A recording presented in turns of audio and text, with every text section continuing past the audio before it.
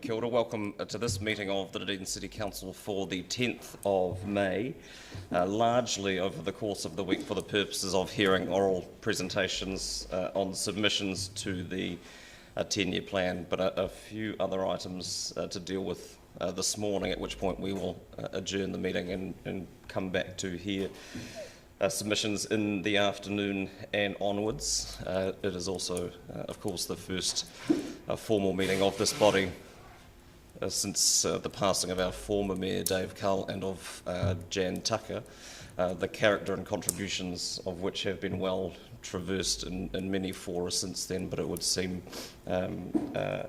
appropriate at this point for that to be noted as part of the beginning of the formal proceedings of this meeting. There is no public forum except for the fact that it's almost entirely a public forum for the purposes of this meeting. There are no apologies. I'll move that we confirm the agenda without additional alteration. Seconded, Councillor Gary. Any discussion? Being none, I'll put it. All those in favour? Those against? That's agreed. Any amendments to be made to the interest register? Councillor Hall.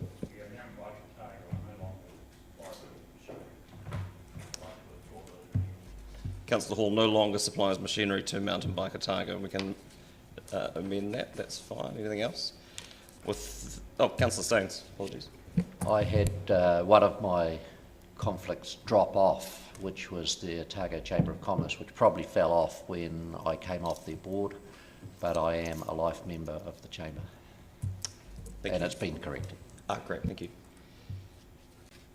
In that case, I will move that we amend the interest register and proposed management plan, and further note the proposed management plan for the executive leadership team's interest register. Seconded, Councillor Gary. All those in favour?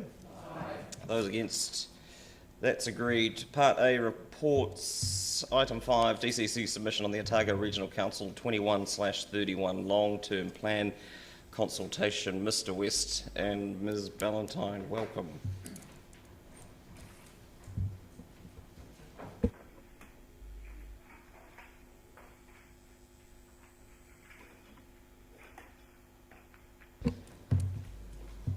Anything by way of introduction from either of you? There are a number of staff here who could answer any potentially specific questions in their areas of operational interest, should those come up. But are there questions? Councillor O'Malley.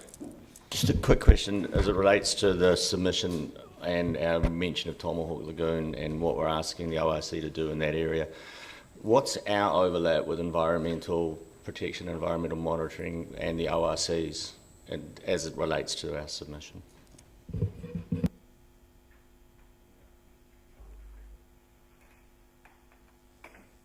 Mr. Drew.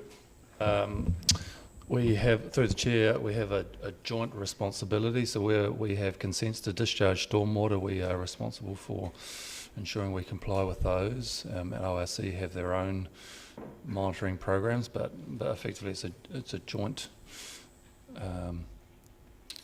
We have to collaborate on the quality of the water in Tomahawk Lagoon. So ours is more a discharge to the environment issue rather than actually looking after the lagoon itself. That sits entirely with the ORC. Correct. Yep. Councillor Walker.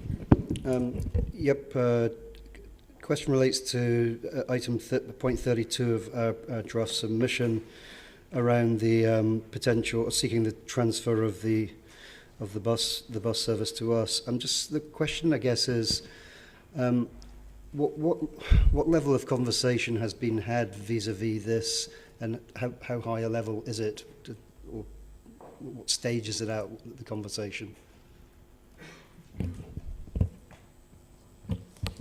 Through the chair, predominantly at a political level. There hasn't been significant discussion at an officer level.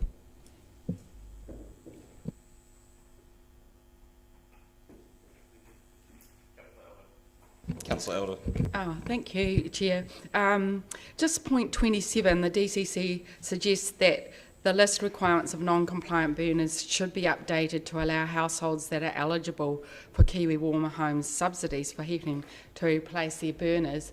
And I was just wondering, does that mean at the moment, because it's not updated, people can't get burners, or what's the story around that one? So, point 27. I'm sorry, Councillor, I'm not sure I can answer that one easily. Thank you, that's Sorry okay. about that. Yeah.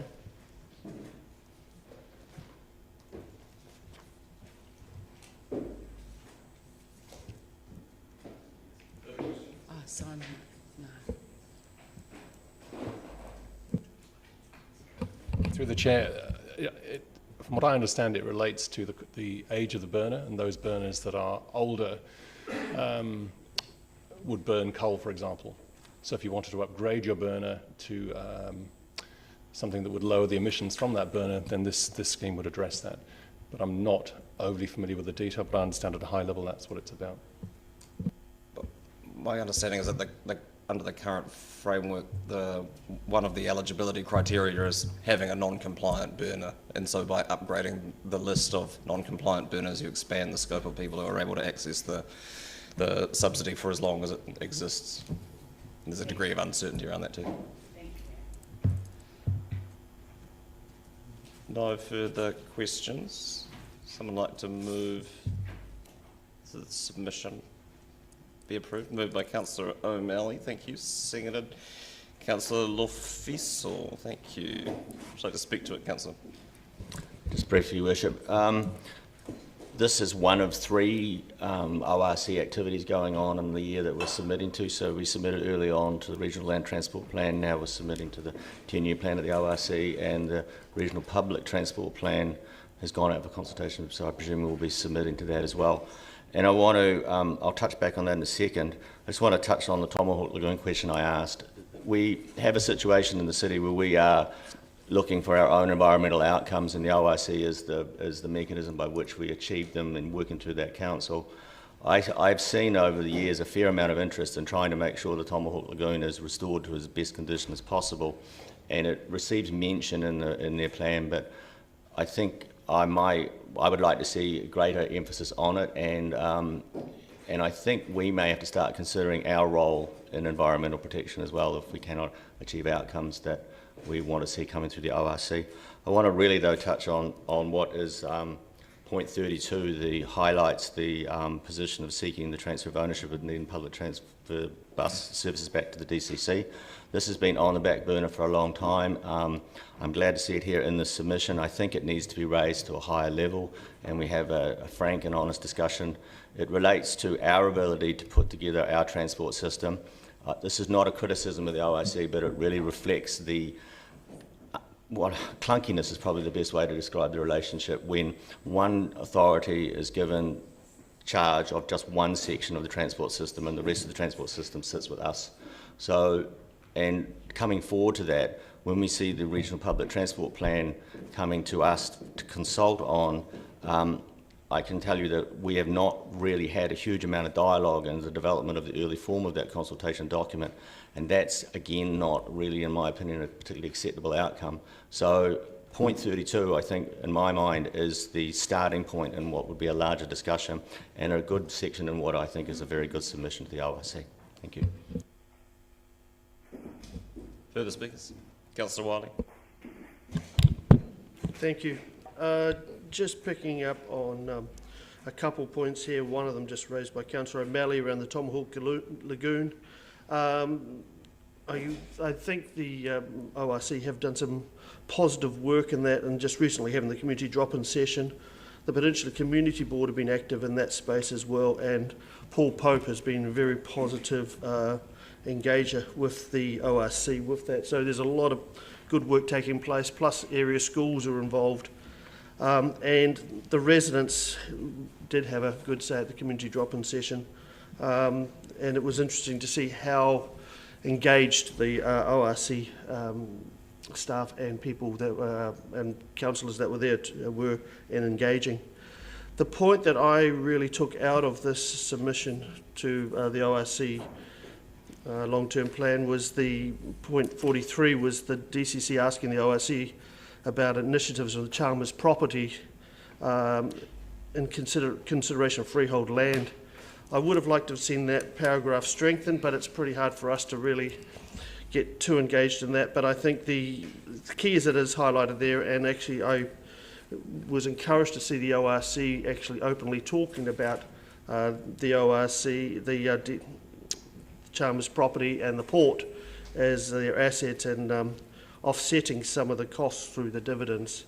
But I do think that the ORC could do a more positive engagement in releasing some of that land and freeholding it, especially with the managing our 10-year plan and with the happenings around the city over the next 10 years. Thank you. Councillor Vanivers.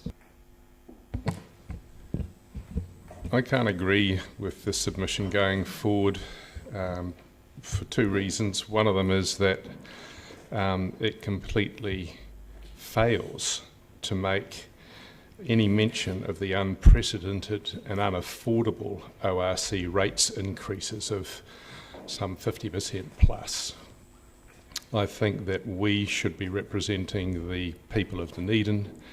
We should be making sure that the ORC understand that their massive, unprecedented rates increase is not justifiable, it's not affordable, and it's not in the interests of Dunedin citizens. I also believe it's not in the interests of Dunedin citizens to further push the spending and planning on climate change. Spending and planning which for many years now has been both entirely ineffective as well as unaffordable. I also suggest that what the submission lacks is a move towards a unitary council. The submission makes no mention, although Councillor O'Malley has highlighted the split in transportation issues, which two councils certainly don't run better than one. We have also a significant split in our environmental activities, and just the fact of having the entirely split bureaucracy, I believe, is not in the interests of Dunedin ratepayers. We should be submitting for at least a common set of backgrounds, bureaucracy, where we share, for instance, the same envelope to put the rates bills in, where we share the computing systems that produce a lot of invoicing, where a lot of the current duplication of bureaucracy is able to be shared, as some other regional councils, I think the Southland Regional Council apparently are already doing. So I can't vote for this submission because of some of the things it says, but mostly for a lot of the things that it just lacks that we should be advocating on behalf of our Dunedin population. Councillor Elder. Thank you, Chair. I just want to congratulate us on putting into this draft regional strategy with the ORC, and one of the things I want to comment on is ORC can significantly contribute to continuing to build integrated tracks and trails using assets such as stop banks to access areas of biodiversity and for active transport. And if you look at what happened over the weekend in Queenstown, you can see that having such a vision is supported by central government, and active transport was given a number of millions of dollars in Queenstown because of their vision for that. And I want to really encourage that because in fact this is the direction our community is wanting us to go in. And if you look at who won the race on the Dunstan Trail, they were 68, 68 and 71, and they were all on electric bikes with big grins on their faces. I also think that it integrates very well with the predator-free work. if you do any walking around these hills, every track and trail around Dunedin has traps on it. And I really applaud the work that is being done in predator-free around Dunedin. As you know, I walk these hills, and more I hear the sound of native birds. And in fact, in the weekend, I was going up Nichols Creek track and saw a kaka flying over not Mount Cargill, Flagstaff, and I have never seen that before. So I think both worked together well, and I encourage this vision and this cooperative work together with ORC, DCC and DOC in making a huge transformation around Dunedin. Councillor Houlihan. Thank you. I think the more we can work with ORC, the better, which, and putting in this submission is a good step forward and highlighting points that we want to be considered. Certainly, I would like to say that I think something has to be done about the public transport, so I'm pleased that's mentioned in here. There's been some major issues. I've had family members and friends complaining to me about the buses only last week. We had children were left on the side of the road that were pushed off a bus because they said they couldn't stand on the bus. I mean, these kids are left on the side of the road. It's not suitable. So we need a better service. And other people, another friend, her car had broken down, so she had to use a bus, and she was distraught. She said, why would people ever bus? The bus drove past her twice. It didn't come on time. And the buses to some areas aren't always that frequent anyway, so things need to improve. Thank you. Thank you. Councillor Benson-Pope. Thank you, Worship. I understand the concern about what's proposed by the Regional Council in terms of their need for income, and would encourage them, as we have previously, to put some more thought into using reserves to meet that challenge, but I simultaneously welcome them taking responsibility for areas that many people, myself included, think they haven't delivered on reasonably or responsibly in the past, and I'm referring in particular to air and water quality. And so I'm very pleased to see the comments in the submission in relation to air quality monitoring and interventions that might happen but are not planned to. And in particular, the concern that's expressed earlier in the submission about water quality in the coastal waters.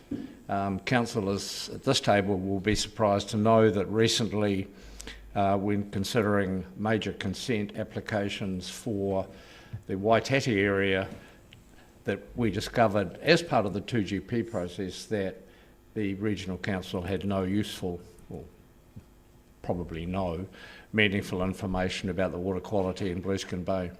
And the only data that was being collected that we accessed was from Southern Clams because of their need for the international export requirements that they must meet.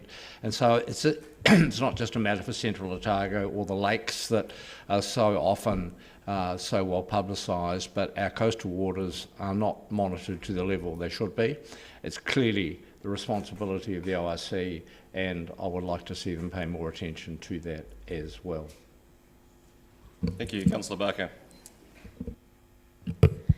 Thank you, and thank you to the staff for this excellent submission, from taking some bullet points that I sent through and turning them into great paragraphs and linking them back to all the strategies. The key things that I was concerned about were getting the buses back. I think we get blamed a lot for the buses, so we may as well use them to address all of those transportation infrastructure issues that we have, and also address our climate goal. I also noted around climate change that the service level that they had in there was just about report on collaboration and didn't really have any firm goals, and I think that's really necessary for them to work on. They're a key mover in this.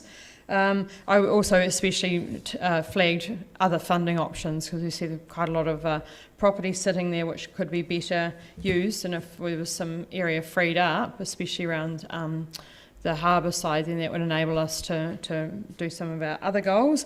I certainly hope they take note of the submission and that the Mayor goes and speaks to them during that submission time, and I look forward with the more funding that they're asking for from the community for action on a lot of the points that we're all concerned about.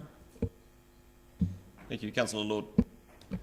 Yeah, thank you, Worship. Yeah, no, I just, look, a lot of this, there's a lot that's in the submission that I fully agree with, but I guess I just want to make two comments. One, in relation to Councillor Vandeviss's comment about that we could be a unitary authority. Look, I guess if that's the goal of the meeting, by all means add that in too, but I would say that if the advantage is going to be that we're going to put shared envelopes for rates, I would say the bigger problem I have as a member of this council is that I've got a couple of different properties or multiple properties, and I get multiple envelopes, and even though I pay all my rates direct debit, they send me envelopes, so every quarter I get 3 lots of envelopes from this council and 3 lots of return envelopes, and I think if we want to think we can do a better job with the ORC, I think we need to sort our own issues out first, and these should be reasonably minor things to fix.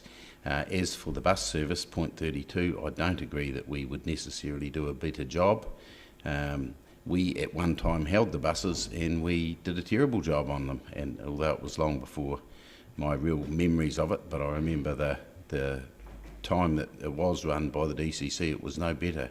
And the idea that we suddenly think that we can take over these buses and run a better service, I just simply don't agree that that's necessarily correct. So, yeah. But having said that, I will support the submission. Thank you. Councillor Reddick. Yes, I think it's a pretty remarkable increase in the rates levied by the ORC. However, their plans and the problems that we know about and have been well canvassed around the room are quite significant, especially as far as water quality goes and the degraded environment. So one of the probable reasons for that is the lack of funding and the lack of investment early on. So one can only hope that with this increase in their budgets and increase in investment in that area, then water quality throughout the province will subsequently increase. I certainly hope so. Similarly, it'd be good to see continual improvement in the transportation, which affects us directly, and as has been mentioned, we get the blame for the buses, but we have the most vested interest in having the buses work well, efficiently and effectively. So it'd be good to see more discussions between ourselves and the ORC in terms of achieving maximum ridership on those buses. And so I can only hope that this increase in the rates will make a difference, a positive difference, and look forward to seeing that. Councillor Stones. Thank you, Worship. Could I just ask a question of clarification? Did the Dunedin City Council ever run the bus service? My memory is they only owned a bus company which was contracted to the ORC. That's the most recent iteration of that, but once upon a time it would have been run by the City Corporation. But not in my lifetime, no. Thank you. You don't want to speak to the... Councillor Gary. Thank you, Your Worship. I just wanted to draw attention to a glaring omission, and it's not necessarily a glaring omission by us, but there is very rarely any mention when ORC puts documents together of the harbour. Tips it's had in terms of water quality in terms of the harbour, sometimes in around the edges of coastal areas, but for many years members of our recreational boating community and those who use the harbour for recreation generally often feel that the ORC does not carry out its responsibilities, and it stems from that 1989 amalgamation and the fuzziness around who's responsible for what.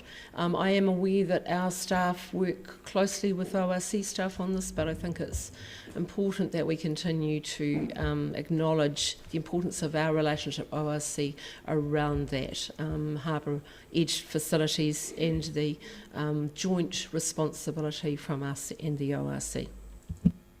Councillor Hall.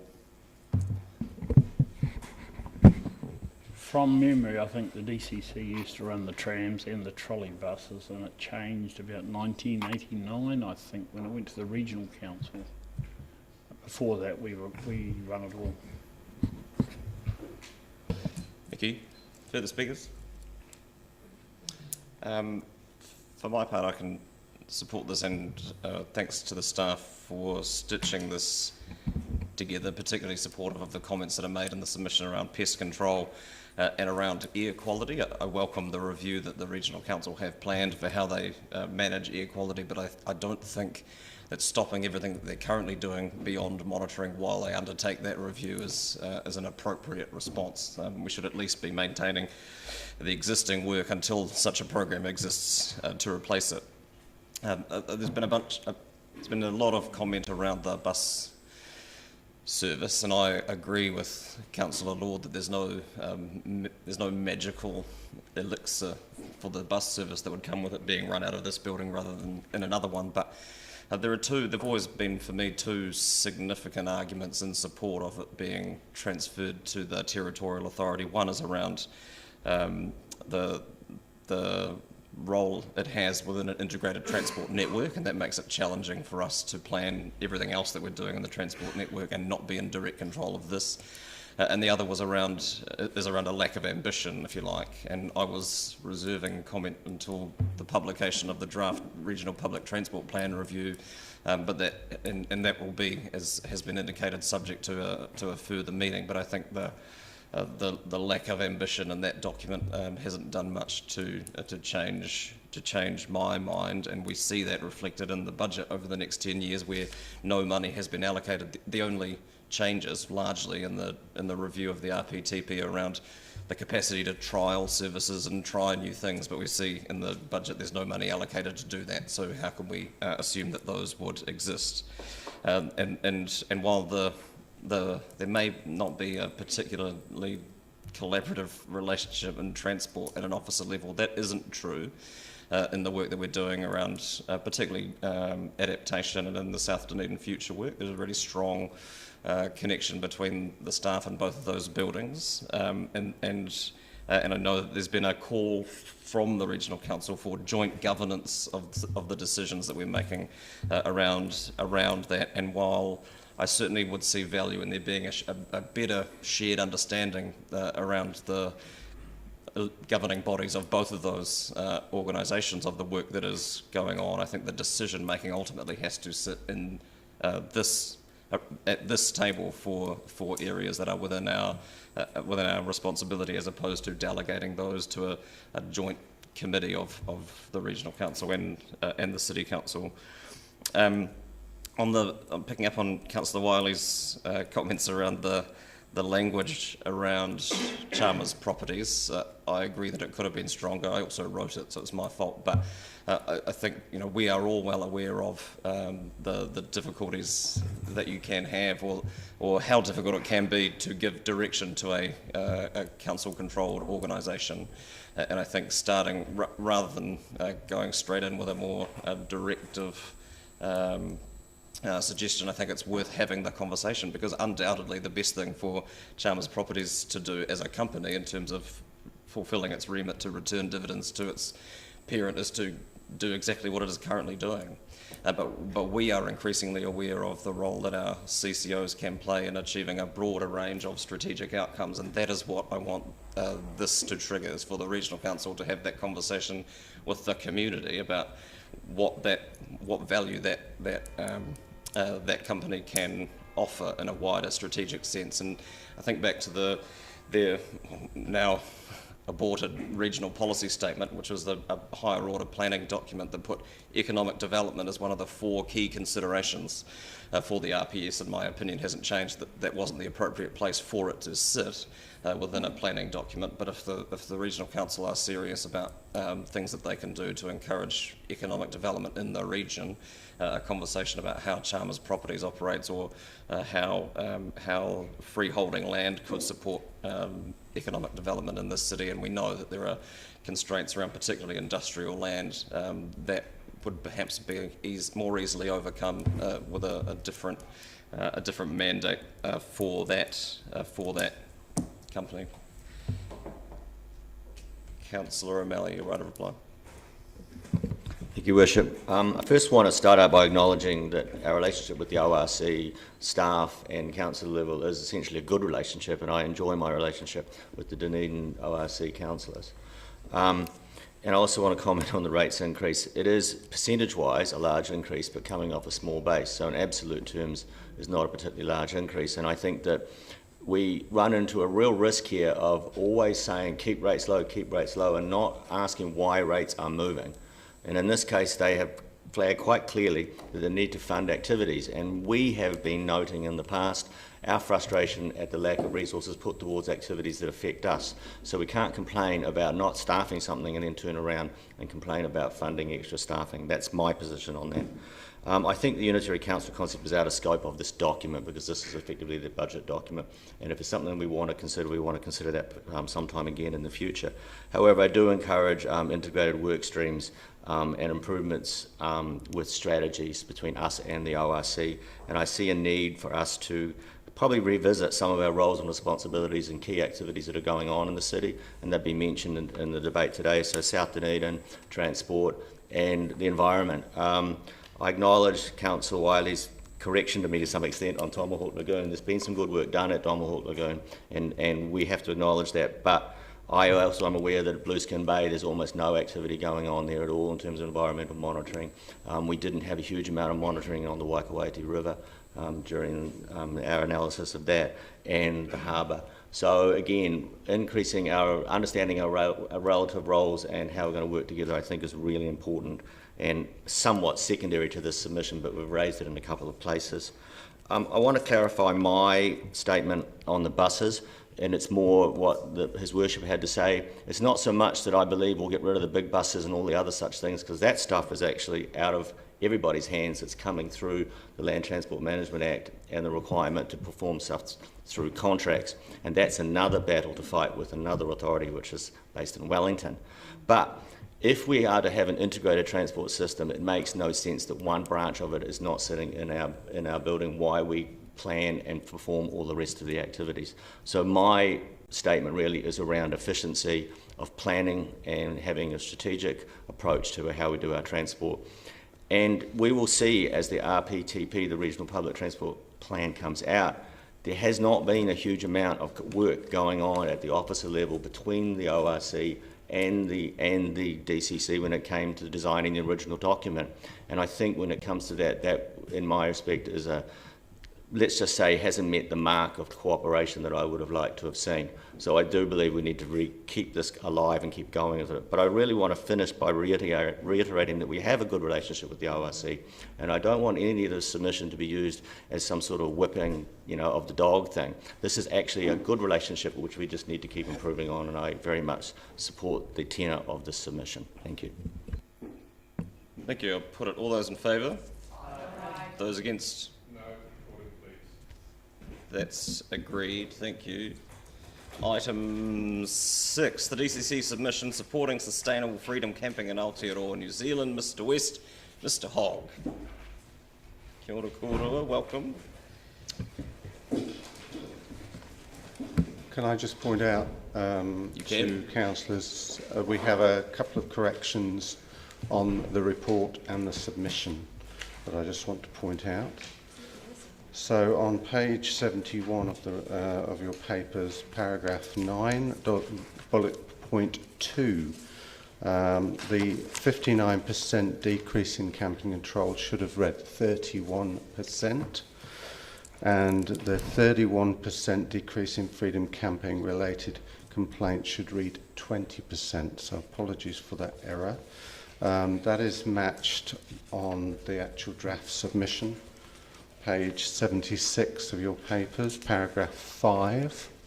So you'll see the same figures need to be corrected on that. And the last one is page 78, paragraph 17, and it's the very last sentence there. It should, instead of reading at sites with no facilities, it should read overcrowding at unrestricted sites could re-emerge. So apologies for that error, and I just wanted to point that out to you. Thank you, that's helpful. Nothing further? Questions? Councillor Gary? Yeah, I have several questions, Your Worship. Mr Hogg, can you tell us what has been learnt as a backdrop to the submission? What has been learnt in this last season which challenges the stereotype of freedom campers? What have we learnt about the people? This has been a different season, I assume, but... Yes, it has been a different season. We have seen quite a range of visitors, especially in this previous season. A lot more families. I think a different crowd than we would have seen in the past. The overwhelming feedback we've been receiving is that people felt very welcome in Dunedin. And I think generally speaking, our community rangers and the people who are interacting with guests are finding that people are trying to do the right thing and willing to engage and happy to be in Dunedin and abide by the rules. Do you think that in the government proposal that there's an understanding of Dunedin as a sort of a role model, or do you feel that we've strongly represented it through this submission? I certainly feel that in conversations with other councils that we've performed quite well in certain areas, and it seems that some of the initiatives that we've made have been other councils have taken note and made similar changes.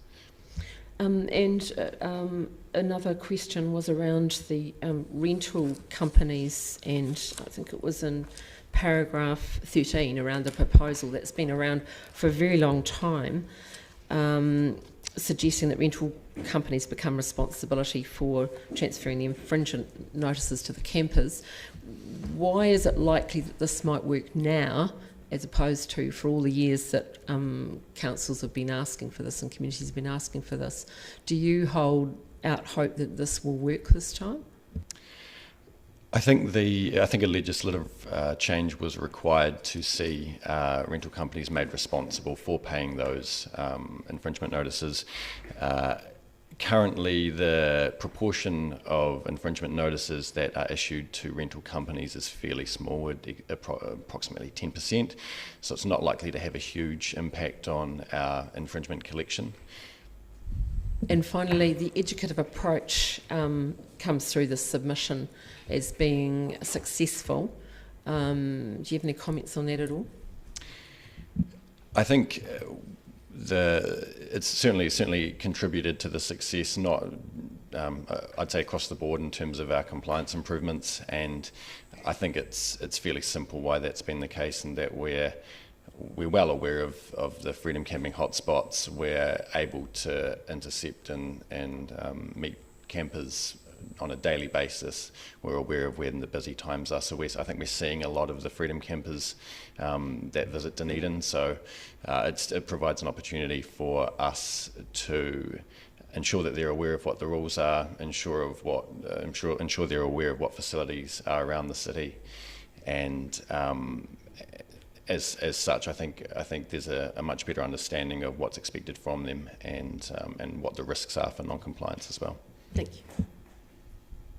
Councillor Houlihan. Thank you. I've had sort of quite a few people recently moaning to me about how the freedom campers by the railway station there, how they get the free access to toilets, free parking and all the rest. And it's not just like I've had about, 7 or 8 people complaining about it. I thought, good grief. But are you able to talk about the benefits of, because the main theme that the people are annoyed about is fairness. They're saying, well, we have to pay, why don't they? But are you able to talk about the benefits that these freedom campers bring to our city and what, you know, by offering this service, what the benefits in, you know, in the onflow from that, what we get? I think, Councillor, over the last few years, with the reduction in the people complying, you know, people complying with the bylaw, I think that's a huge advantage for the city. I think, as we can see, it's brought visitors to the city, and the educative approach that we've taken has been really positive for the city. It's an ambassadorial role that those rangers have taken, and I think people leave this city with a much more positive, you know, view of what we offer. So that's what I'd say, I think. Thank you. Councillor Barker. Thank you. I have two questions. One's just around the engagement, that there wasn't any external engagement. Did we talk to community boards around their feelings around this? So the time frame for this has been really, really tight, Councillor. And we haven't had time to go, there hasn't been a community board round of meetings for us to go out and consult with them. However, we've had extensive consultation with the community boards over the last 4 years and worked really closely with them. So I'm pretty confident that we've captured what they would want us to capture. Thank you. My second question was just, we've been talking about the community rangers and the funding from MB, and I wonder if there's been any signal that that funding might continue in the future. No, I think MB and Mr Hogg may correct me if I'm wrong, have signalled that there will be no future funding round from MB for responsible camping. So have we included any funding for this in our 10-year budget? Yes, we have. Okay, thank you. Councillor Wiley. Thank you. Well, that's quite timely because Councillor Barker, I actually sent some questions through on that last night because, Mr Hogg, what funding had we received over the last 3 years received from MB? We've had a total of $380,136. That's over 3 seasons. And the last season was how much? Or the last 2 seasons, actually, ideally? The last season was $140,095.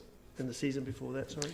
$161,136, and the season prior to before that was $79,000. Okay, thank you. Sorry, what was that total figure? I missed that. $380,136. Thank you. When we look at the submission and we look at what the government is consulting on, as I read, it was mostly about the vehicle types. Would that be a fair assessment about the vehicles and how they're used? Yes. Okay, so for some in the community who wanted to consult on the wider breadth of freedom camping and where vehicles may or may not park and things like that, we do that through the camping control bylaw, correct? Correct. Yeah, so totally different issues in the sense of the submission. No, linked, I think. They're linked, yeah, strongly linked. In relation to toilets. Yeah. But just I can get the feeling that some in the community may be frustrated that we're not hammering home enough about where vehicles are parking and not parking, that type of thing. Well, all I can refer to is the fact that our complaints has dropped and our compliance has increased significantly over the last 4 years. So yes, there may well be portions of it's not a neutral subject, unfortunately. Some people are very positive, some people are very, but I don't think it's easy for us to respond to that. Okay, thank you. And then the other part was the fact that there was, in our submission, we talked about greater ability to receive our payments for fines and having more of a unified approach across the country, whether it's rental vehicles. And I can understand through the rental vehicles, but yet a lot of the information I've been reading is around the privately owned vehicles, which are more the backpacker style, where people buy a $3,000 or $5,000 vehicle and go. Yeah, so is the question, do the proposals address that? Correct. My understanding is that they don't. Okay, thank you. When we look at the number of vehicles we have, again, I'm trying to go back to our last August when we received the report on August or September on Freedom Camping. Do we know the numbers of different style vehicles? Did we collect that data? Yes, we do. What we've seen in the latest season, having a very diminished international visitor count, is that the larger, fully self-contained vehicles, we've seen more of those, and have probably made up around 30% of the total vehicle numbers that we've counted, as opposed to 10 on a typical season. Yeah, and I think nationally it was 28% was that same sort of number. Thank you for that. Now, I did have one question. There was a comment in our notes speaking to this report on 12, the second paragraph. Private campground providers have acknowledged they have struggled to meet peak season demand in previous years. Now, is that only related to events, or was that through normal course of summer business? It's certainly an issue that's exacerbated during events. I think we've received a submission in this council that acknowledged that that private campground provider could not meet the demand during certain months of the season. Certain months or certain weeks, or I'm just looking for some clarification, because the campground owners I had engaged with felt that they definitely had more capacity. I'm not unable to. I think we're unable to answer whether it's weeks or months, but certainly during the peak periods of the season, which would be February, March. Okay, thank you.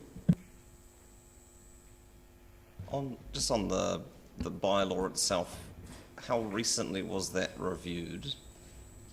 We reviewed the bylaw in approximately October. So recently? Yes. Okay, thanks. Councillor Walker. Yeah, thank you, Your Worship. And thank you, Mr. Hogg and Mr. West, for your work on this submission and your general approach to freedom camping in the city. I think I have a couple of questions. A lot of them have been traversed by other councillors. My first one relates to the rangers, because they are the ears and eyes on the ground. So I guess the question is, on balance, have the rangers reported back that our attitude towards freedom campers is positive or negative, on balance? It's absolutely positive, I'd say. Oh, absolutely positive. Fantastic. And I guess my other question relates to our recommendation that we don't support proposal 1, and the mention further down, I think it's on page 71, it's a point 9, bullet point 3, when you mention numbers being attributed to itinerant homeless campers. So the question is it actually straightforward to actually define what a freedom camper is? Is that a simple process? No, it's not, and I'd say it's something that has become increasingly difficult.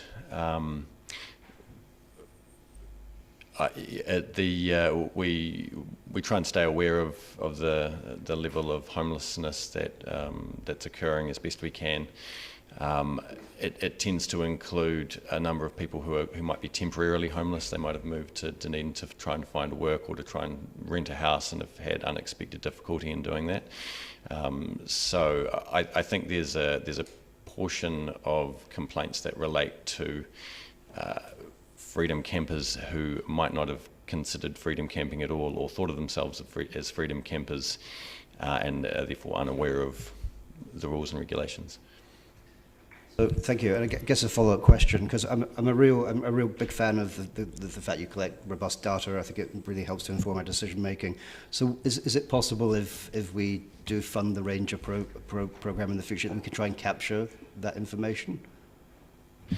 Yes, that's something we've already started on, and it's been we've used our enforcement team for some of that work. They've had some experience in those types of issues in the past, so we'd like to collect better seasonal data that we could compare. Yeah. Thank you. Councillor O'Malley.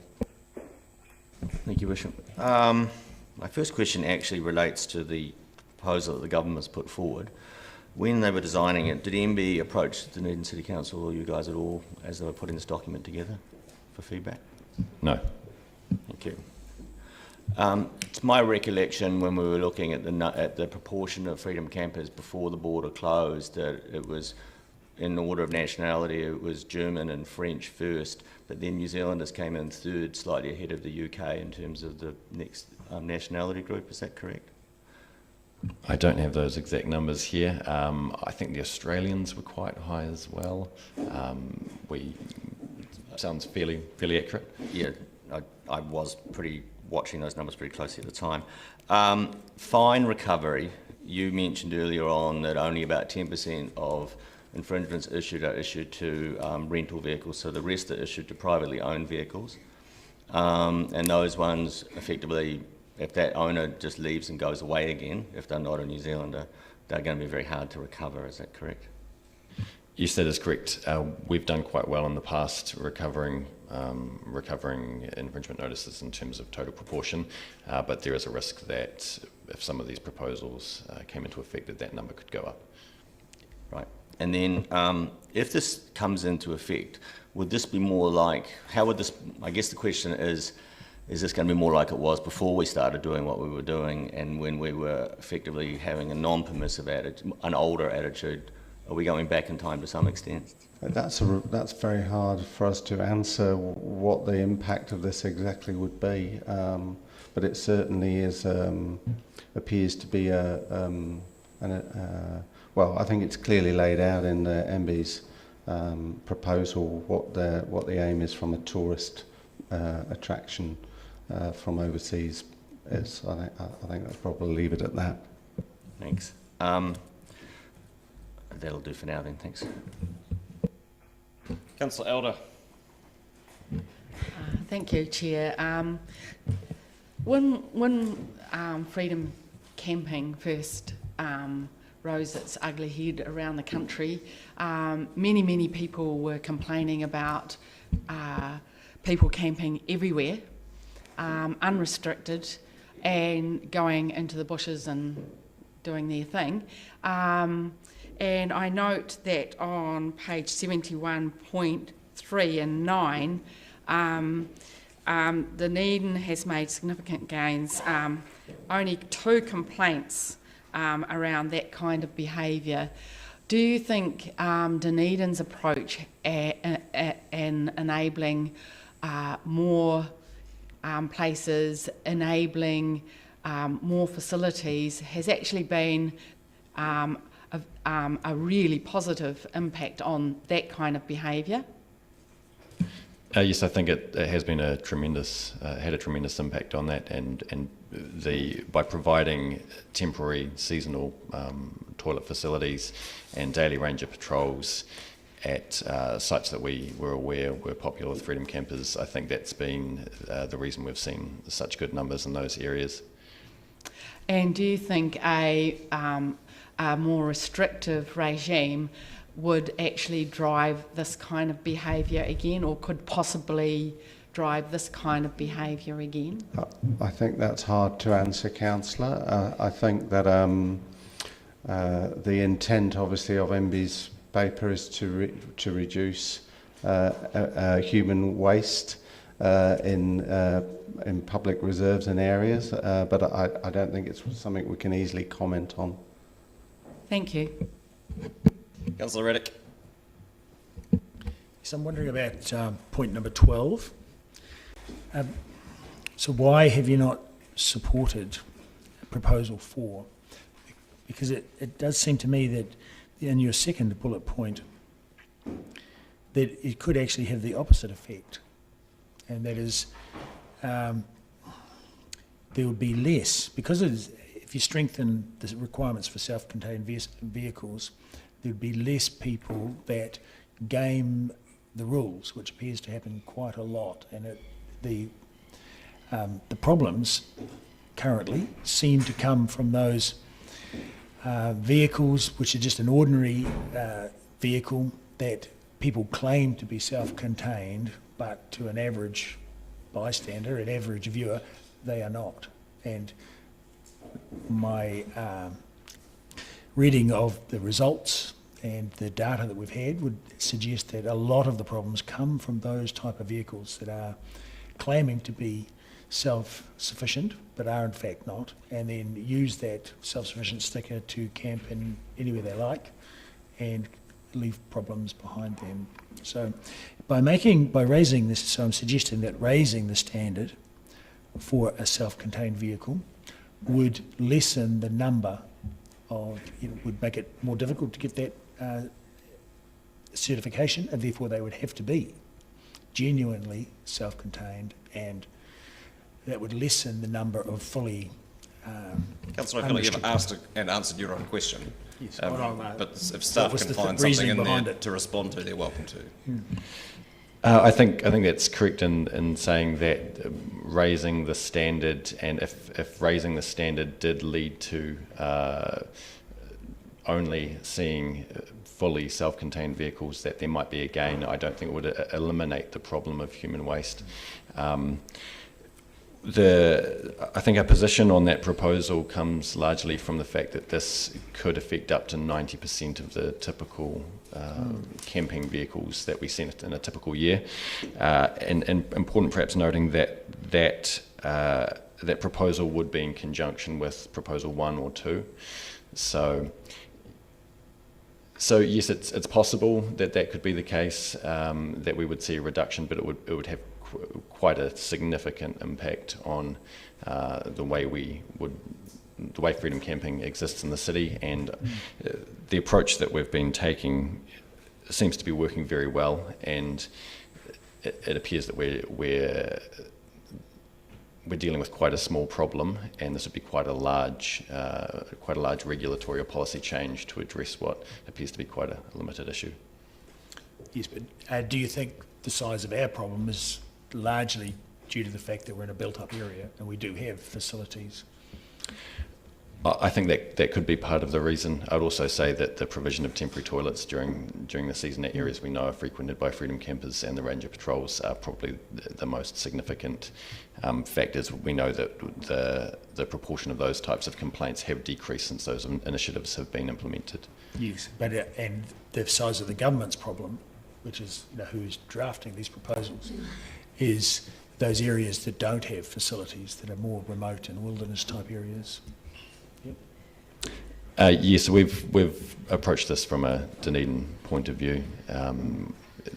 That's our submission is based on our experiences here, the success that we've had with the approaches that we've trialled. Thank you. Councillor Wiley. Thank you. Just following up on Councillor Raddich's questions. One of the things I noted last night and yesterday afternoon and looking through this was there was an article on Stuff yesterday that quoted that only 28% of international freedom campers who bought or hired a budget vehicle with a toilet actually used it, compared with 74% of those who rented a premium self-contained vehicle. So would you agree with that sort of sentiment, that not everyone with a toilet inside it actually uses it based on the regime and how the rental companies operate? That is certainly the case, and I think those figures are from the MB document, so yes. Yeah, and then the other follow-up question around an option 4, one thing that I did note, and I've seen it in the what are they called, the Motor Caravan Association, had also talked extensively about the holding tanks on a vehicle would actually, in some cases, tend to make a vehicle overweight. Would that, something along those lines? I couldn't comment on that, sorry. I'm not a vehicle expert. Okay.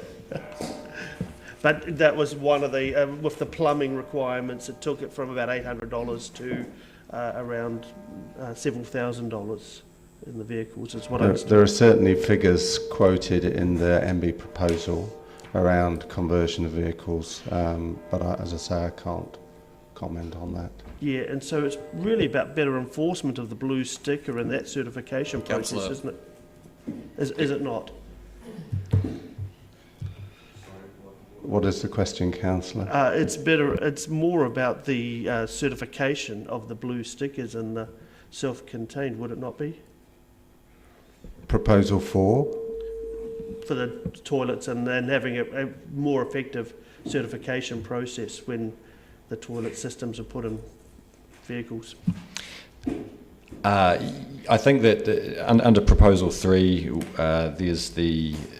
it proposes essentially having national oversight over the self-containment certification system, and I think that might look something like the warranted fitness checkup for your car. I think that would help to improve consistency across the certification process. Currently, I think you need a gas fitters or plumbing licence to put your name forward as an issuing authority. I think that would be a positive move. Okay, thank you. So bear with me. Your Worship, last night I sent through to see if we could make a slight amendment to the submission and add a point 20 to our submission, where the DCC requests the MB continues their investment in responsible camping initiatives and the positive effect it had on improving freedom camping throughout New Zealand for domestic and international visitors. Yeah, that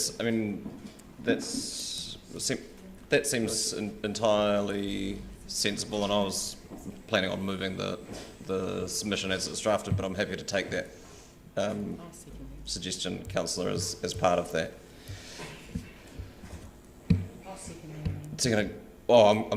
My intention is to move the submission as drafted with that, including the text that Councillor Wiley has drafted.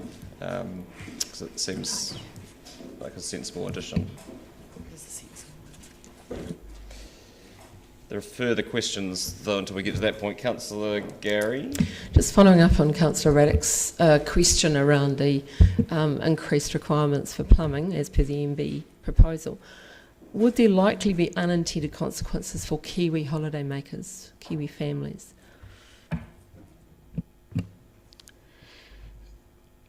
I think there very well could be. I think there's obviously a large number of self-contained of vehicles out there at the moment that meet the self-containment standard, and I think the proposal to have a fixed toilet system would probably be prohibitive for a lot of those. We know that some of these self-contained vehicles change hands through the international visitors, but I would suggest that there would be a significant portion of Kiwis who own those vehicles and who use them for travel. But as has been pointed out already as part of this meeting, any flow-on effects of any of these proposals or not are entirely speculative at this point, including those that we have set out in our submission. We don't know what the impacts are. We're all guessing. And trying to interpret where the direction of travel might be. Do you have further questions, Councillor? No? Councillor O'Malley? Just to clarify something that was asked earlier on, the Thomas Burns site, that's only free at night and then it's a paid for site during the day, and if a person was in there and then the time frame flipped over, they would be expected to pay for being there. Is that correct? Yes, and people are advised of that by the rangers.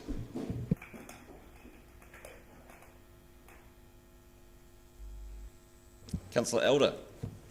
Just one more question. I've heard anecdotally that, in fact, people with self-contained vehicles with toilets in them, and really good ones, still prefer to use outside toilet facilities if possible. Would that be correct? It's hard to answer that, but we're certainly aware that self-contained vehicles do use our unrestricted sites. Thank you.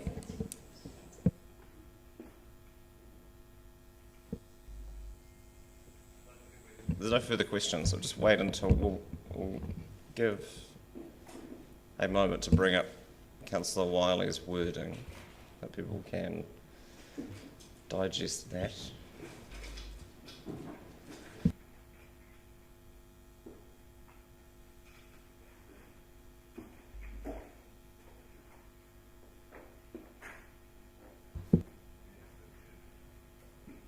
It's fine. I'll adjourn the meeting for 5 minutes. Seconded Councillor Gary. All those in favour? Those against? That's agreed. Thank you.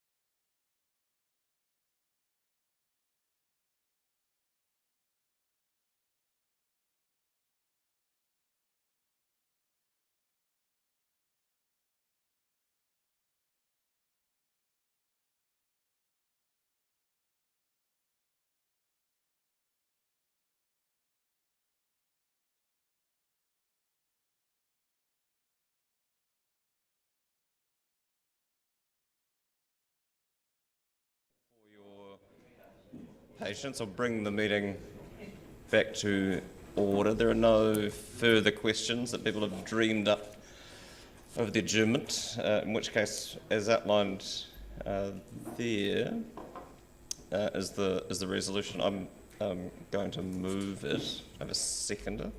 Seconder, Councillor Elder, thank you. Oh, unless you're welcome to. Seconder, Councillor Wiley, thank you.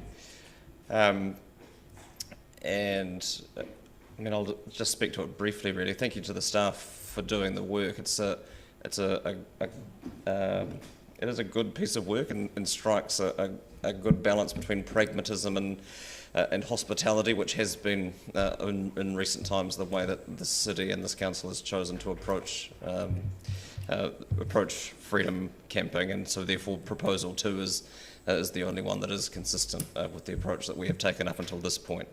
The Minister for Tourism has been reasonably clear about the direction that he wants to see this heading in, and we hear a lot about capturing the high-value tourist, and I think that's unfortunate as a narrative on any number of levels, but most notably because it feeds the idea that people who come to this country and travel around, or live in this country and travel around, don't spend any money anywhere. And while that may be true that they don't spend money on accommodation, I can assure you that their absence has been felt by the hospitality industry here locally over the summer, where they do choose to prioritise the budgets that they have available for their travel.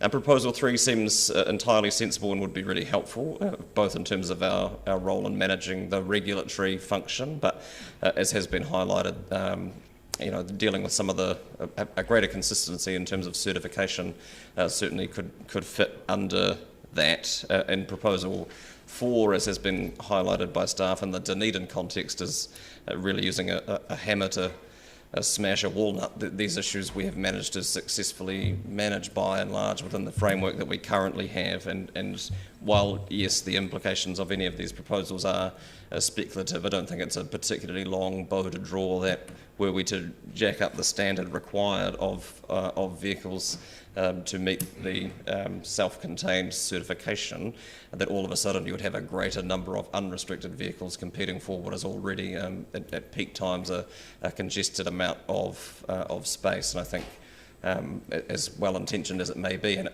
I have no doubt that it is an issue in other parts of the country where they haven't taken the same approach that we have, but I don't think that would be in our best interests in terms of managing the effects of the problem. Proposal 4, I think, would be somewhat counterproductive. I'll take further speakers, Councillor Barker and then Councillor Vanivers. Thank you, Richard. I support the submission. I was involved in freedom camping in my previous role at the Economic Development Unit, so we've been calling for national rules since around 2011 because it's terribly confusing for the people going from one TLA to another, so I really welcome this. As the Mayor mentioned, we've been forward-looking for sustainable tourism, and there was that national meeting last week where there was call for a focus on sustainability, social licence and visitor value, and we do know that freedom campers do bring good value to the city, especially around the hospitality, and the camping area in Thomas Burns has been very good for the central city businesses as well, the central city attractions and the central city businesses. It's been good to see vehicles parked there.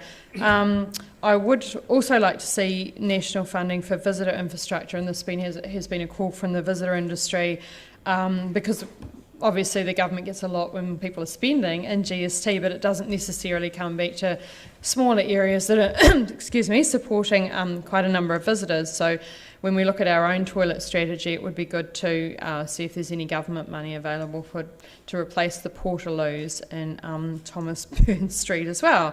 I think this is a really positive step forward. It supports the visitor economy and it's welcoming rather than a punitive approach, which is what we've always been around.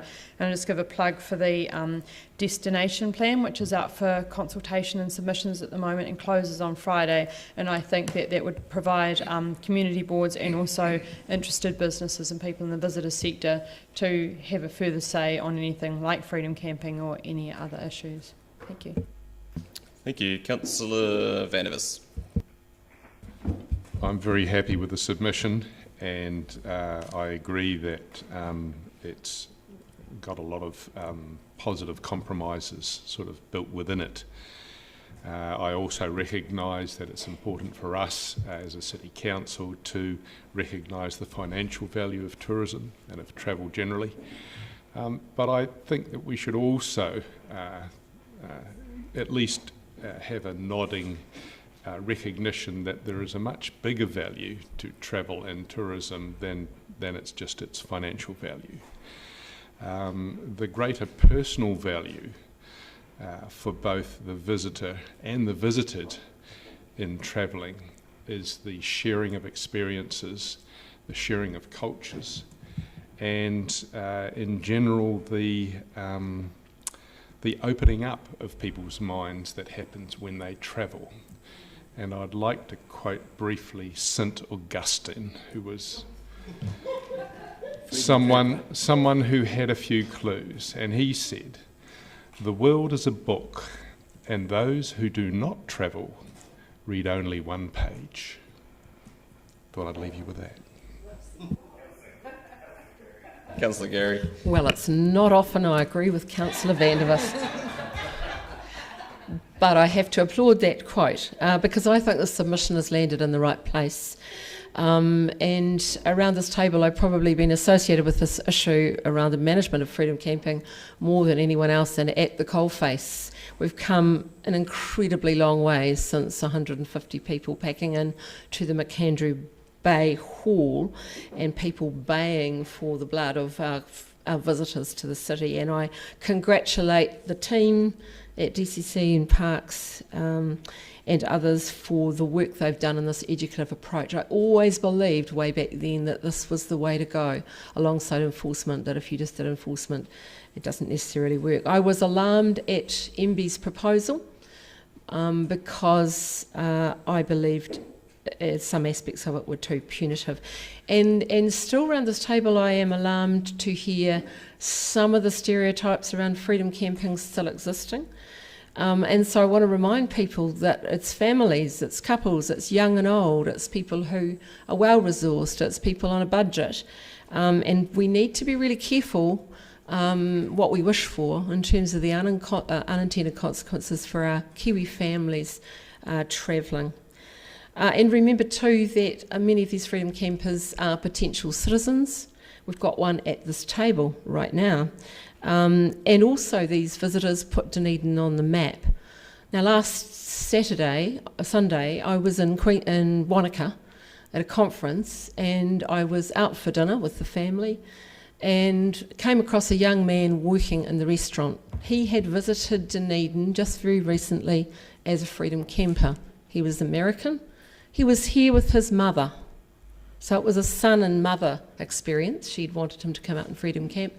And he raved for some minutes about the welcome that Dunedin gave him as a visitor travelling that way, and how different it was to anywhere else in New Zealand. So I think we should be really proud of what we've achieved over the years and the way we've done it. So we just need to be aware of our stereotypes, and remember that freedom campers go to campgrounds too. So we've got now really good data that I believe lands us in a place where it's not speculation so much, but we actually understand what the reality is. So I want to thank the staff for the work on this. I think it's landed in a good place, and I know that a number of departments here have been involved. And in terms of sustainable tourism, let's not underrate this particular group of visitors for what they have to offer. Thank you. Councillor Walker. Yep, thank you, Your Worship. Proposal 2 and 3 obviously sits most comfortably with what we are successfully doing in terms of embedding the gains we've made to date. So I support the submission and also this addition. I also applaud the staff for their work, and particularly the collection of data, which, as I mentioned earlier, really helps us to be able to make more informed decisions around the table. I'm really glad we've taken a proactive approach to freedom camping in Dunedin. And to be honest, I think we have almost become an exemplar for other TAs in terms of being able to look at us and ascertain what's the right approach and attitude to take when welcoming our visitors. And I also not only want to applaud the staff, I want to applaud the work of the community rangers, actually. And I've also had numerous people come up to me with various pieces of feedback related to the high quality and friendly attitude and approach that they take, which is, I think, something else to be proud of.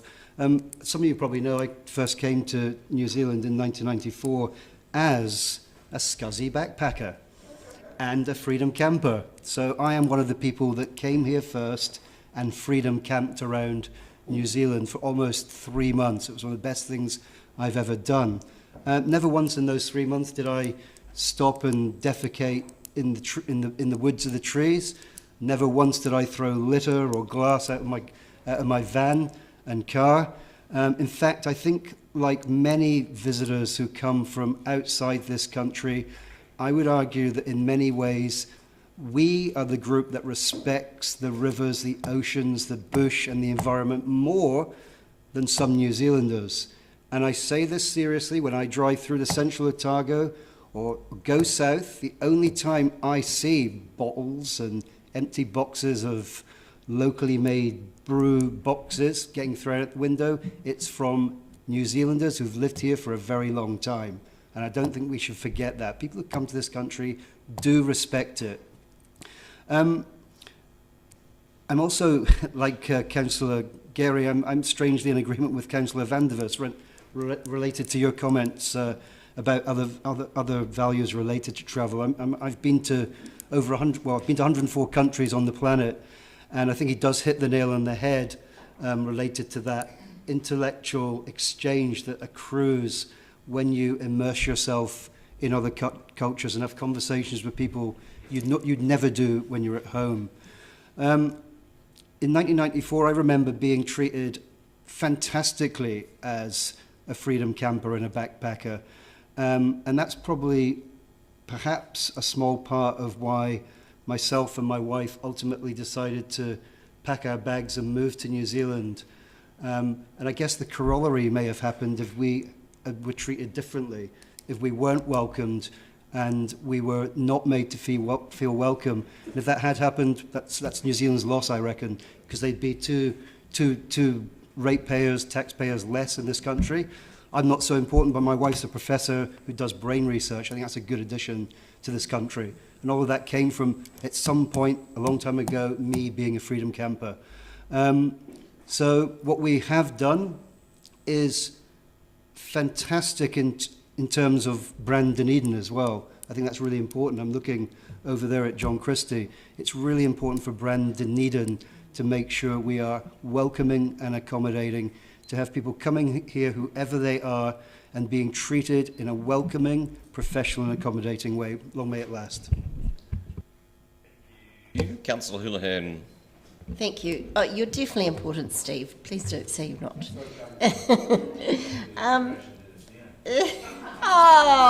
People, please. Oh, Councillor Please. Lord, that's below the belt.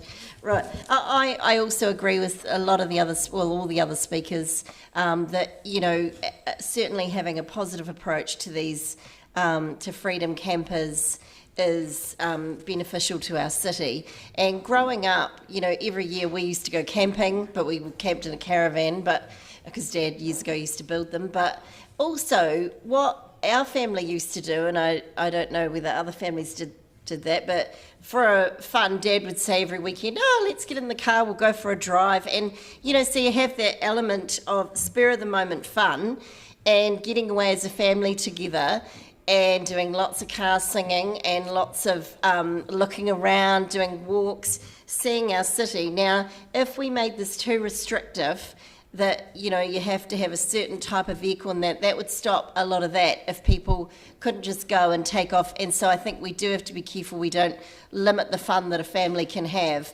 and I don't think this submission does. So I think that's great. Thank you for the work that the staff did. Thank you. Councillor Reddick. Yes, I'd like to thank the staff for this, and also their whole management of the freedom camping activity that we've had in the city over recent years. And I think it's a really good exemplar for dealing with issues and problems in the community. That is a far more carrot approach rather than stick approach, and really considering the proposals that the government put forward, they're sort of equally a stick and carrot. And I think with us supporting the carrot, it's a very good exemplar for various other things and initiatives that we have going on in our community as well. So I support their submission. Thank you. Councillor Wiley. Thank you, Your Worship.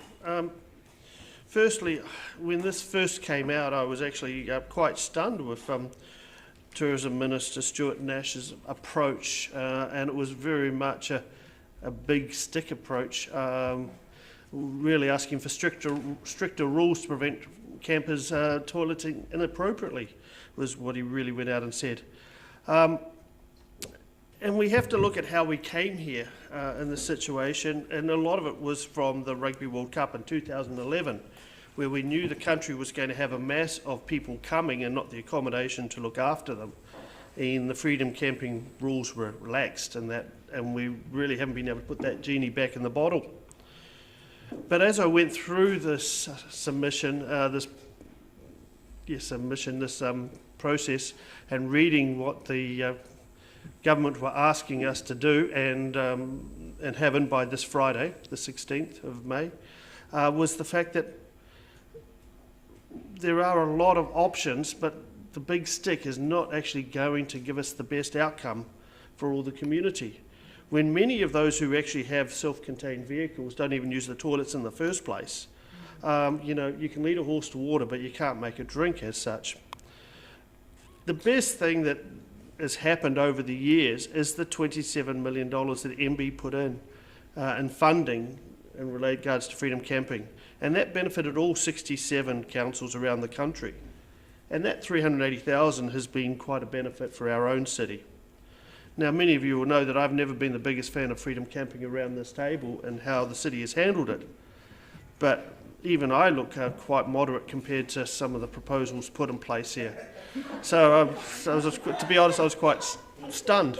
But anyway, the key thing is common sense has to take place, and working with proposals 2 and 3 actually make that work.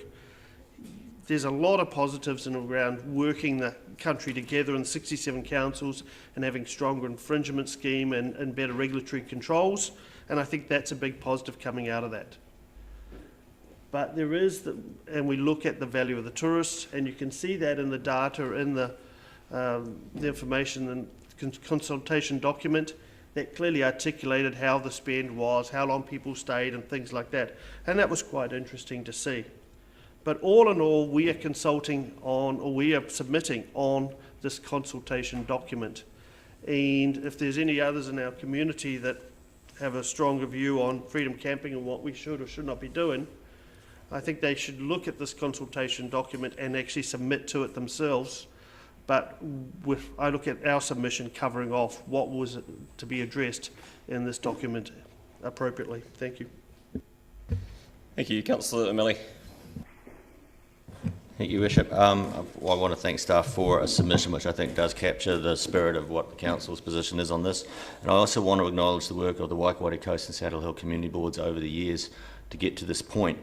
And I guess when I'm looking at the first section that we're commenting on about the requirement of self-contained vehicles, I feel like all of our hard work and all the good outcomes that we've achieved have been reversed by a minister who's proven throughout his career, in my opinion, to be a friend of the privileged and the powerful.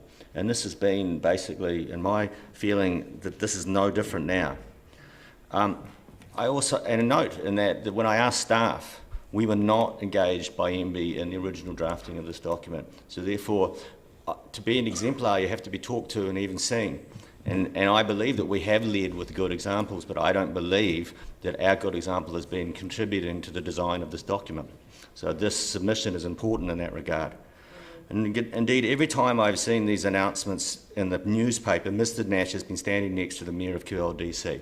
And I have a feeling that, in fact, he may have even moved there.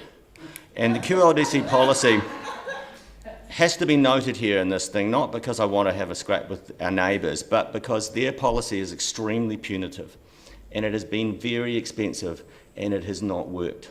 And therefore, going to the council that has had the least level of success, and apparently using it as your template, and then going from there is probably not a good starting point. I believe freedom camping in general has always, and also it used to be called camping. There's a philosophical approach to this, and it's either one of, I can't stand the idea that someone might be getting something for free, and I'd sooner pay more to make sure they don't get it than just simply make it work. Or the other one is, let's provide something which is efficient and works and is welcoming. The path that we took to get has taken a lot of work, and now we seem to be going back, completely back. This is 3 steps forward and 4 steps back, in my opinion. And I have a feeling that because our success has been ignored, it's because this approach it almost has a faint whiff of xenophobia and classism in it. We keep talking about freedom campers and they're immediately going foreigners. I asked that other question of staff. The 3rd biggest group is New Zealanders in freedom campers. These changes will sweep up everybody. And it appears the minister is only interested in the wealthy and doesn't seem to either realise or care about the average New Zealander with limited means. He's also shown no regard, as Councillor Vandervis and others have pointed out, for the value of interaction with people from all backgrounds and all places. This is the belief in the mythical unicorn of the wealthy tourist. We don't capture them at the border. How do we suddenly turn them into that when they get here? You know, we should be doing a thing with a proper tourist levy at the border, funding these facilities, doing exactly what we're doing here, and giving the money from a border levy to all those councils that can't afford it. That would be a far better outcome. And then you don't have to have that Section 1 there at all. Because the idea is if you offer enough spaces, they'll go there, and that's what we've done. We offer it, we show you where to go, and we police it if you don't go there. And in terms of the motor camps, camping grounds, it was the owner of the camping ground at the top of Leith Valley who said that he was only concerned over the winter period, and it was the shoulder part that he was concerned about, and that in the summer he was entirely sold out.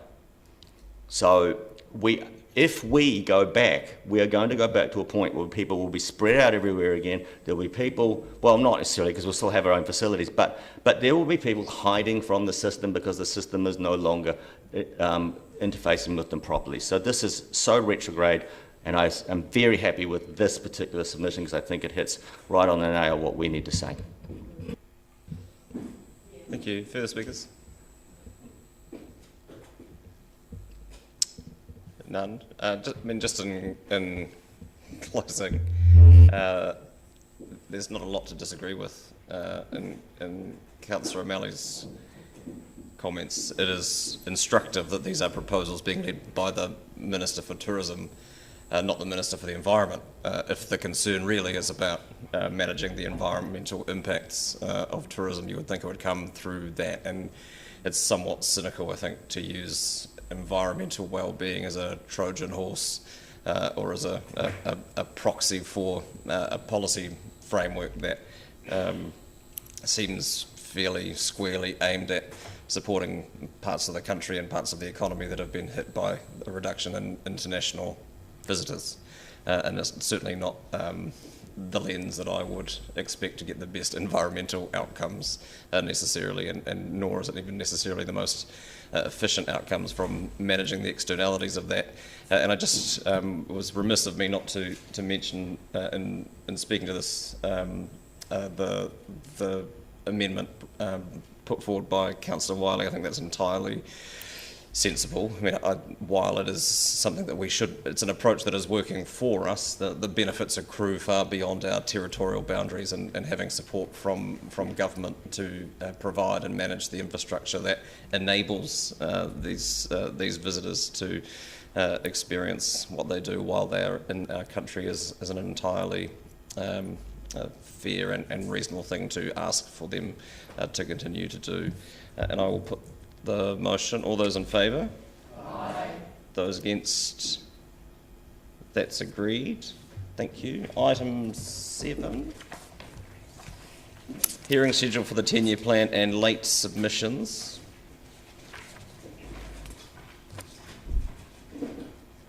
Ms Graham is already here. Ms Sullivan.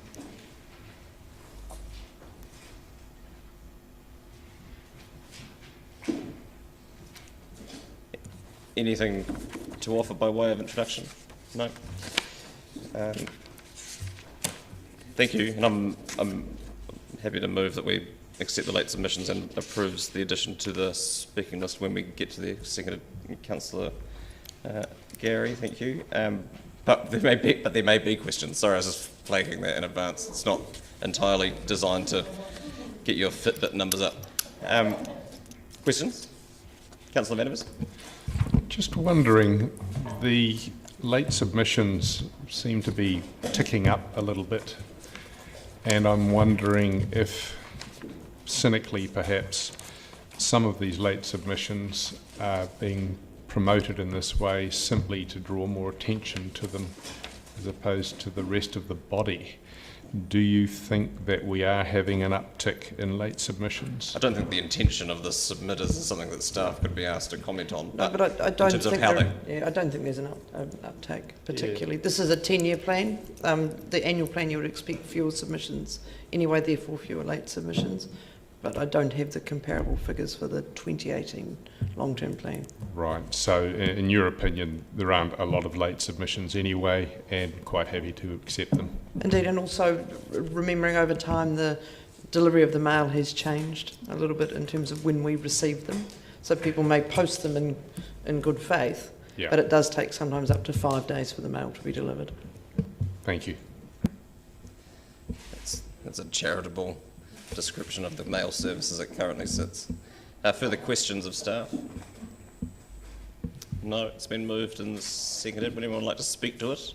Councillor Gary? Yeah, I just wanted to make a comment in light of Councillor Vandervis's question. I was contacted by a couple of the people who turn up on this list, and they had IT problems. They thought it was a 5 o'clock cut-off, not a 12 o'clock. So there were very genuine reasons why people didn't make it in on time.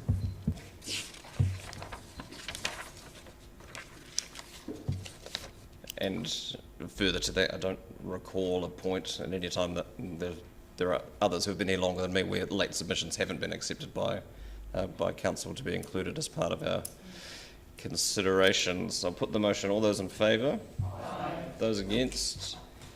That's agreed. I'll now move that we adjourn the meeting until 12:55. Where we will come back to hear oral submissions on the 10-year plan. Seconded, Councillor Staines. Thank you. All those in, any discussion? No? All those in favour? Those against? That's agreed. Thank you. And lunch remains at 12 o'clock in the Brian Arnold room.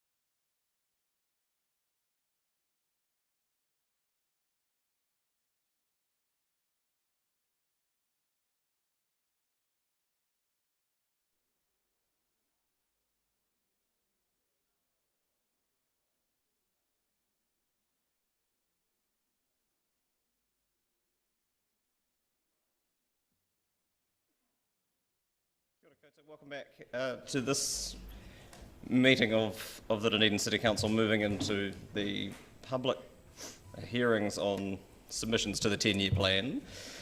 For those, and welcome to submitters and to staff and colleagues. In terms of housekeeping in this room, the toilets you'll find through this door on my right.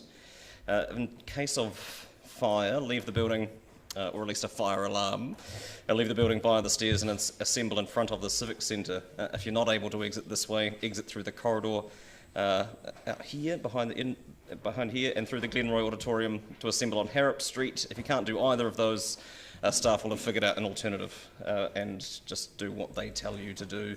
In case of an earthquake, remain in the building. It is safer. Move away from any windows and any equipment and furniture which may topple, take shelter under solid furniture, such as tables, of which we have plenty, and hold on. In all cases, follow instructions given by fire wardens, civil defence officers and emergency services. And for this, the COVID age, if people haven't already, please do sign in using the QR code presented here. For the municipal chamber, it is a separate QR code to that for the City Council building, the Civic Centre building. So if people could do that, that would be fantastic. The format is fairly straightforward. Submitters have submitted in writing to us, and this is the opportunity for them to speak to those submissions and for us to listen to them. And each will have up to 5 minutes to use as they choose in speaking to their submission. And there'll be a warning at 1 minute, and we will be quite tight with wrapping things up at the 5-minute mark because we have a lot to get through over the next 4.5 days. Following that, we'll have up to 5 minutes for questions, and I would encourage colleagues to think about whether or not their question requires a second sentence of the submitters and of their submissions. And again, we'll be quite tight with that because the schedule as it is currently drafted does not have a lot of room to manoeuvre for time. So with that, we'll welcome, bang on 1 o'clock, Philippa Harris on behalf of the Dunedin Symphony Orchestra. Kia ora, welcome.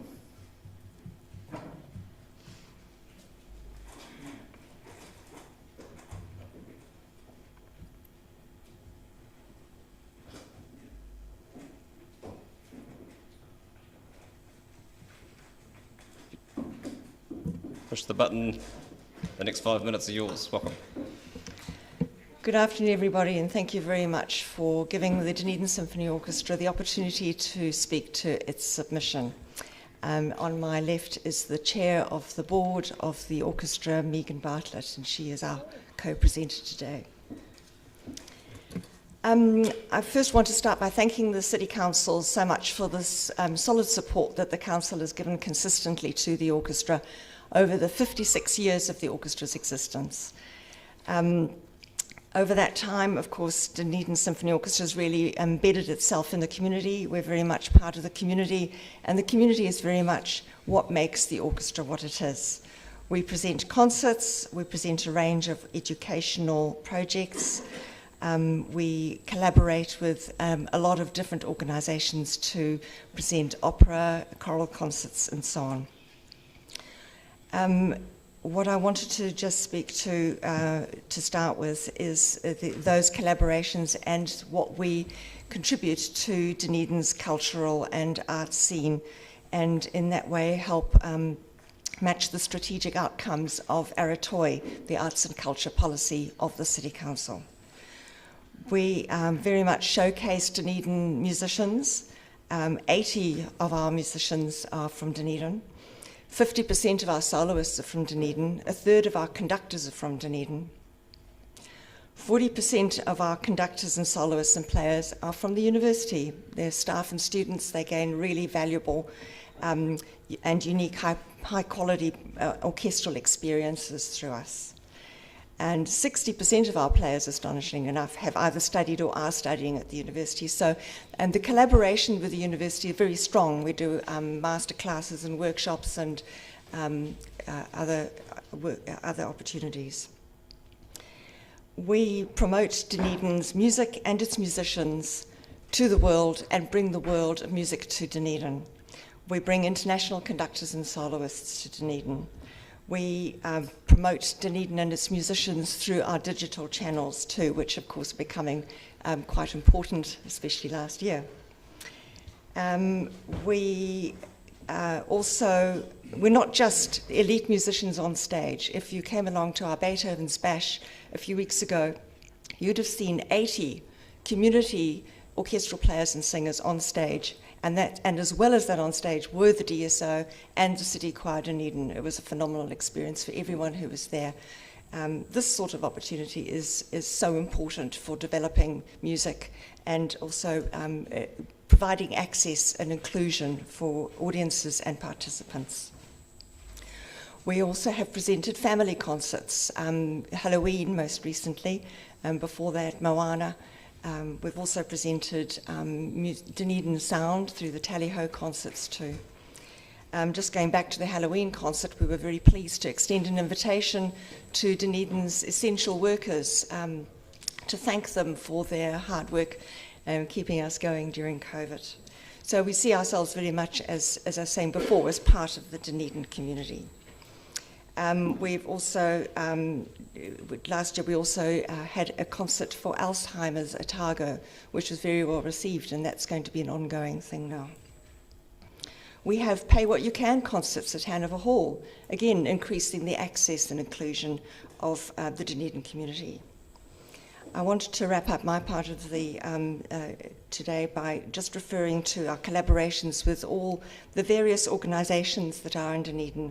This extends from music-related organisations like the Dunedin Youth Orchestra, City Choir Dunedin, Opera Otago, through to the Science Festival. We collaborate with Dunedin Fringe Festival, the Arts Festival. We, of course, collaborate with our fellow orchestras around the country, and an organisation in Queenstown. We toured to Queenstown last year in collaboration with Turn Up the Music Trust. An example of what can result from these collaborations. Sorry, Philippa, you've got less than 1 minute. The whole thing? Yeah. Okay, I'm going to hand over to Megan. Thank you.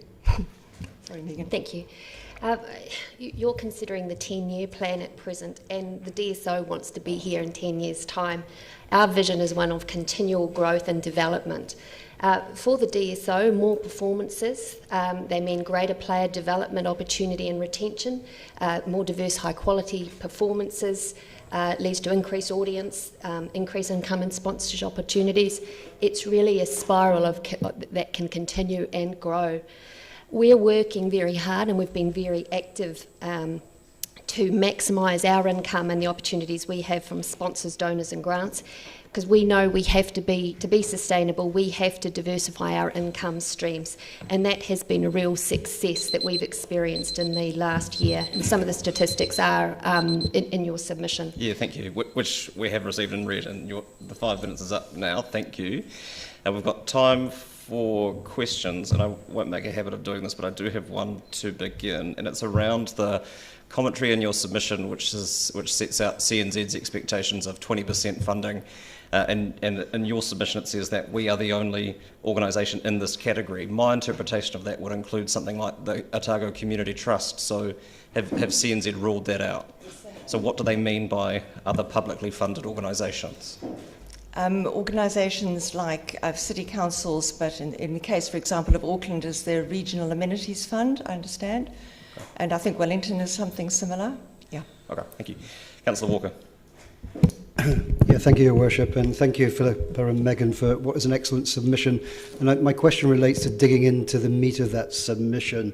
So I guess it is, if we were to be of a mind to fund the DSO for success over the next 10 years, what would that look like? And particularly, what would that look like in the context of CNZ funding?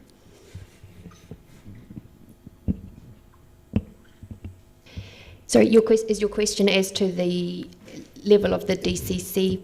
It's that relationship, and I guess the Mayor's alluded to it, between CNZ and yourself, that funding model. This being the first year that we've had such a substantial cut in our funding from the DCC, we're yet to see what the outcome of that is going to be from Creative New Zealand. We have ongoing consultations with them. They set levels of expectation as to our funding and to our activity.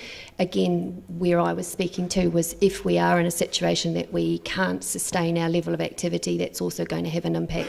And we don't know what that outcome is yet. We haven't been through another cycle of grant conversation with Creative New Zealand. It is at this time. Thank you. Philippa and Megan, Town Hall and trying to book it and the cost and the reduction in the DCC grant. Can you expand on that, please?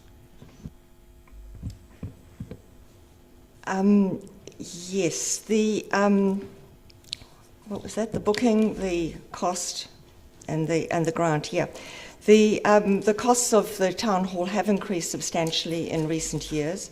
Since 2013 to the present time, it's increased by $44,000 a year. So on top of the cut that we've got from the City Council, it just highlights the importance and the seriousness of the situation. Booking, and the problem with that is, with the community access grant, is that's not guaranteed. And if you are challenged for a date, we have to pay the full commercial rate. And in fact, last year, if all our concerts had gone ahead, it would have been at the full commercial rate. Yeah. Thank you, both of you, for your presentation and for your submissions. Gratefully received. Thank you for the opportunity. Thank you very much. Mr. Alexander.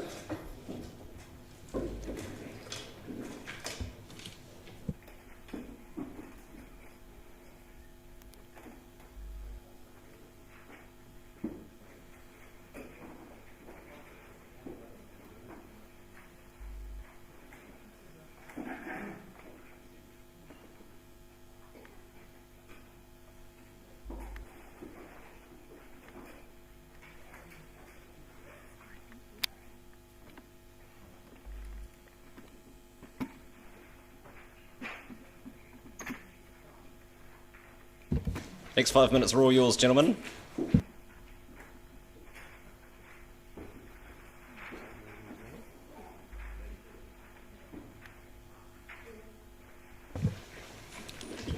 Can you hear me? Yeah.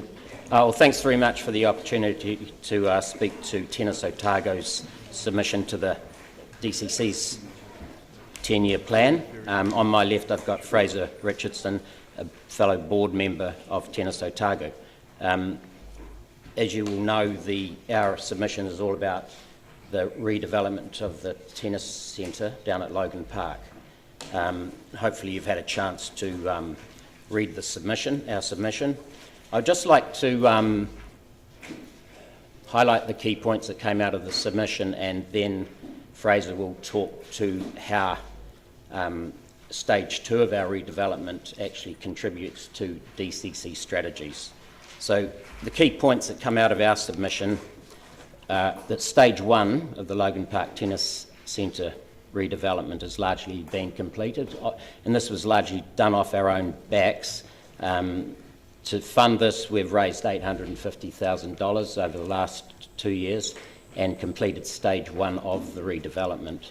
And if you look at the handout, side 1 of the big A3 piece of paper is what it looks like right at the moment. So you can see that there are 10 nice new courts down there. That's what's been completed. That's been funded by the tennis community and community funders such as Otago Community Trust. As part of stage 1, we gave back space to the DCC, so we gave up 4 courts that were surplus to our requirements under the redevelopment, and that's going to be used as green space by the DCC. Stage 2, we are actively discussing with potential partner organisations, and in particular the Otago Polytech, the final shape of stage 2 of the redevelopment, including a new building, which the Polytech would be would like to use as a teaching and community health outreach facility, as well as serving as a pavilion for our own needs, tennis and other sports organisations and clubs. Both the OUSA and Unipol are very interested in this. So our vision for the completed project, which is well underway, as you can see, is to have a facility which is not only used and enjoyed by tennis players, but is also actively and consistently utilised by a wide cross-section of the community, including students, teaching staff, members of the wider community, locally, regionally and nationally. We're hoping to be able to host national events at Logan Park. With the DCC, we'd like to keep the DCC appraised of our progress, and we thank the DCC for its support to date and to seek financial support from the DCC for stage 2 of the redevelopment, which is, gaining progress right at the moment. While the cost of stage 2 is yet to be determined, we would envisage that the DC's contribution would be a maximum of 1/3 of that, and while we don't know what the cost is going to be, we wouldn't envisage their contribution being in excess of $1 million. So those are the key points in the submission. Fraser's just going to talk to how we believe the redevelopment at Logan Park will assist contributing to the DCC's strategies.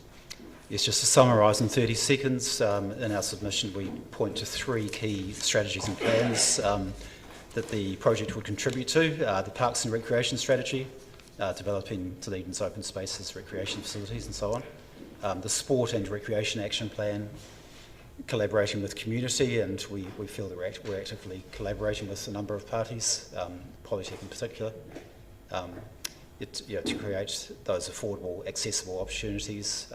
One example of that is that we have a low-cost online booking system for the courts now.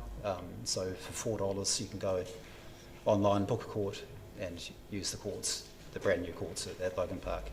The third key strategy is the social wellbeing strategy, fostering social wellbeing through services and assets, including recreational facilities. Thank you. Thank you. And before I open up to questions, just to be clear, the budget for the project is yet to be determined, and the size of a contribution from the City Council is also yet to be determined, just in the context of this being a budget meeting for us to make decisions as to how much money we want to allocate to things. Not more than $1 million. Okay. We've had tentative plans talking to the Otago Polytech and architects, and the sort of an estimated cost could be $3 to $4 million to complete stage 2 of the redevelopment, which would include the pavilion. Okay, thank you. Councillor Lofisel. Councillor Wiley.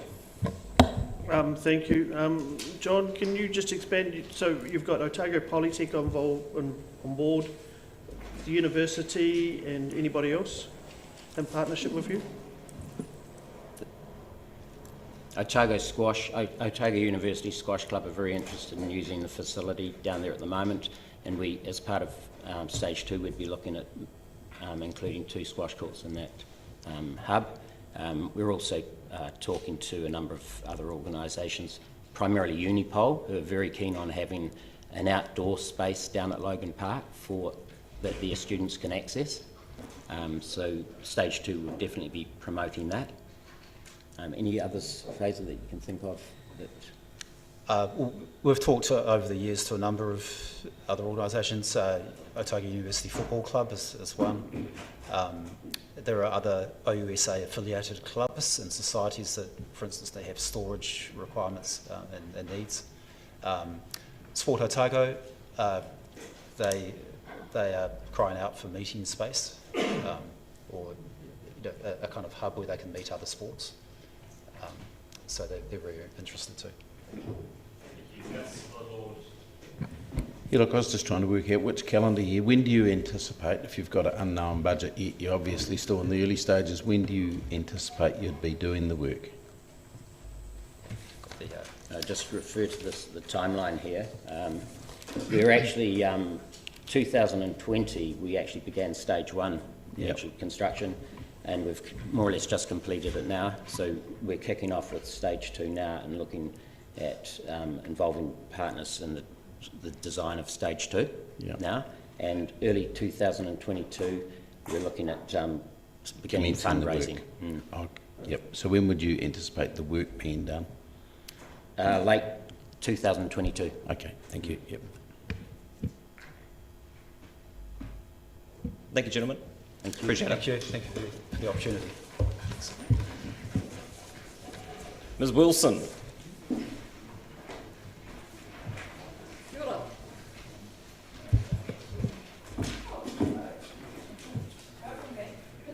Just give us a moment to retrieve our secretarial support. Oh, very kind of you, thank you. A dashing young man and his child. Yeah, that's right. The next 5 minutes are all yours.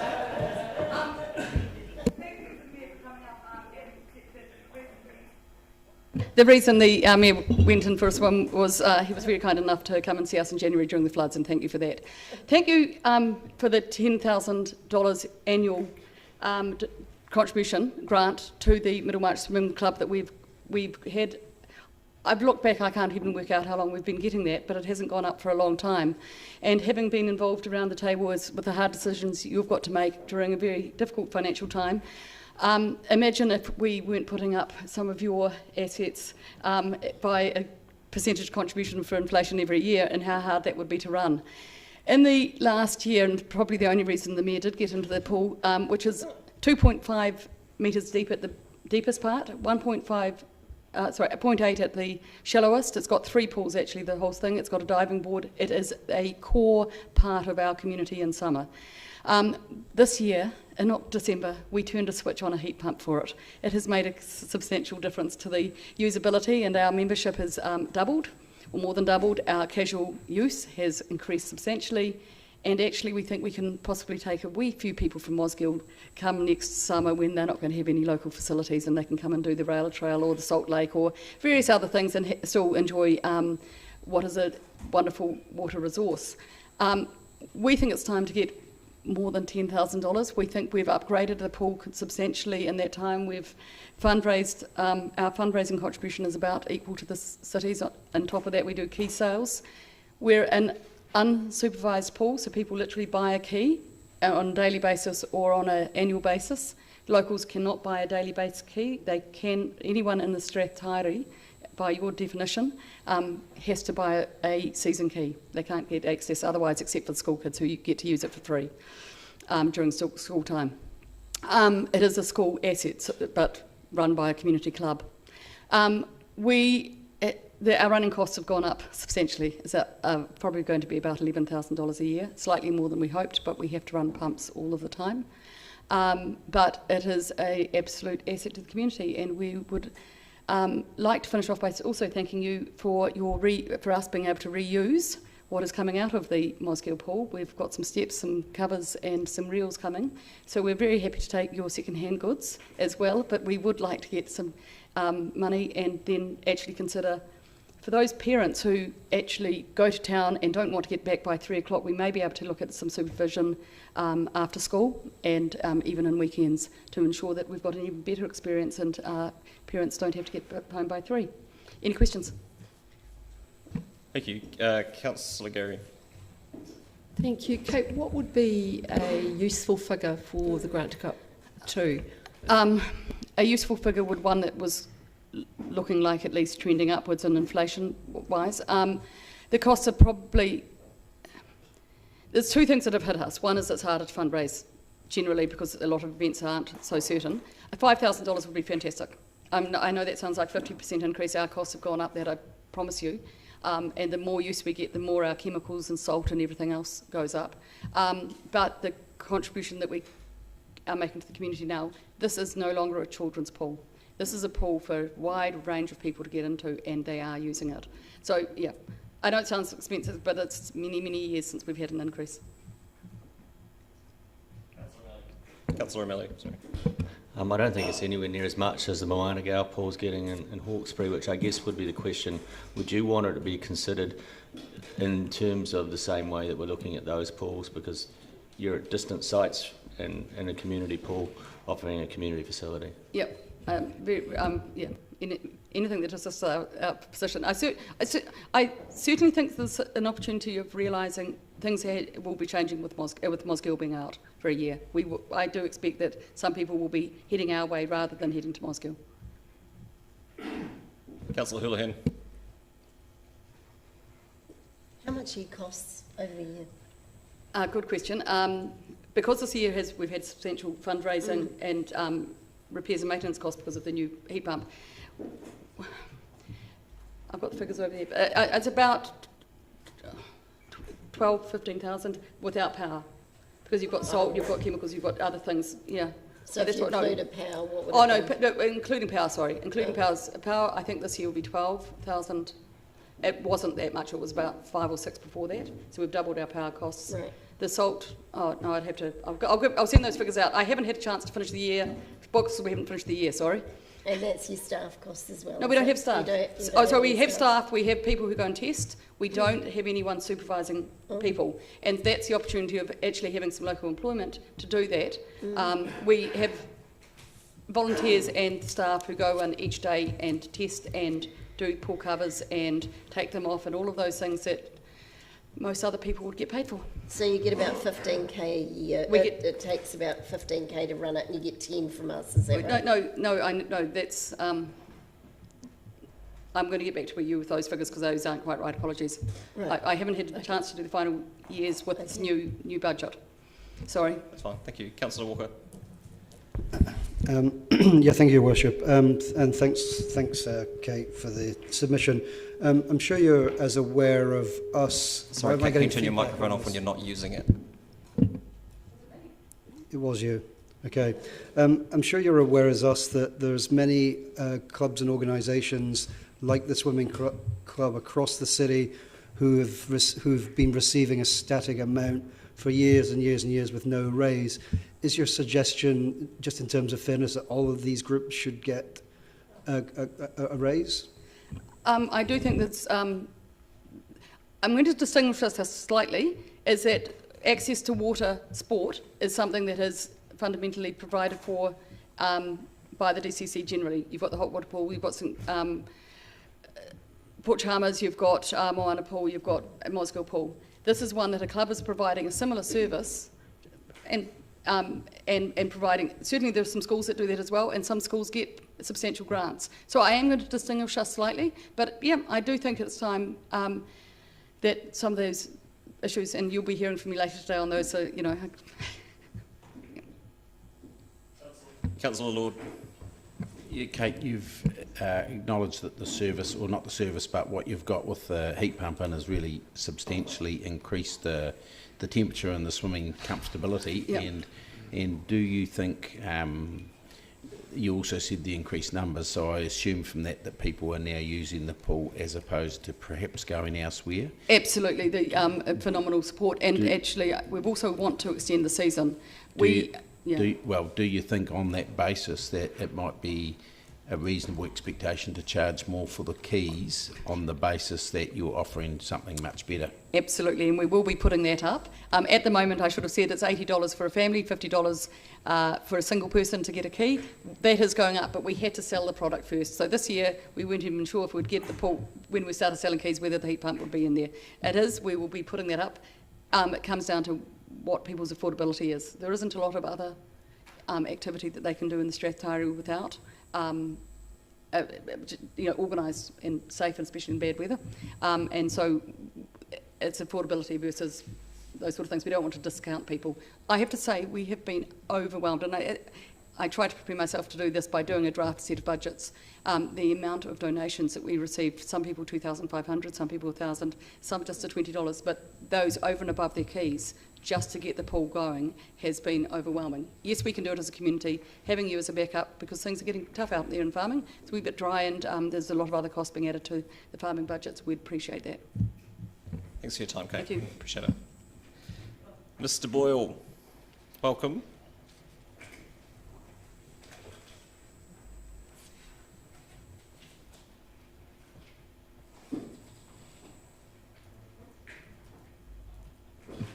check. We're all yours.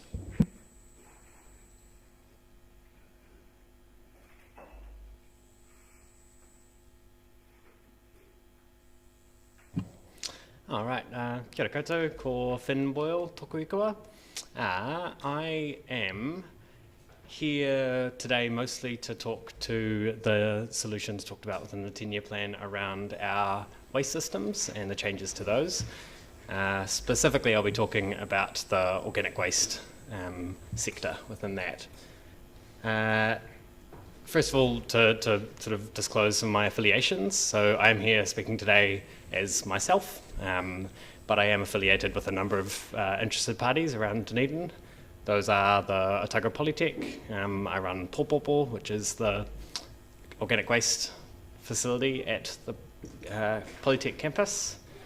I am also part of the Otipoti Compost Collective. A representative from there will be talking to you tomorrow, I believe. Also with our food network, another submission tomorrow. And I also work as a private consultant in this space.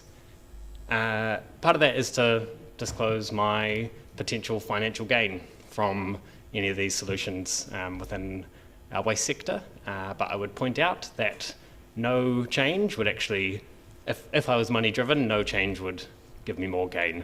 Right now I can sell my public or private consultation services to corporates for solutions which the DCC could very easily offer. Now, onto the actual 10-year plan itself. In concrete terms, I support the proposed 4+1 bin system for a number of reasons. Those are that organic waste represents one of the biggest problems in our waste system, but it also presents the greatest opportunity. An appropriate solution to this waste section would offer a chance for ecological regeneration, not just harm reduction of waste caused. Garden waste is really essential, hence the 4+1. This adds up to a massive amount of organic material across our city. And right now, as you probably know, our waste and your waste services team absolutely know that existing market solutions within Dunedin are ecologically harmful, not at all restorative, let alone regenerative.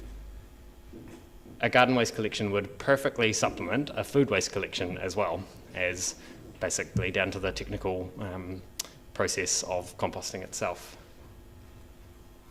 Finally, a separation of food scraps from garden materials is the best way to actually prevent contamination at the source, which is a major problem when it comes to organic waste nationally.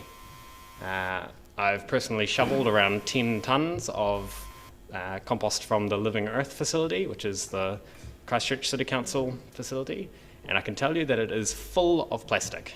That number on paper looks absolutely minuscule. Contamination rate is something like 0.15%. But when that tiny percentage is tiny pieces of plastic scattered throughout your entire compost, that is an awful lot that goes back into your soils. It's not ecologically beneficial. So contamination is really, really key. In my 2018 research, which had me visit major composting facilities all across the country, I spoke with operators from many different facilities, many different scales, and every one of them highlighted the need to manage contamination at source, and that separation of food scraps from garden materials is probably the easiest way to combat this.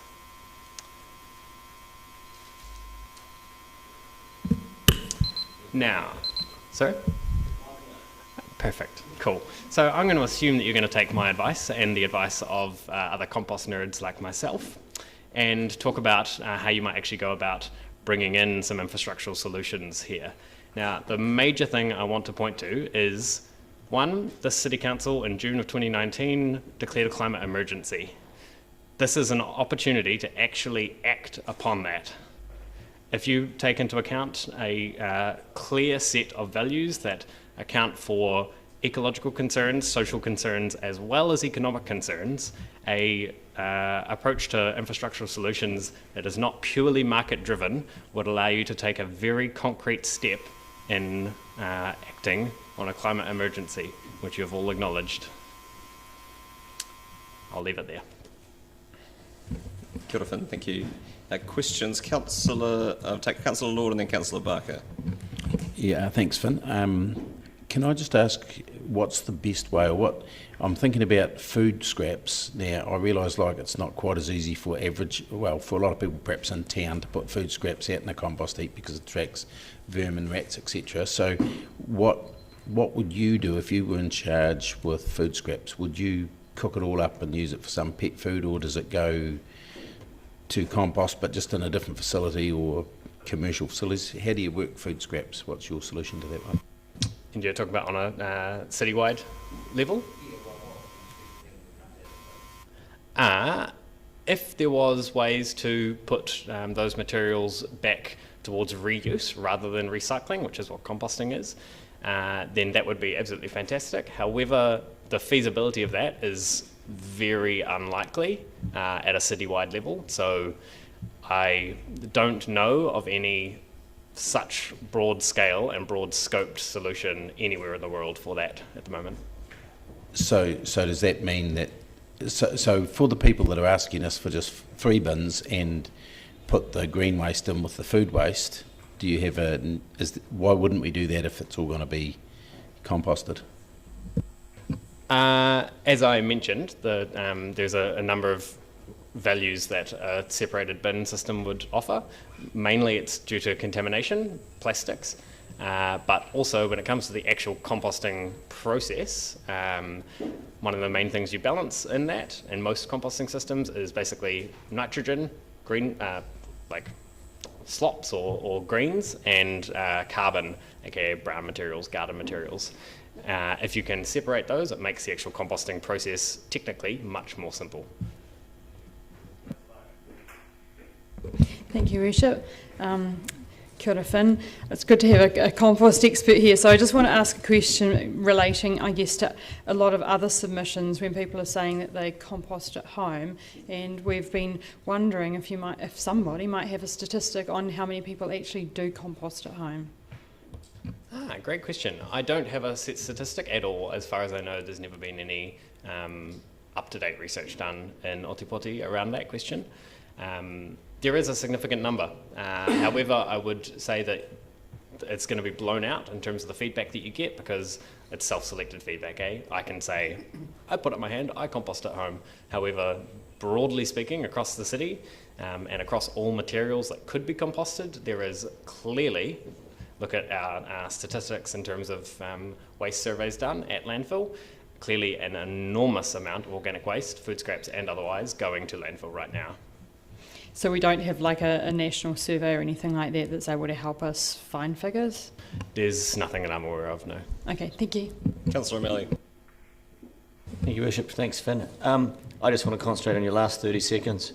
To clarify, your position is one that says that when we have a team called Waste for Environmental Solutions, we should be emphasising environmental solutions, and that when we're doing the business case, we shouldn't be applying just a monetary system to it, that in fact environmental outcomes should in fact be playing a major role in what we decide to go forward with. Exactly, yes. Taking into account primarily ecological, also sociological impacts of any kind of infrastructural intervention is absolutely key. I do not believe, I have not seen a economically driven, market-driven solution anywhere in the country that has actually delivered on real regenerative ecological impact.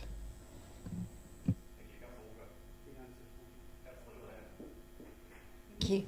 Do you have any concerns that the rubbish bin, the bin that we're proposing for the rubbish will be a lot larger than the current one? Does that concern you from an environmental point of view?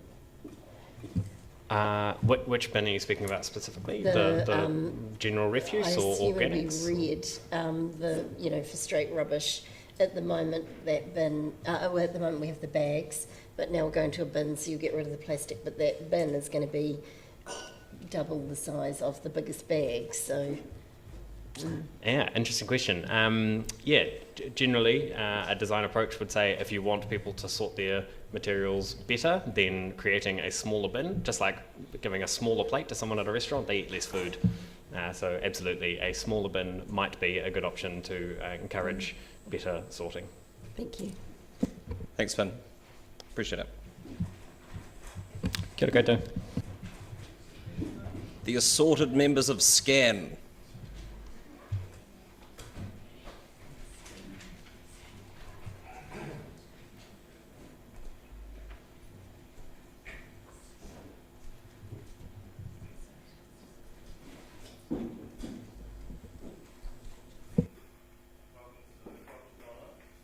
So I'll turn my microphone on so you can hear me. Welcome to you both. The next 5 minutes are all yours.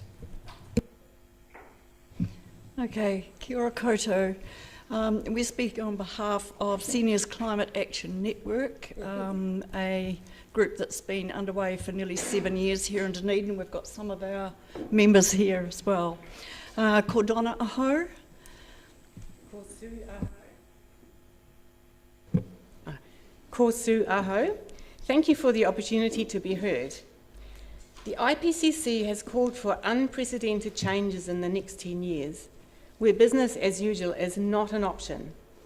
We are so grateful that Dunedin City Council has declared a climate emergency and the goal of reaching net zero emissions by 2030. Together, we urgently need to transition to a new mindset based on planetary limits and social foundations. Wise, wide-ranging planning is paramount. As concerned citizens, drawing up a comprehensive 10-year plan has encouraged our group to feel very positive about the way forward. Transitioning to net zero carbon will bring so many benefits for a resilient and therefore future-proof community. More natural spaces, better health, food security and increased employment. Education. Education and clear communication is imperative to reach this goal. We urge our politicians to strongly communicate and advocate for the positive changes on the path to emission-free living. Measure all emissions, set targets and communicate the reasons along with the explanations for changes via the monthly, it's here somewhere, the monthly leaflet that we put out, that the council puts out once a month, media posts, jazzy ads in the Star, competitions, regular car-free Sundays with markets and free public transport on those days.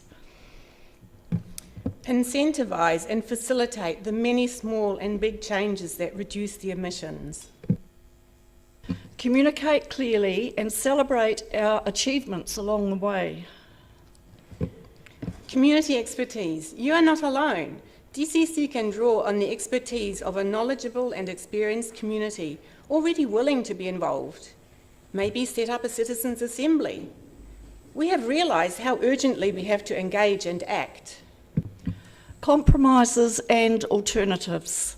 The DCC has put us on the right track, but in light of the need to reduce emissions and build a just society, budget compromises may have to be made. So projects like a new performing arts venue or the elaborate bridge to the harbour are not critical in this light. Spend the funds on urgently needed emission-reducing projects instead. Transport. Of necessity in the future, fewer people will own a car, and we need to plan for that now. We must develop a new mindset. Extending and facilitating car parking in the inner city will just increase demand and emissions. Instead, put comfortable alternatives to car use in place before removing car parks. Provide frequent loop buses and extend the wider bus lane network. We envisage a pedestrianised George and Princess Street with emissions-free loop buses. On waste, reconsider the $56 million for the building of a new landfill. Funds could be used for many alternative measures of preventing waste. Along with pressuring central government for legislation on product stewardship, DCC ought to implement systems that prevent waste in the first place and treat residual waste as a resource in a circular economy. We support the 4 bins as a start. Encourage the production and purchase of local food and other goods instead of packaged imports. Introduce repair and recycling hubs, people sheds, waste and food share initiatives, etc. Set up urban composting hubs with incentives for home and community composting and free mobile chipping services. Strive for 20-minute towns. We applaud a denser housing strategy. By reducing both the carbon and physical footprint of our urban areas, we foster greater well-being for all inhabitants and creatures. Nature. We note that there is no specific allowance for the necessary expansion of regreening and rewilding, which is so essential for the sequestering of CO2 and enriching soils. Your 5 minutes is up. Okay. You've traversed a remarkable amount in Three more lines. that period. You can finish. Okay. We appreciate the positive moves made by the DCC in recent years and look forward to celebrating further achievements towards a great small city. A comprehensive action timeline is attached to our submission. As an ancient proverb says, society grows great when old men and women plant trees under which their grandchildren will sit. Thank you. Thank you. There's always room for another ancient proverb. Thank you. Questions, Councillor Benson-Pope. Thank you for avoiding the jibe about the quote. Thank you for your enlightened submission. In terms of the comments you make about the central city, to avoid any misunderstanding, you are stating that we are not being ambitious enough in terms of the George Street goals in respect of pedestrianisation. yes, I think what we found when we made our plan is that you can do one thing and it has so many on-flowing benefits.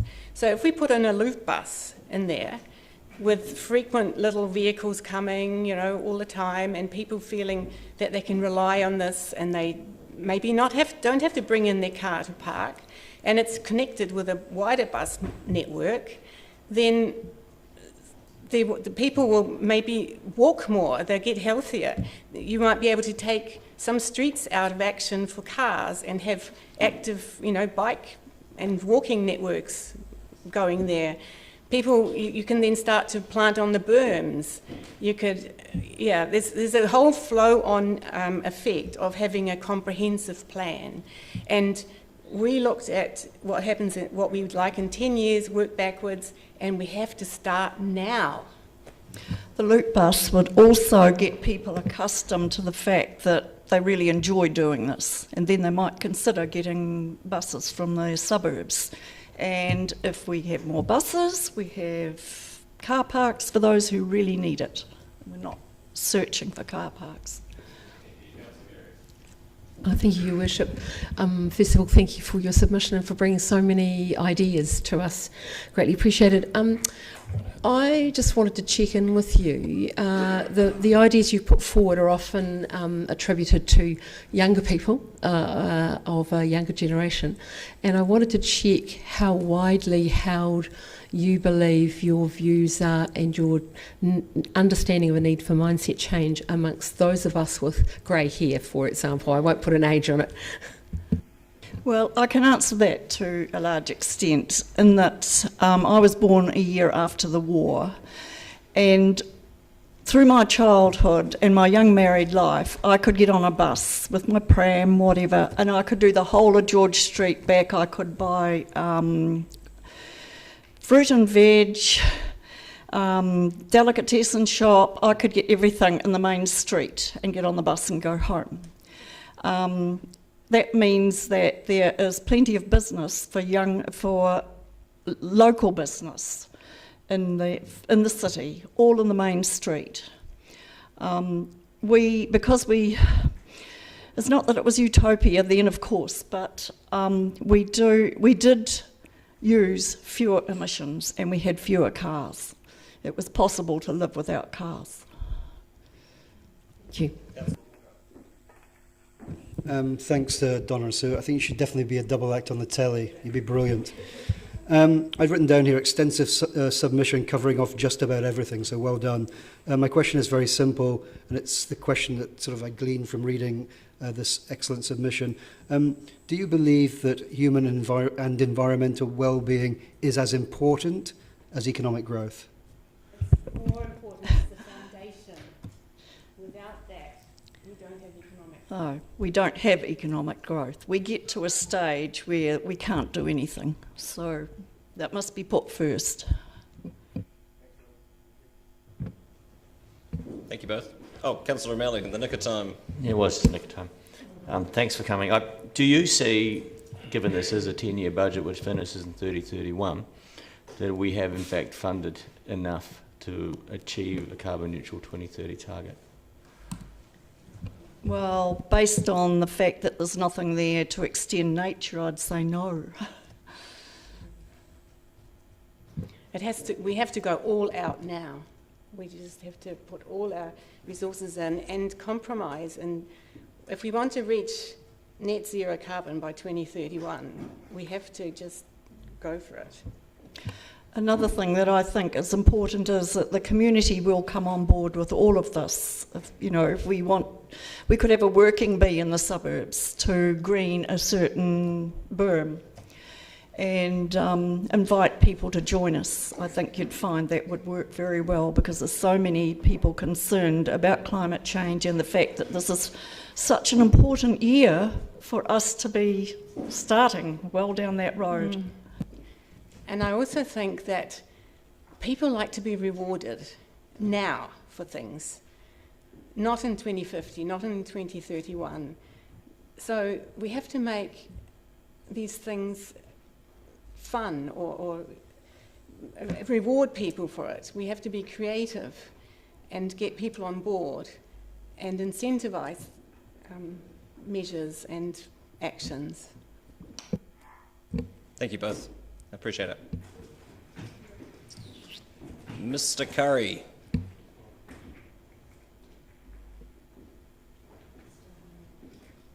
Welcome.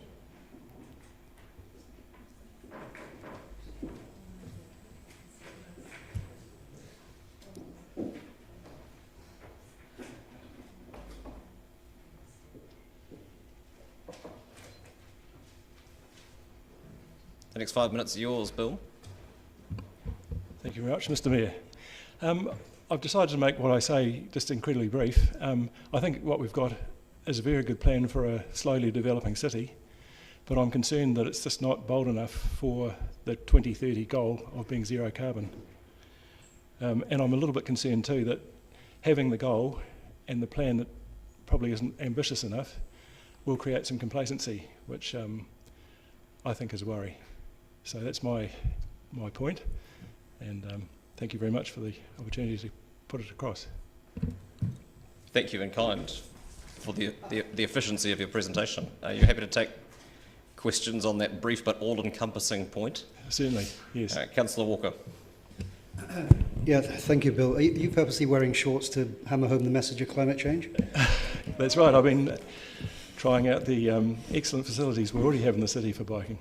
Okay. My question is, and after going through your submission, I just wrote down, wants to rejig the time frames around climate change. How do you want those rejigged? What would be best case scenario? Well, I think 2030 is a very worthy goal, but I'm just concerned that we are not taking bold enough steps to get there. So I would keep the 2030, but if that wasn't possible politically, I think it'd be better to actually move the date out and have a plan that was definitely going to achieve it.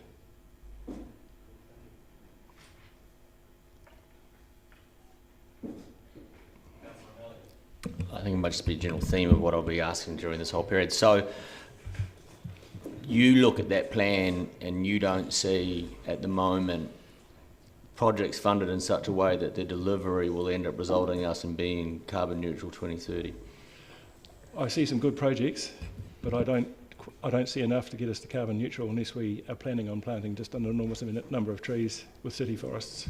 Which is not really in that plan at the moment. So given then that this is the 21-31 plan, and there's only a limited amount of scope in terms of changing anything at this point, the 24-34 plan obviously then will need to be something that you would believe we'd need to be considering with greater rigour potentially. Well, a certain level of rigour if we're going to try to hit 2030, or otherwise we need to move that date and be honest about our ability to deliver, as opposed to, I assume, just moving the date for the sake of not delivering. Yes, no, I think that's a very good way of putting it. For want of Councillor Raddick. Yes, Bill. Hello. Do you have any specific projects that you have in mind that we ought to be doing? Well, I suppose that I do see I think the combination of public transport and automated cars is something that could be considered more. I think by 2030 we'll have a lot of electric automated cars on the road, and the potential to bring people into points where they could then join public transport and then perhaps leave it again, moving into automated vehicles rather than private vehicles could be very much on the cards by then. And if that was the case, we certainly wouldn't need more inner city parking. In fact, we could do with a lot less of it.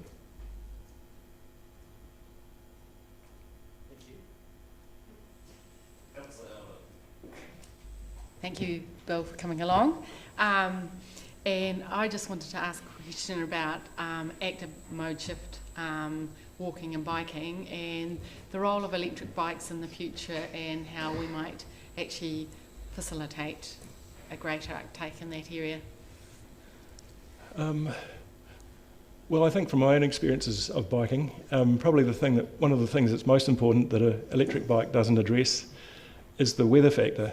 You know, if you set off on a nice day and it turns out not to be so good when you're heading home, it's really important to be able to get that bike onto public transport to get it back again.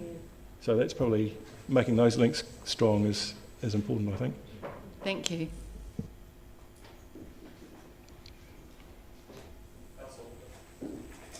Thank you for allowing me a second question. Bill, I'm going to ask you a question I ask many people who ask this, raise the similar points you have.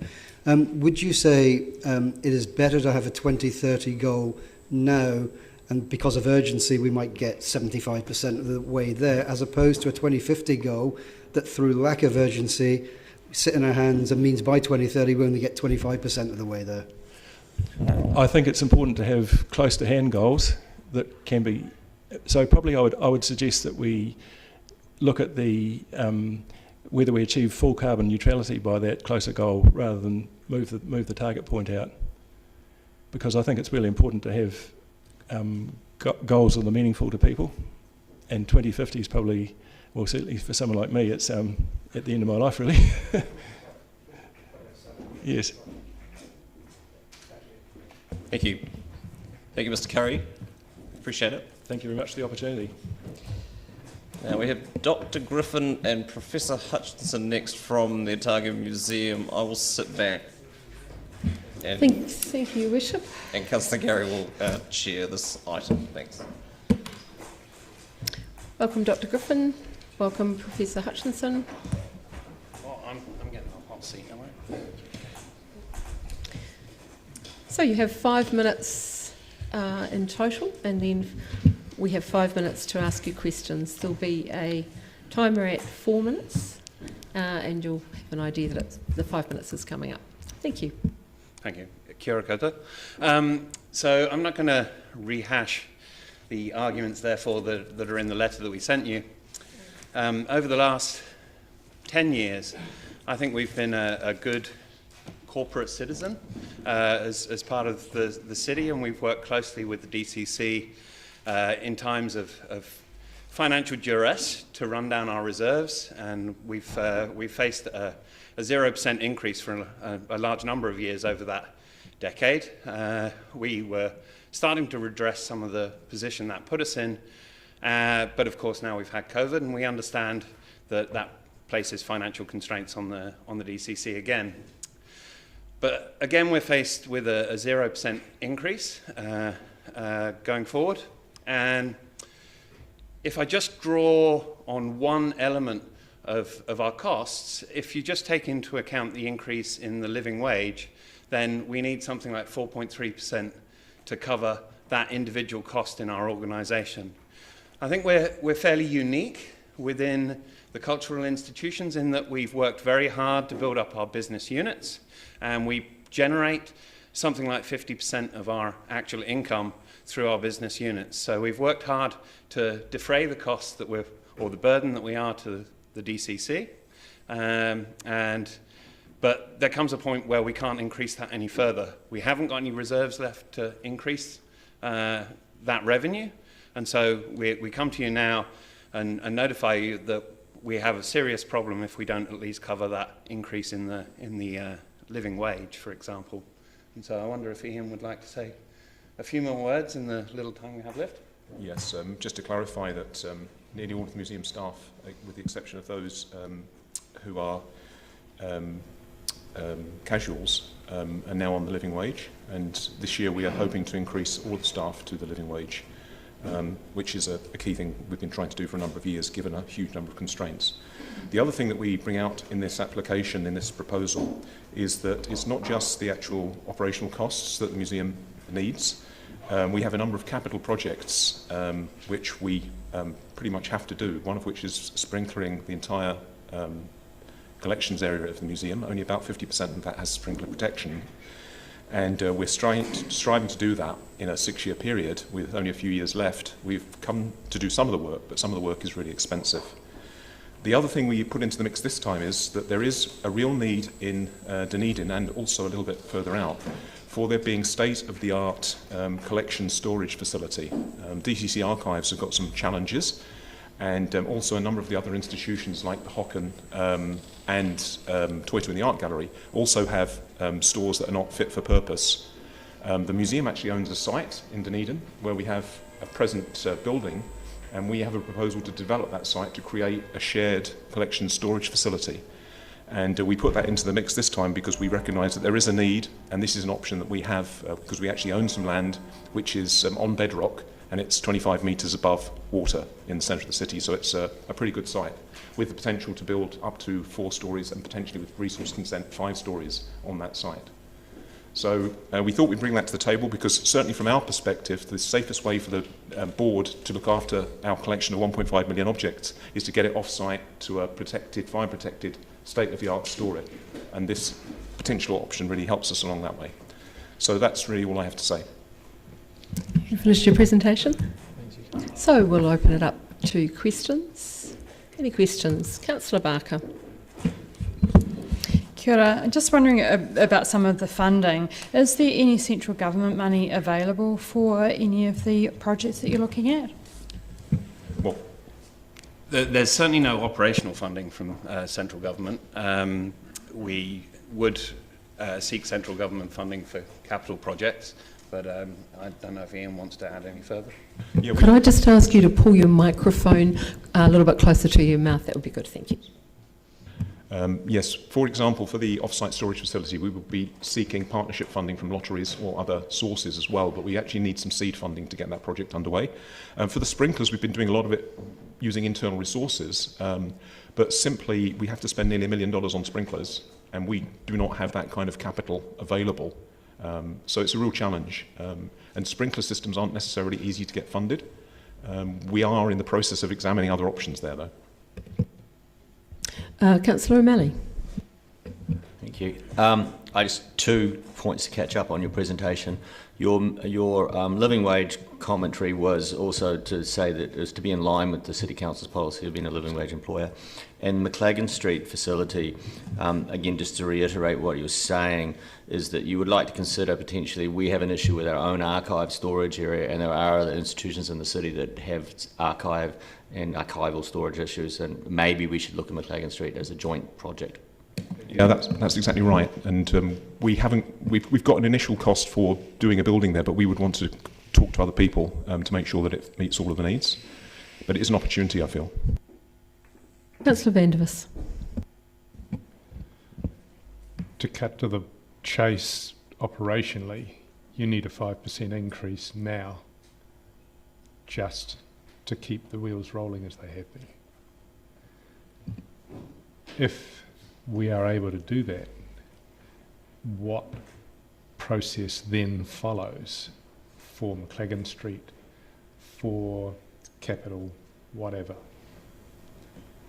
Well, on the McLagan Street off-site store, obviously we would have to have a conversation with the other parties in the city to come to an agreement to, and then get a design that works for everybody, and then get some kind of MOU or sort of agreement with each of the parties to make sure that everybody sees it as a shared facility. It's not us taking on all of that stuff, and that will take a little bit of time. But once we've got a proposal and we've got a cost and maybe some seed funding, we can go to other people. In these cases, it's often you get a third. So you get a third from one source, maybe a third from lottery and a third from somewhere else. And I think this is of such benefit to the region that I think we can potentially go to MCH and get some regional funding to support that particular project. If we come up with a 5% increase, does that help you going to some of these other funders to say, look, we've had this extra support from the City Council, can you then match or do your bit in addition? I think it's always beneficial that we can point to the DCC's support there. I think long term, and we've had this discussion before, long term we have to acknowledge that we have a collection that is out of proportion with the population and the ratepayer base that we have here. So ultimately we have to seek some external way of paying for this, and I think my personal hope is that we can talk around the collection as part of the research infrastructure of New Zealand, and that ultimately we approach MBIE probably as the most likely funder there. And so those are things that I wish to pursue. At the moment, there's the issue of the wolf is at the door again, from the point of view of just paying salary. So we need to be able to maintain that, and then we will make our own inquiries, and we welcome the support of the DCC as we approach central government to understand that this is a collection of national and international significance, and it needs to be supported as part of the research infrastructure. And that is my personal view on how we ultimately solve our problems of funding the care of something that is belied by the small population that we have. Councillor Elder. Just related to that subject, the government part funds museums throughout New Zealand, and we were an early settler colony, so we have a significant collection that is disproportionate to our population. And has there been any further conversations with central government about increasing their funding related to our collections? I could talk to that. Just to say that we are presently working with the Auckland Museum and the Canterbury Museum to put in a discussion paper about the need for national funding for regional collections. That paper is in the final stage of preparation, will be going in, I hope, sometime in the next couple of months. And the aim of that will be to go to various departments, not just Ministry of Culture and Heritage, but MBIE and others, to make the case that actually 3/4 of this nation's collection is not in Te Papa. It's in places like Auckland and Dunedin and Christchurch. And there is a case that should be recognised somehow, but making that case is incredibly hard. Thank you for your answer, and the 5 minutes is up. So thank you, gentlemen, for coming to speak with us today. I'll hand back to the Mayor. Thank you, Councillor.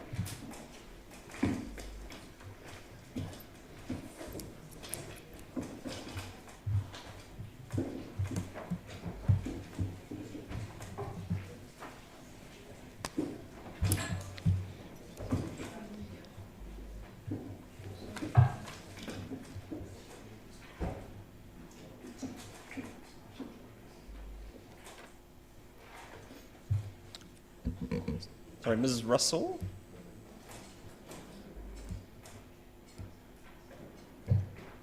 Just allowing for a changing of the guard in the public gallery.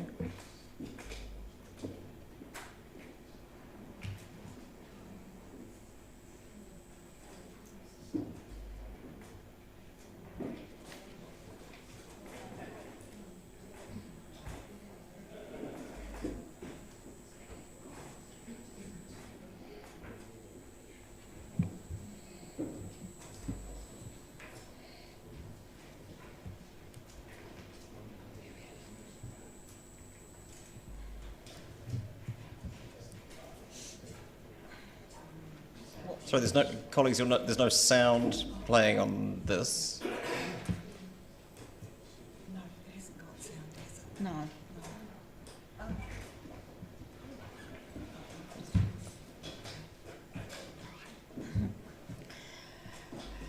My name's Fiona Russell. We're having issues with Cargill's Corner, where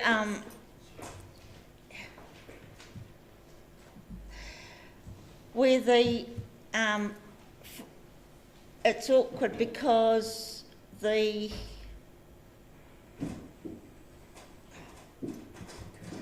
curbs are not quite safe, and we've got a minute and 20, how many seconds? We've got a video to show a beginning and a ending, before and after section.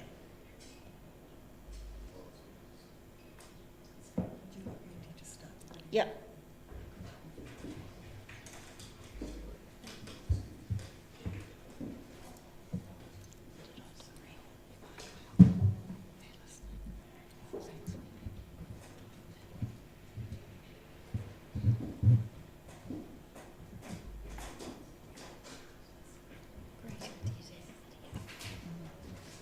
It's a really awkward situation.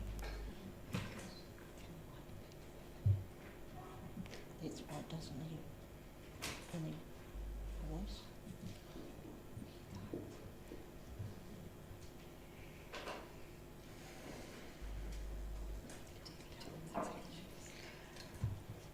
What's happening here is where I'm getting like quite stuck,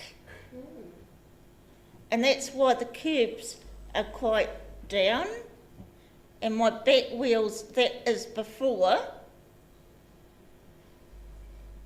and this one's the ending part of the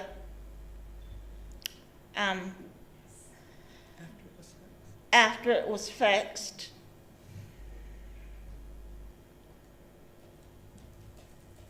But sometimes my front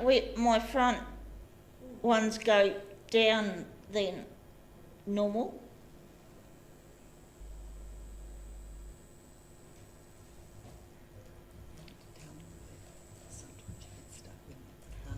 Yeah, and also I get stuck when there's like a vehicle wanting to turn the corner, because the vehicles do not have no time to wait for me to cross over.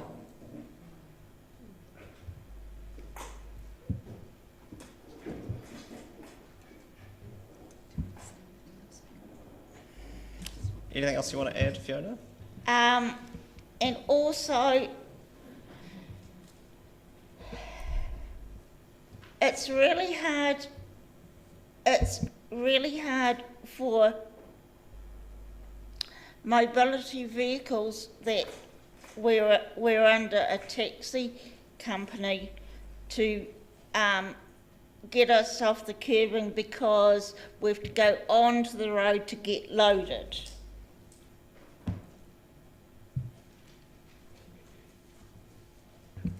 Are you happy to take questions if people have any? Yeah. Councillor Benson-Pope.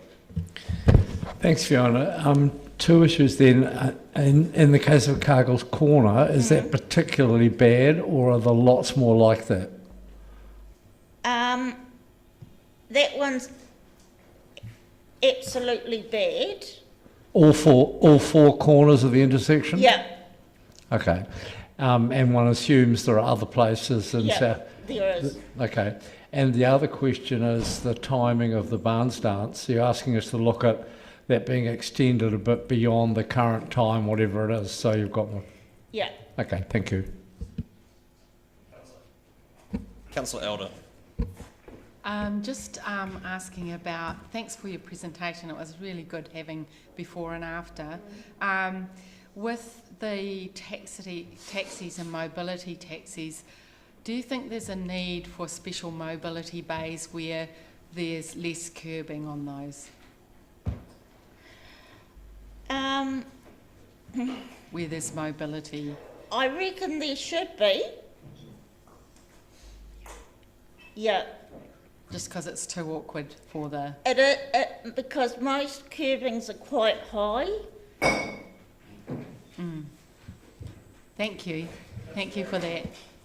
Oh, thank you, Ms Russell, for coming along, and that was really helpful to actually see what the problem is. I just wanted to check with you for clarification around the mobility taxis. Are you saying that the loading and unloading has to happen in a live lane of traffic? Yeah. Okay, thank you. Thank you, Worship. Good to see you again, Fiona. The issue with Cargill's Corner, it's still not a barn stance, is it? No. It's still irregular, because I believe there's too much traffic at that. Transport is determined there's too much traffic to do a barn stance. Did the slope changes on those curbs at that corner, I thought they had fixed your problems at that corner, but are you saying that one's fixed and others are... One side's fixed, but the other side's not. Okay, and this request for appropriate curb cuts at where mobility taxis are dropping off people in wheelchairs has been an ongoing request for quite some time, hasn't it? Yeah, and there are you are basically reiterating that there are many times where you cannot get access to the curb from the taxi, so therefore you have to go down the road to get to a place to get up onto it. So you would be looking for something, at least because this is a budget program, some budgetary thing to deal with those curb cuts so we can get them done in a timely manner, because it's been at least 4 years you've been asking this, isn't it? Thank you. Thank you, Fiona. Very helpful to have your experience presented for us as part of this discussion. Thank you. And thank you, Mary. Good to see you.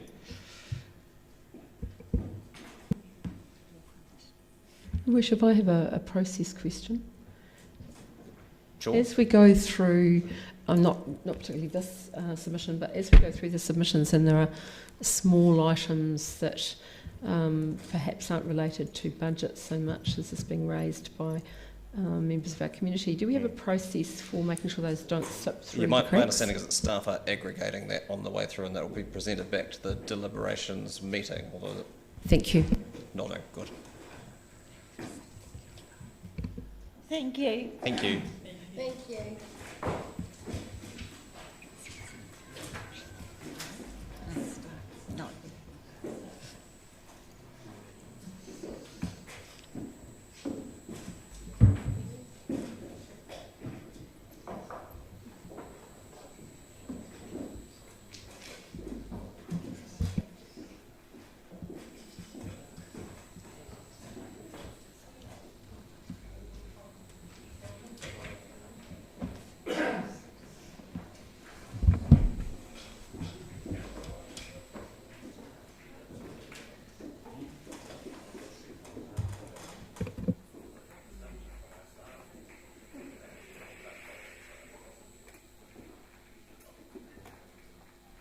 Mr. Gilbert, welcome. Uncharacteristically efficient, yes. Thank you for your early arrival to facilitate that. We're all yours the next 5 minutes. Lovely. I will try and scrunch my 5 minutes and 20 seconds practiced down. So I'll get straight into it. On the assumption that there are no substantial or secret plans in the pipelines that would notably change or alter the financial situation for Dunedin, I must confess to finding it a little bewildering that these are the plans that were put forward for discussion, let alone as the suggested course for the city. Just using a couple of examples. Having been a performer and a regular supporter of events in Dunedin, I wholeheartedly believe that the arts are important, essential even. It does seem, however, to me that the concept of building an auditorium for 350 to 450 people at a minimum cost of $22 million, I round it up, for it then to run at around a $4 million loss each year could do with a little more consideration. I had more on that, but I believe that the parking management improvements are expensive, impractical, and will likely be redundant as soon as they're installed. And surely the default option should not be to lose money every year on every initiative. If I understand it correctly, the suggested plan is to install sensors to ascertain where empty roadside car parks are. This information is then displayed on screens on the approach to town. So I'm driving along Portsmouth Drive, for example, and I see a sign that tells me there are 22 car parks available in Falloul Street. There also happen to be 200 cars between me and town, all of whom have seen the same information. So the likelihood of those car parks being there by the time I get to Falloul Street, I would suggest are next to nil. So instead of a helpful tool, we have a sign that taunts at the drivers as they make their way to town.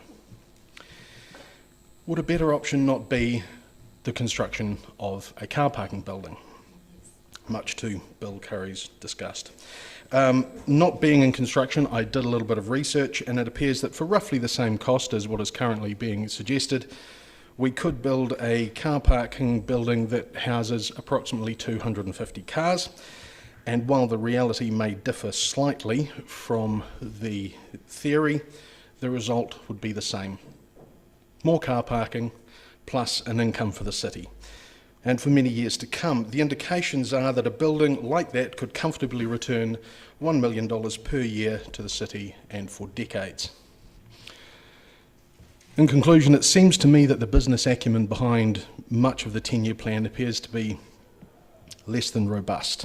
If any business were to go to any bank, or indeed the DCC's Enterprise Dunedin, in search of funding or support, and provided a business plan that was based on the logic seemingly used for our 10-year plan, they would be politely declined and out of the room before the coffee had even cooled. And that would be the correct, logical and responsible decision, in my opinion. A sound plan would instead include a pathway to repay the money that is to be borrowed, a plan to minimise rates increases rather than seeing rates spiralling ever upward, and a direction that might actually lead the city to being independent from suffocating debt and thereby removing the burden of future generations to need to carry the financial load. A city is, by any metric, a business.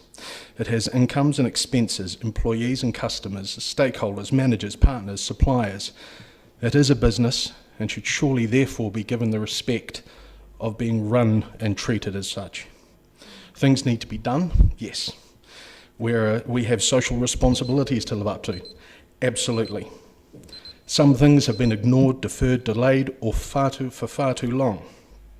These are things that I would hope everyone around this table can agree on. However, the approach should never be to drive further and further into debt without a plan for repayment. There is absolutely no reason that development, growth, business and sustainability initiatives cannot run in conjunction with each other. We could, in fairly short order, turn Dunedin into an example of what a city can achieve in real terms.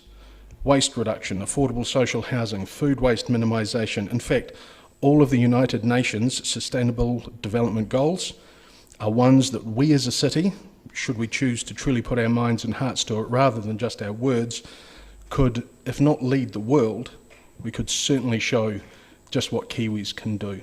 And just to finish, Your Worship, given your love for quotes that I have discovered this afternoon, Audrey Hepburn once said, "Nothing is impossible, the word itself says, I'm possible." And the great American writer Alice Kahn said, "For all the ways technology has failed to improve the quality of life, please press 3. I won't let punctuation get in the way of good wordplay there, Mr. Gilbert. Thank you. Questions, councillors? Councillor Walker. Thank you for some of your positive comments, Mr. Gilbert, and your fine bread, actually. I am interested, though, in your comments around you suggested that the parking management system will be redundant after it's installed. So my question is, has that redundancy happened in Europe and other parts of the world where these systems have been in place for over 3 decades? Two things. Firstly, I cannot speak to what has happened in other cities around the world. I have not investigated other cities. All I can tell you is that, in my opinion, having the sensors, I don't believe will be redundant. I think they're awesome. I think sensors are fantastic. I love going into a car parking building, staring down the line and seeing the green light which tells me I've got an empty space. The part of it I think would be redundant is simply the signage. In larger cities, there are likely to be more available car parks. We don't have that many car parks, arguably. And we have, if I am trying to do my delivery run, every morning the likelihood of being able to find an authorised spot is next to nil because we're being recorded, so I'll be polite. Another driver without an unauthorised ticket has taken all the car parks because there are no car parks available. So I'm struggling to see how the signage aspect of it wouldn't be redundant by then simply looking at the number of cars on our approaches to the city. Thanks, Kevin. Appreciate it. Oh, sorry, Councillor Van der Vis. What's your view on the proposed $10 million park and ride production of a car park in Burnside and another one in Mosgiel, ostensibly to get drivers to park there and then bus into town? Personally, I love the idea. I see the struggle, as has been mentioned by previous submitters, in getting people or convincing people to use the public transport system, even one such as that. If we're able to do that, I think, in going back to Councillor Walker's comment, in other cities around the world, those tend to work well. I've used them in other cities around the world, and if it were done well and encouraged either by low rates or something, I'm not entirely sure, I think if we could get enough people to use it, I think it would be invaluable. It's the struggle I see is trying to get people actually onto the buses. Thanks, Kevin. Actually, it is to your yeses and nos on the thing that I'm asking this question, because you've got a yes to the park and rides and then a no to the Princess Street bus lanes. Are you aware that the Princess Street bus lanes are part of the design for the park and ride, so as to get those buses to come in and be able to deposit people so that the time an express from Mosgiel would be able to get into town at the same speed as a car? I am not aware, but I had made that assumption, yes.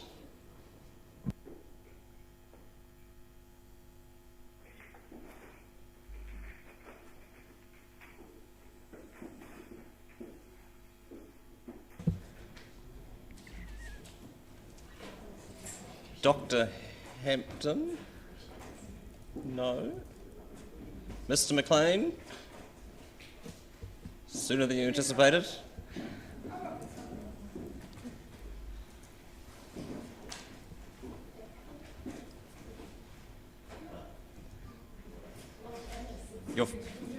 Your fellow traveller should be able to instruct you on how the microphones work. But the next 5 minutes are all yours, sir. Cool, thank you. Well, firstly, on behalf of Otago Hockey, we just wanted to take this opportunity to thank Council for current support. It's exciting to be able to report we are only a couple of weeks away from completing the new artificial turf out at King's High School, so thank you very much to Council for support there, and we are close to completing that. On a similar vein, we just want to use this opportunity to highlight how important the current arrangement around support of upkeep at our facilities at Harbour Terrace is, and to have that in the thinking moving forward from here in terms of when we do have our large ticket items around resurfacing, etc., that the current agreement we have with council can hopefully continue. We identify that we're a little bit different to most sports of our nature in terms of we're not using numerous greenfield grass space. We're using 2 or 3, or 2 at the moment, soon to be 3 artificial surfaces which we largely look after and maintain ourselves. And just their ongoing support around that is much appreciated and something that we wanted to flag into this process. With the 3 turfs, we have an opportunity to not only provide some really meaningful community facilities for participation for a large group of users, but also puts us in a space where we can attract some pretty significant events to Dunedin. I quote a recent example where 92 teams were booked to take part in the Masters at Tauranga. Unfortunately, all 92 of those teams arrived in Tauranga for the latest COVID issued a strike, and they spent 1 night in Tauranga and flew home. But that's an example of the kind of tournament that we are eligible for or have the facilities to host now that we're a 3-turf town. And that's a relatively small pot of 3-turf towns, so will be a serious option. And the last thing from our submission that we just kind of wanted to highlight down in our part of the world, obviously there's been some new facilities down there, which is fantastic, the football turf and alike. We have, however, noticed that access to that area is becoming more and more of a challenge. While the facilities are increasing as awesome, the transport to that area or the parking has not changed with that, and we're starting to get some fairly consistent feedback that we're a really hard area to get to. Obviously we're surrounded by residential with the students that have a whole heap of vehicles that don't tend to move much, and parking is therefore becoming an issue down that area of town. Nice to be back. I'm recently elected as chair of the Otago Hockey Association, and I'm here to do the forward-looking bit, really. Where we would like to be, and we've just started a strategic plan review. I'm sorry it's not in time with your long-term plan to tell you the exact numbers, but we see a number of potential opportunities. We think there needs to be a turf out in Mosgiel, even if it's a half field, and it doesn't need to be a water turf. It can be a smaller field that could be multi-use, but we want the game accessible, and at the moment, requiring everyone to travel to get that turf experience isn't sustainable. We think that turfs offer an all-year, all-weather surface. And the inequity that's been talked about is if you're playing rugby, you hire a field and you, council, wonderfully maintain it and look after it and everything. With a turf, we do all of that, and yet the field can be used umpteen times all day long and often all night long, as it has been. We're delighted to have the 3rd turf, which means that kids won't be playing at 6 o'clock in the morning and 10 o'clock at night in order to get turf time, but it does mean, and the sport is growing. We need to have some other facilities out further than just South Dunedin.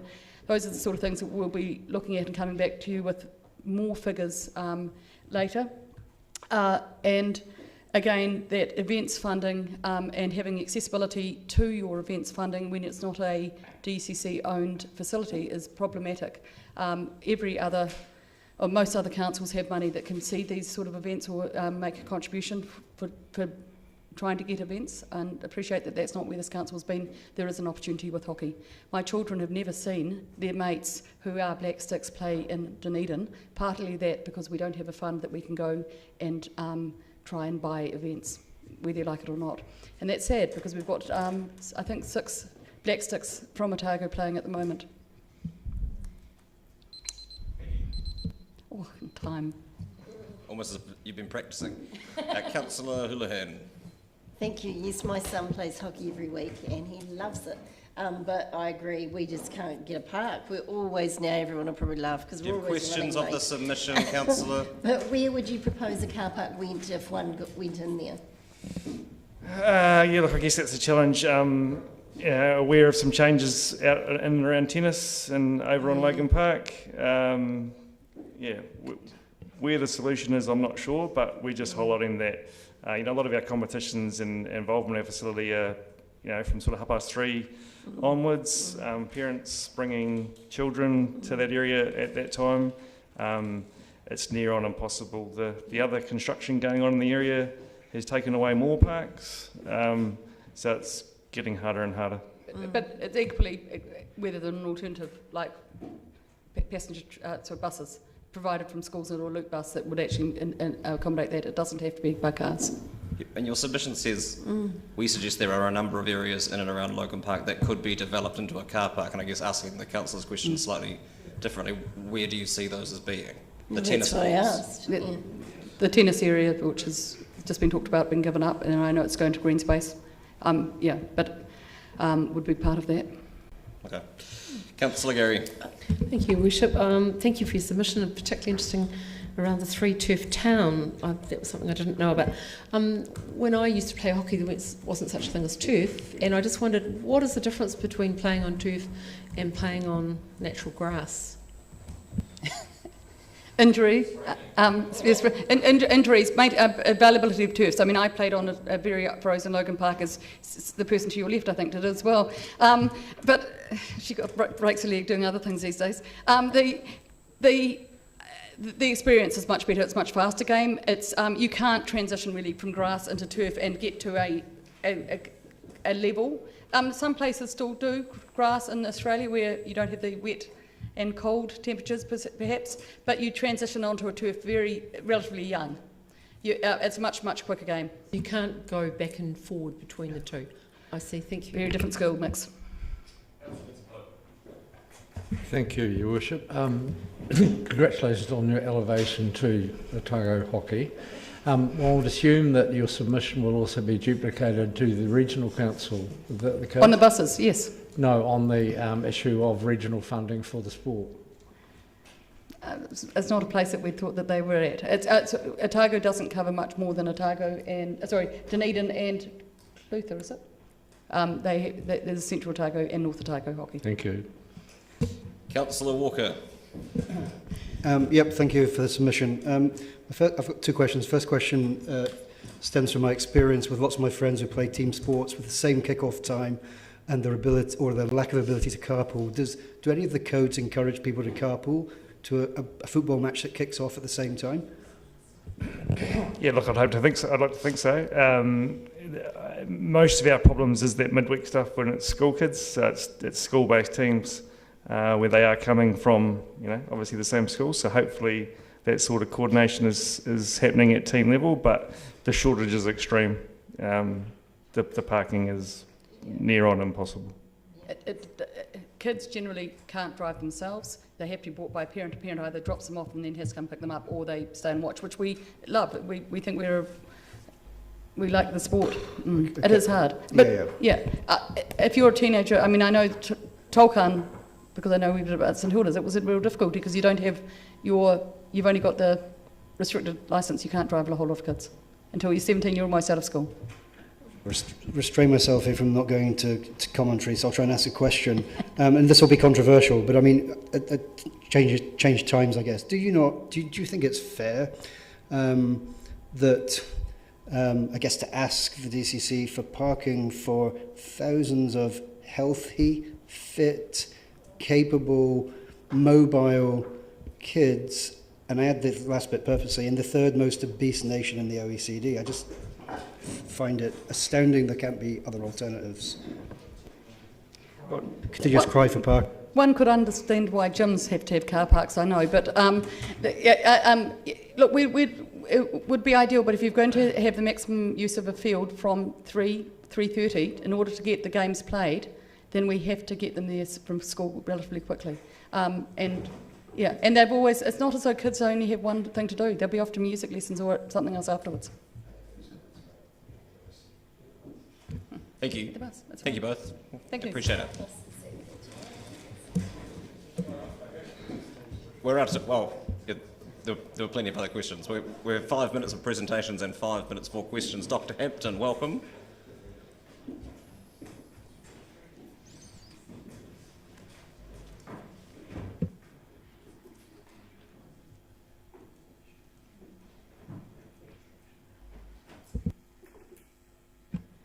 Kia ora tātou katoa. Thank you for this opportunity. I would like to use my 5 minutes to talk about two issues. The first being pedestrianisation and central city CBD improvements, and the second being Dunedin music venues. Firstly, just apologies, I have a little bit of bronchitis, hence the mask, and yes, that's totally cool. So I'm just going to get into it straight away. I have some images, but you'll have to request them via email later, and I'll send them around.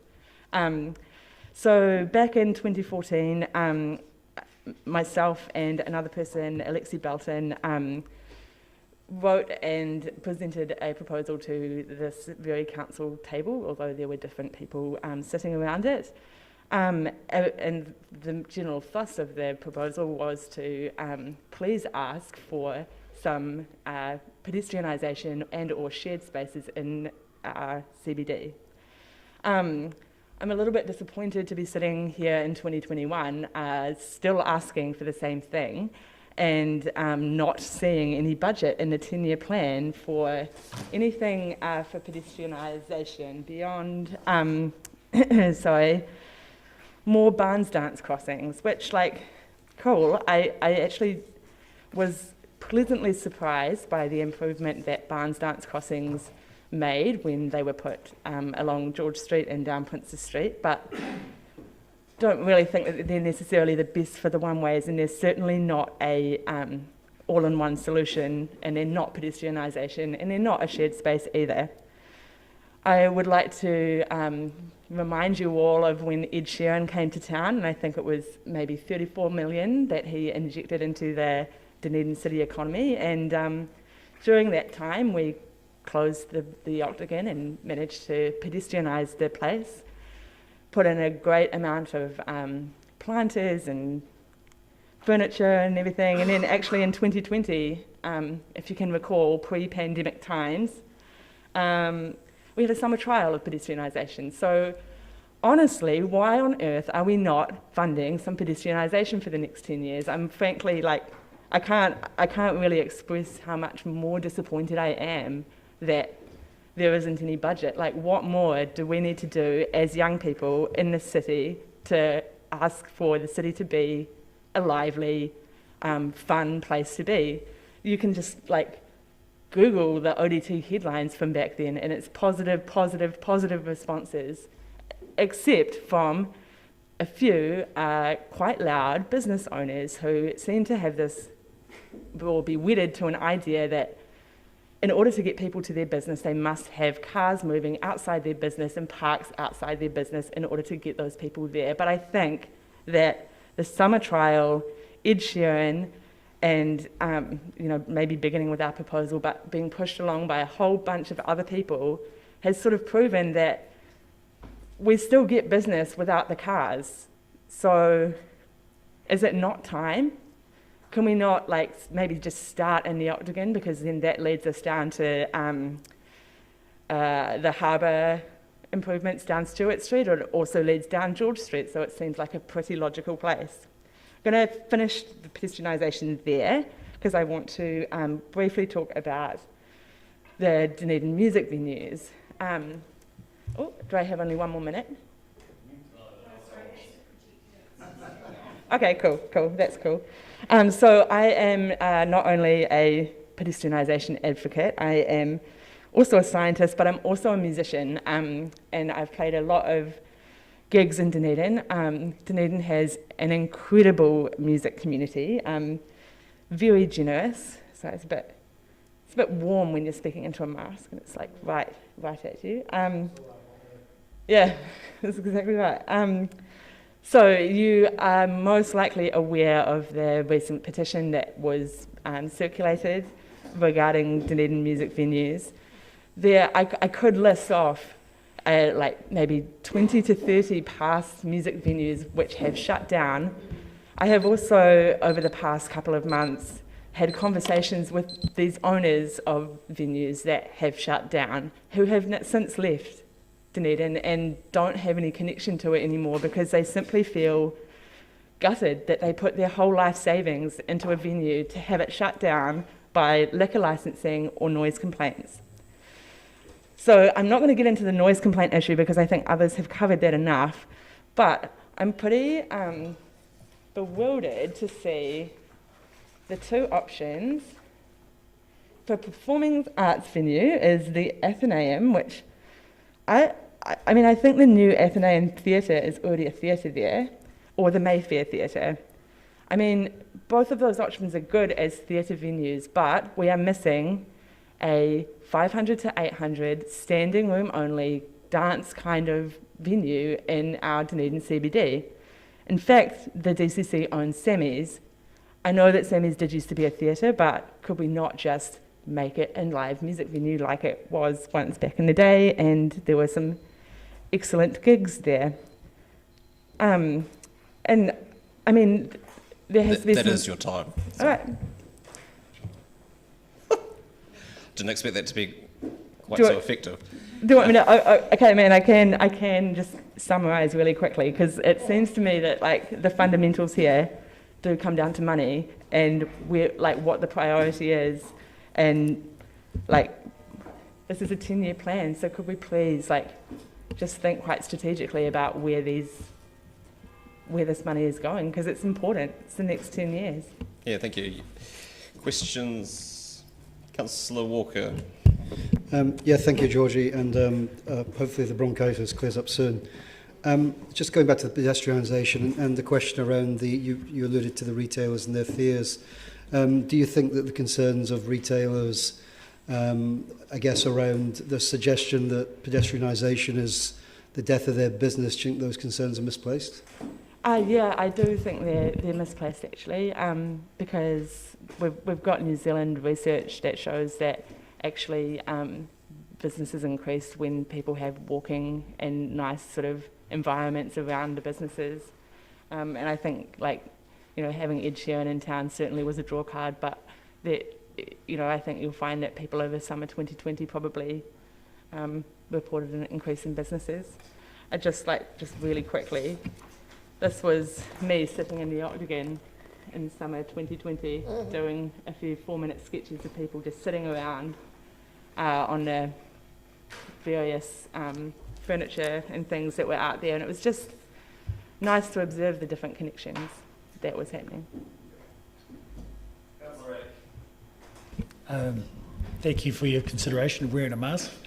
Are you aware that in that Octagon trial, there's two businesses went out of business, and there was about a general 10% drop in turnover for the businesses, as reported?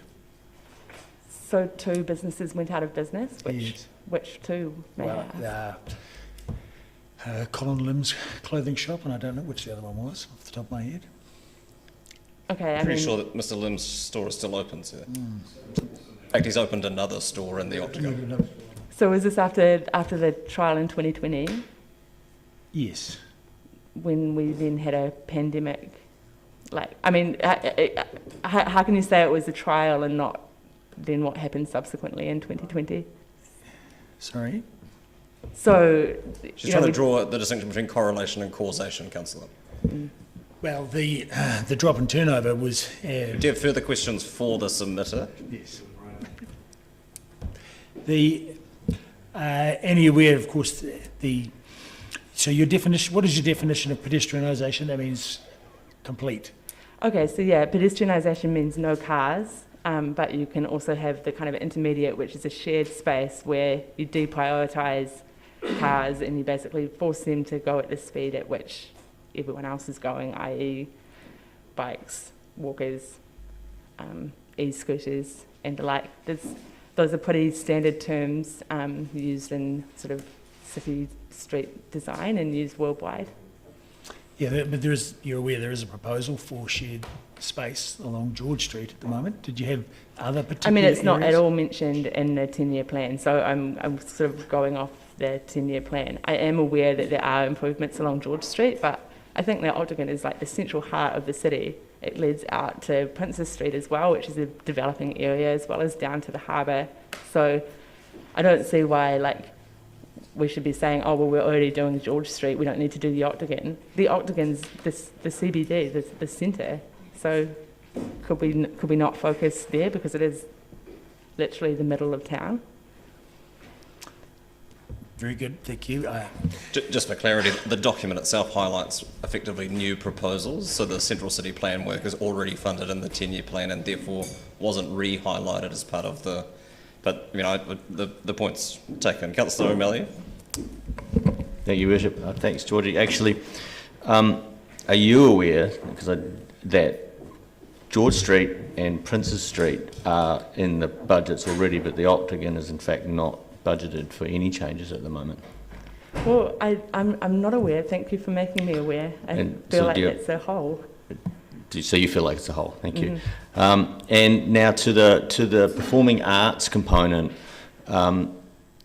At the moment, it's really for a theatre, and I think your feedback is that in fact we need to be considering band venues and other such places when we're considering that if we're going to do a major spend in the performing arts.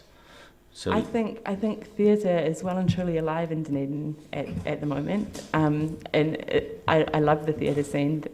It's great, but I think that the live music scene is dying a slow death via noise complaints. And also the 500 standing venue is a missing component. A missing piece, yes. Thank you. Thank you. Appreciate it.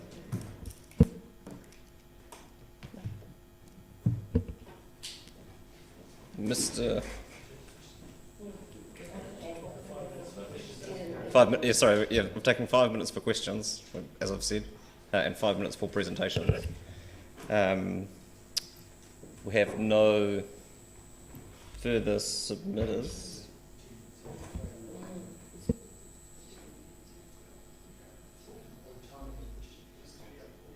Wait, timing? Yes, I'm timing the questions. Good grief. So we don't know if... Okay. Well, I'll move that we adjourn. Well...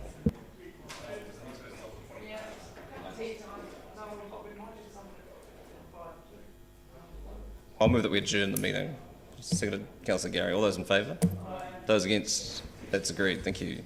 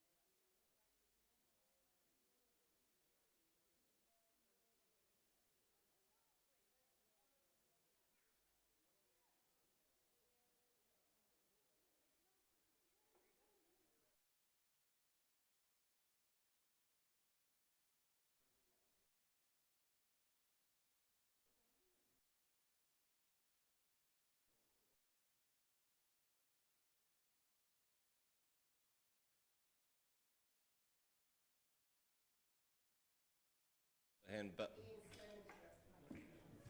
it's 5-3, and we have submitters come to present to us. Thank you. We're all here and now all made up. Mr. Benson, welcome.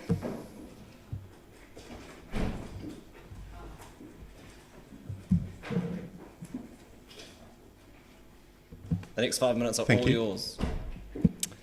Thank you very much. Thank you first off for the opportunity to share my feedback to Dunedin's long-term plan. And first I want to commend the design team behind the information and feedback brochure. It is accessible, visual and easy to read as a resource that allows the citizens of Dunedin the opportunity to find out more about the services of the council and what we should prioritise in the future. I also want to thank the Mayor and the Council for the leadership you are providing as we navigate together through a period that is both uncertain and of enormous potential. The communication from the Mayor and Council and councillors, as well as the City Council itself, has always been fantastic. I just commuted here myself, so I just need to catch my breath. It's a topic of conversation. I lived in Wellington for a few years until I returned last year. There, I found a council that was too often divided, uncommunicative, and where personal interests blinded the council to the logistical, infrastructure, and community needs of its residents. It's a relief to be back. I'm commenting in my capacity as a Dunedinite, under 30, and with concerns about the growing needs of the city as we face population growth and climate change. As such, I'll follow my submission, which you will have read. In regards to the proposed recycling and waste management options, I have a preference for the first option with 4 bins. I believe it may appear more costly, but too often we ignore the real costs of our consumption and waste disposal. Personally, at home we recycle everything we can. We supplement what we grow with locally sourced produce. We fit our weekly rubbish into the equivalent of a bread bag. Having more and easier options for waste disposal through recycling and garden waste will divert rubbish going into the landfill. On the second, I agree with the suggested improvements to reduce congestion on our roads and to improve cycling and walking options for Dunedin residents. I would rather focus on the latter, the cycling and walking, than the former, the roads. However, Dunedin is a compact city with good bus routes and easy commuting. In addition to this, given the Council's recent discussions on the options to keep, reduce or lose Dunedin railways in the Tari Gorge or inlander and seasider train routes, which I support us keeping, I encourage the Council to consider other options, including utilising existing rail infrastructure to trial commuter rail. For example, along the Waitati, Port Chalmers West Harbour corridor, and also the airport, Mosgiel, Wingatui, Caversham corridor. This would open up a commuting option for 20,000 residents each day on each train route. It would go a long way to reducing greenhouse gas emissions and increase commuter options. On housing, the DCC should build more community housing and keep the housing options open for a number of vulnerable groups of citizens. We should not prioritise one group over another. The fact is that, as it's being suggested, it points to the level of need we have for more community housing. Our city is growing beyond forecast, rents are rising, and that's pushing some in our community out of their suburbs. I'm supportive of the city building more community housing and would encourage the building of more, not less, housing that encourages high housing density to reduce city sprawl. The housing could repurpose existing council land, and where possible it should be accessible to transport and suburb hubs if it isn't in the CBD. I've also suggested that the area around Forbury Park racetrack could be repurposed as mixed council housing and reserve land. And I'd encourage further conversations about our City Council owned housing in areas that are vulnerable to sea level rise, storm surges and flooding. Our citizens who live in council housing do not always have the option of leaving them quickly. In terms of music and entertainment venues, I'm open to either of the two options proposed, and I'd encourage the DCC to seek the recommendations of local theatre companies. I believe the Mayfair Theatre would be more beneficial, as it would provide entertainment options in South Dunedin, which would support the revitalisation of that area. In saying this, the City Council should recognise that there's an additional option with the current Sammy's Theatre, which is already council-owned. And on a final note, I support the Council's ongoing efforts to reconnect with mana whenua, as well as DCC's leadership in the climate change space. Forbury Park Racetrack and the Chisholm Links Golf Course could both be repurposed by the DCC to, one of them's owned by the DCC already, to provide reserve land and returning some of those areas to the original wetland and or coastal environment that they were. This would have a benefit to wildlife in our wildlife capital, and wetlands are also an important defence against rising sea level and increased storms caused by climate change. That's me. Thank you. Perfect, thank you. Questions? Councillor Walker. Yeah, thank you, Daniel, for that submission. And I actually, when I read it, I worryingly wrote wonderfully positive, so thank you. Two questions, I guess. You made a suggestion around Forbury Park. What do you envision for that area? Well, at the moment there's a lot of questions about Forbury Park, and one option could be that it is returned to a semi-wetland environment with some housing associated with it, so using it as a green space and a community housing space at the same time. That would mean that the council would have to invest significantly in that site, but it's prone to flooding. Cool. And the second question is, I guess, in the context of your positivity and, of course, avoiding the wrath of the golfers if you want to take the golf courses away, what can we do better or faster? If you had a couple of things you could choose that we could do better or faster. Well, at the moment, we probably just have to plan for all the options. And given that we do have council-owned properties in South Dunedin that are prone to flooding, we have to think about what we do to those citizens and what we do with that housing stock. And then try and find other options for people who may reside in those properties already. On Chisholm Links, I understand that the council owns the land underneath it. And so what happens with the contract is something that is for the council to discuss. Thank you, Your Worship. Thank you so much for your submission. A lot of thought had gone into it. I was interested in pursuing your fresh eyes coming back from Wellington, and you made some observations about how Dunedin's attractiveness or stands apart. Are there any other observations you'd care to make about that, coming back with those fresh eyes to the city? Thank you. Well, Wellington has a raft of problems in front of it as a city. And what's clear to me is that people have decided that low rates rises or no rates rises is a preferred option, but that actually means that there's a cost in the long term. And when that, that long term's not long term forever. One day it hits you in the face, and that's what Wellington is facing right now. So rates rises are not always popular, but I'd suggest they're necessary. I think, as I said before, the DCC already does very good communication, and so it's very easy to find out what the City Council is doing. I think that's aided by local media that is very local in its journalistic approach. Thank you so much.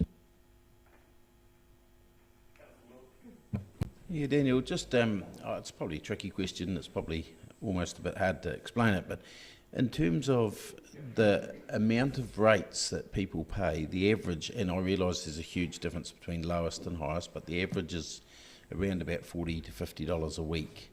Do you think, how much do you think is sustainable for the average family? I mean, I know you get a heap for those rates. You get water, you get sewage, you get roads, all sorts of parks, infrastructure. But where do you think, or how high do you think people should be able to bear, or got a view on that?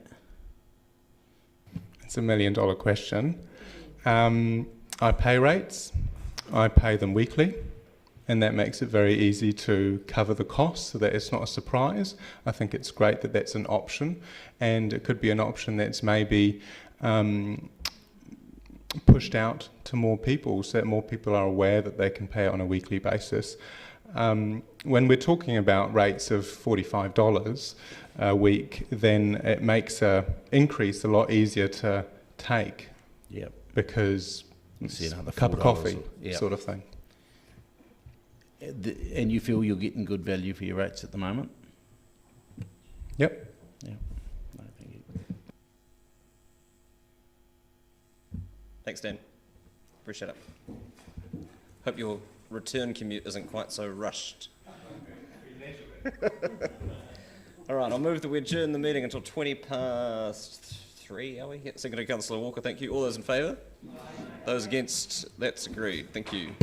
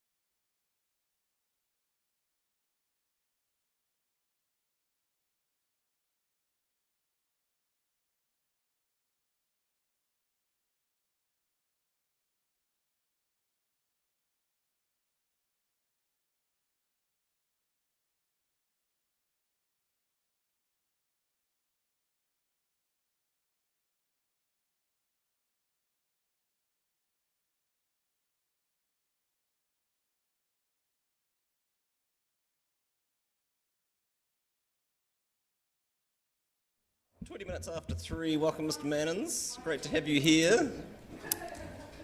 In advance of my elected colleagues, apologies. But as soon as they are seated, the next 5 minutes will be all yours. You'll give me the starting bell? Go for it. Am I on? Yeah, we're all yours. Tēnā koutou katoa. Nā rangatira Otipoti. Taranaki te maunga, engari ina nei kapuka taumahaka te maunga. Ko te whanganui o Otago, ko oku moana. Ko Pākehā toku iwi, most of my ancestors came from England and Scotland. One of them got a free ride to Australia, but he was framed. I've only got 5 minutes, so I will be quick. I have 4 things. The first 2, I wish to congratulate the council for what you have done in the whole cycling bikeways area. I live in Koputai and cycle in and out occasionally, and it's brilliant, the cycleway. The last 2 Ks, however, are dangerous, and you know that, and that of course is being fixed. But it's Russian roulette on a bicycle with those log trucks. I've also cycled on the other side of the harbour, and it's wonderful. And my wife and I have been in Western Australia for the last 9 years. Like all Kiwis over there, it's sort of foreign aid. And I've been working in the Pilbara in the field of education. My background is school teaching. I've been teaching for about 44 years. The last couple of years working in the Department of Western Australia, sometimes in remote Aboriginal schools, and also in a department there that deals with drug and alcohol education issues. So the bikeways, thank you for doing all of that. That's great. And I know there's been hassles and people raised their ire at the expense, but there's no doubt that in the future, every one of the pennies spent on that will be seen to be well worth it. The other thing that I wish to congratulate you all on is your support for all of the green issues, the Green Belt, Orokonui. I'm proud to say that I was there on the opening day about 10, 12, 11 years ago, whenever it was. Quarantine Island, I am a member of, and don't you dare ever let that gem fall into the hands of private investors or owners. That's a wonderful, wonderful gem for our town. Now, the 2 issues, homelessness greatly concerns me. And I am simply here to say, Council, please do whatever you possibly can in the way of addressing this problem. I'm on the pension at the moment. I've just started a new job, and once I get my first paycheck, I'll be able to go and buy some groceries. You cannot live on the pension. And there are tonight, I assume, hundreds in and around Dunedin who will be stuffed in cars or caravans or sleeping on other people's couches. And amongst them will be 10s, 20s, hundreds of children and young people. And so long as that situation exists, then none of us should sleep comfortably. And I know that there are always budgetary constraints for everything, but I implore you that you consider them and disproportionate amongst the homeless are Māori as a result of the history of our land. And that is an issue that must be addressed. The second, and there's overlap with all of these things, concerns your decisions about alcohol in particular, because that's by far our greatest drug problem, and other drugs here. So please follow the evidence. Have the guts to stand up to those in industry, the alcohol industry in particular, who will do everything they possibly can to force policy that will enable them to continue to sell as much as they possibly can. Follow the evidence. The evidence is very, very clear, not just here in New Zealand and Australia, but across the world. And the more that you can restrict outlets, that you can stop discounting of alcohol, and all of those kinds of things, then the end result is measured in the improved lives of children and youth and fewer women with bashed faces. Now, being emotive, absolutely, and make no apology for it. But please follow the evidence for that. It's overwhelming and it needs to be faced. I look around this room here, we have pictures, some lovely landscapes, but they're mostly older white men. There's a few women in that one. They're mostly in serving capacities. I would love to see this room somewhere, a collage of the faces of children. Dunedin, Otipoti, children of this tamariki, of this area here. And underneath it, a caption or a statement which says, have we considered our decisions and what it's going to do to these children and these youth? I'd love to see that here. Needs to be a focus. Thank you, Mr. And we're finishing up, are we? Mr. Mannins, your time is up. Yeah. Okay. You happy to take questions? I beg your pardon? Are you happy to take questions? Yes. Insofar as there may be. Yes. There is one, at least from Councillor Walker. Thank you, Peter, and I will just put my cards on the table here. I have no conflict speaking to this, but I will point out Peter is my immediate next-door neighbour. I promised Steve I wouldn't talk about people who don't mow their lawns. Please, sorry. Please disregard that fourth estate, please. My question, I guess, it will give you an opportunity. I'll ask you a question, give you an opportunity to tease something out. So you alluded at the end there around youth and alcohol abuse and substance abuse, and you said there was examples elsewhere. Can you maybe speak to some examples in other parts of the world where that's been addressed in a particular way? Yes, certainly. Those working in that area are increasingly impressed with what's called the Iceland model. Reykjavik, capital of Iceland, as you know, is remarkably similar to Dunedin. It's virtually the same population, has a university, etc. In the 90s, a bunch of social scientists and other concerned people looked at their stats for young people and alcohol use and tobacco use and illicit drug use, and their stats were sad. They were amongst the worst in Europe. And they said, currently whatever we're doing is not obviously working particularly well. And the long and short of it is that over a period of about 4 or 5 years, they developed a whole community approach to this issue.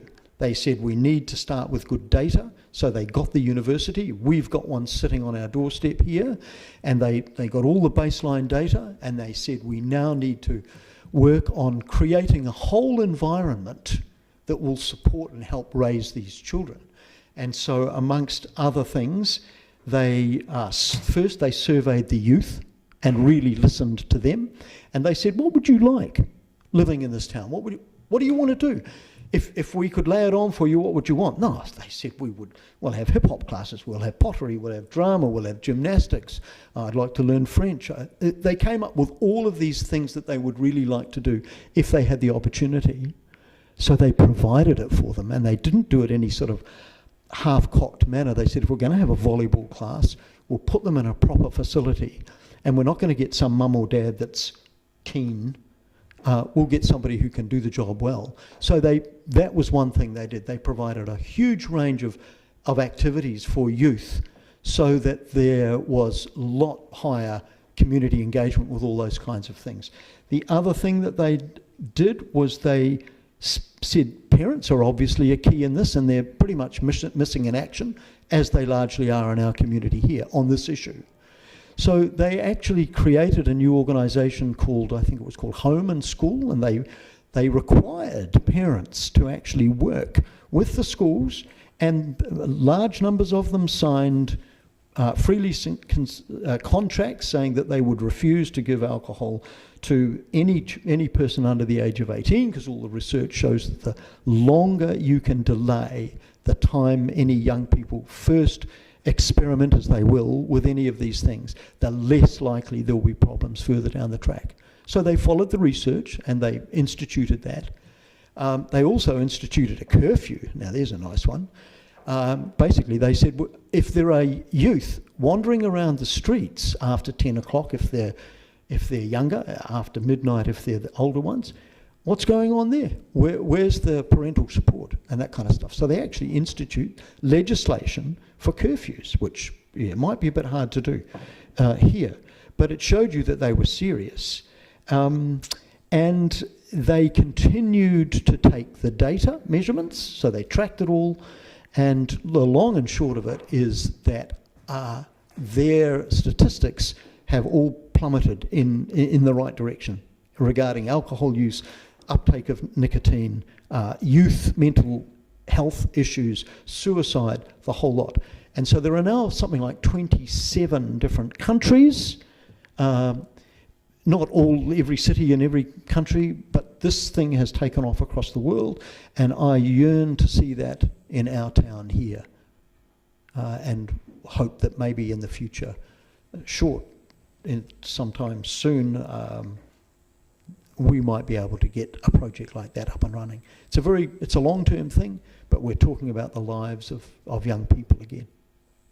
Good space up there for that collage of young faces, children.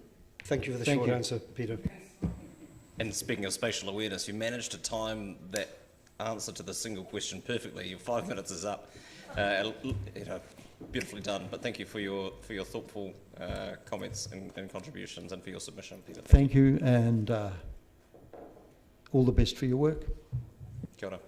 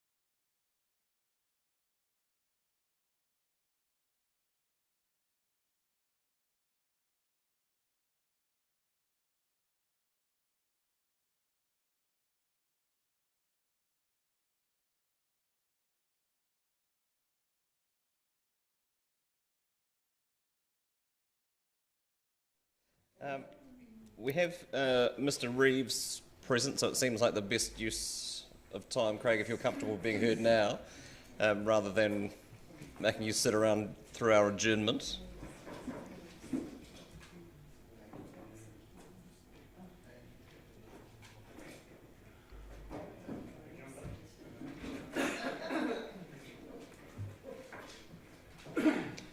Welcome, sir. The next 5 minutes are all yours.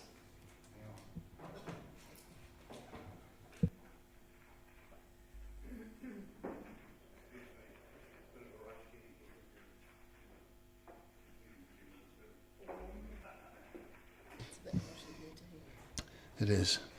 Thanks for the 5 minutes, which is not enough time, but thank you. Here to speak about the theatre proposal. I'm representing the Oxo Cubans. Some of you know who we are. We've been operating in Dunedin for 26 years. We do a lot of theatre work in Dunedin and around the country. I may say at this point, we only became aware that this was even happening just by chance. And we didn't even know there was any consultation happening or any questions being asked. So I found it a bit odd, considering that we work in the business full time and we work in theatres. So I hope what I've got to say is helpful to you. The Fortune Theatre, the Athenaeum and the Mayfair are the two I understand are being discussed. Okay. Well, from the point of view of someone who produces shows, theatrical shows, the Athenaeum is a non-starter. It's too small.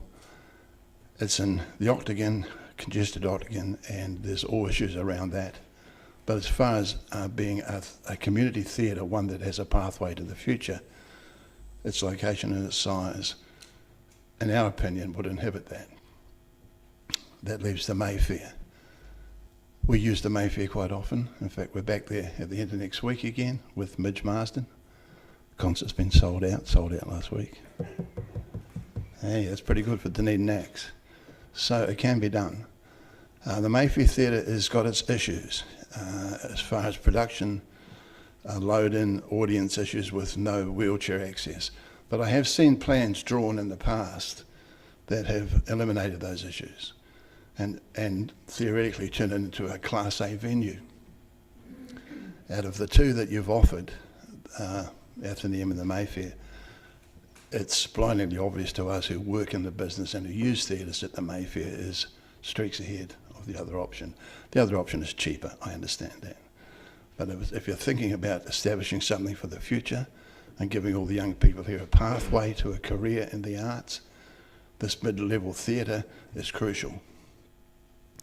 At the moment, we've got a lot of hole-in-the-wall venues in Dunedin, the dog with two tails, etc., who do fill a very important niche, but there's no way out of them. These young people are just spinning their wheels, going round and round and round. A mid-sized theatre gives them something to aim for. It gives them incentive to improve their craft, improve what they do, and also they get exposure to a bigger audience demographic than they otherwise would in a small cafe. So there's a lot to be said for us having that step, which we radically, can I put this up? Yeah, which we do miss. The Regent Theatre is too big and it's too costly. The Town Hall is too big and it's too costly, as is the Glenroy. So they are really the three other options. I have to ask a question. Why isn't Sammy's being discussed? Can somebody answer me that? Somebody in this room must know, why isn't the obvious venue in this discussion? This is an opportunity for you to speak to your submission, not to have a discussion. Oh yeah, but that's a relevant question, because to me... That's fine, but don't expect an answer from us, that's all. Well, I should expect an answer, because you can't answer that? Okay. Okay. That's a bit odd, but okay. Put it this way. In an ideal world, a place like Sammy's, developed well with vision and a community aspect, would be a good venue, would be the best choice. Can I say that? Okay, yeah. The other thing we tend to, what I've seen online is there's been a lot of focus on the Dunedin music community. Well, a theatre just doesn't service the music community. It theatres all sorts of people, all sorts of artistic endeavours. And so whatever you decide, if you do decide, it has to be good for everybody, not just one small niche. Now, it doesn't affect what we do. We just do what we do anyway, and we do it in any venue, so it doesn't really matter. But I'm speaking for all those people who are, and there's a lot of them, who have a lot of potential in Dunedin to establish a career beyond Dunedin. Excuse me, I'm a bit out of breath. So, the other thing which is, I had to get across to you today, I'm not quite sure how to say this and how you would achieve this, but if you build a facility or renovate a facility and then price it out of the reach of the people who it's supposed to help, so they can't access it, you're just wasting your time. That's an obstacle to what they do. So whatever you decide, that's got to be a main factor. It's like we can't use the town hall. Local acts can't afford the town hall. We can't afford the Regent Theatre. What's the point? And to say that Dunedin is a cultural centre and a centre for the arts, it's a pretty hollow boast when really there's minimal support in reality for the people here that are actually supplying the artistic contribution to the community. Thanks, Craig. You happy to take questions? Is that 5 minutes? Yeah. Time flies, doesn't it? One last thing. No, Mr. Reeves, one last thing. Mr. Reeves, are you happy to take questions? I am, but are there is there any chance of punting this to touch so there can be a bigger discussion on the issue? Councillor Vandervis. Yes. You've mentioned some of the issues with the Athenaeum. What do you understand as the potential to get large pieces of scenery, kit or equipment into the proposed Athenaeum? It'd be difficult. The practical things you deal with are, for instance, on a Friday, Saturday night. If you work in the Octagon in any of those venues, it's a real mall. Students lining up to get into the bars, just trying to get access in and out of those venues. It's difficult, and if you've got a theatre which is in that circle and people are trying to get access in and out, it's not conducive to that at all. So you really can't get gear in and out? Well, you could do. I'm sure there can be accommodations made in the building, but the size of the venue, you need a 400 or 500 seater venue. People need something to aim for. You need to lift their hopes and lift their horizon. You know? Okay, and with the Mayfair, there is better access to the stage, but it's still not flash. The plans that you've seen for improving that, would Yes. they be sufficient, do you think, Yes, they for are. getting the gear in and out that you need to? Yeah, the Mayfair has the adjacent building attached to it, which is where they hold their props up till now. The plan was that that's the loading dock. It comes in at street level and goes to stage level, so there's no longer any need to lift up those back stairs. And is it your understanding that the Mayfair Theatre Trust is happy to actually gift the whole thing to the DCC if they do it up? I don't know anything about that. Okay. Regarding Sammy's, my last question, is one of the major advantages of Sammy's that you have the street on the back block that you can get all the gear into and out of the stage. Yep. And that doesn't compromise the front entrance way on the one way. Yes, there's access from the back.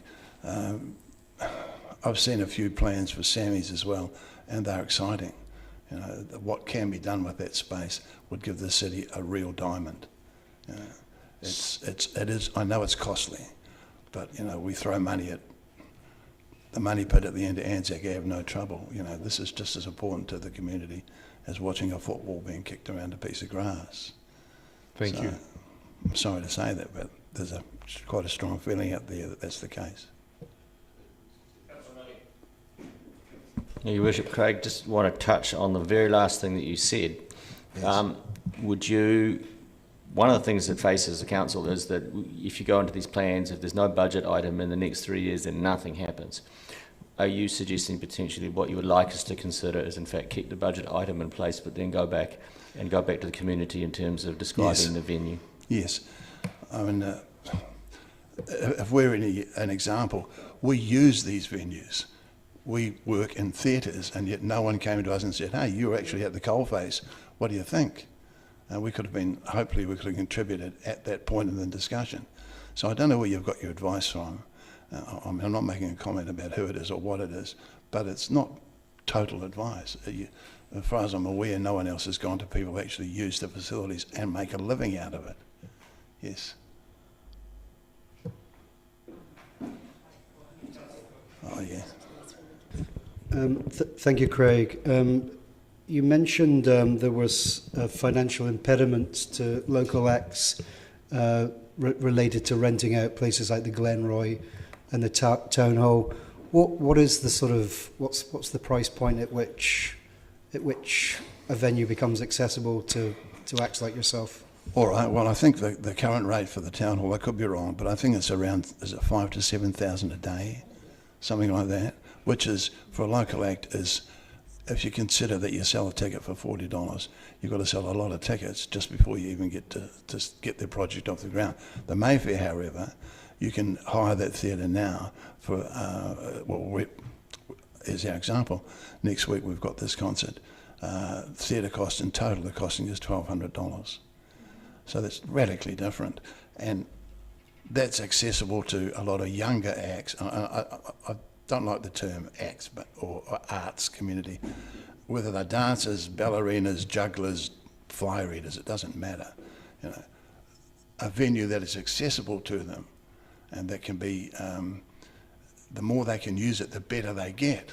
The better they get, the better it gets for the city. And that's one other comment.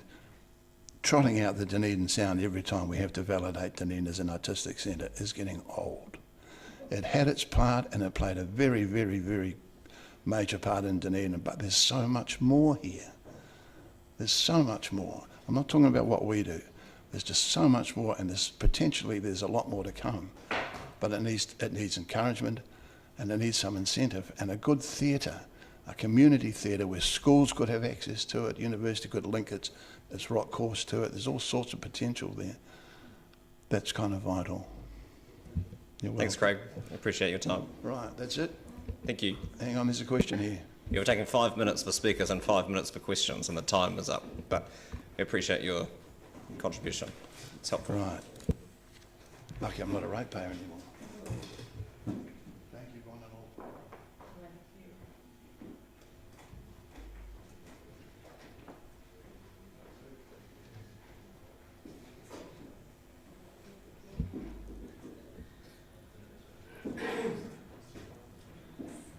Right on cue, as summoned by a previous presenter, Mr. Muir. Welcome.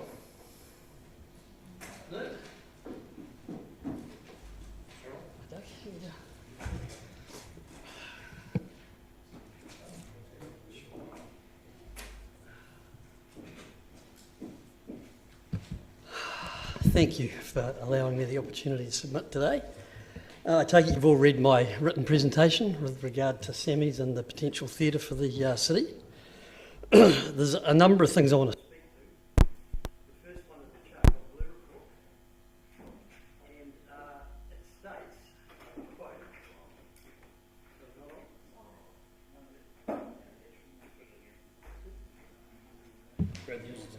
hello?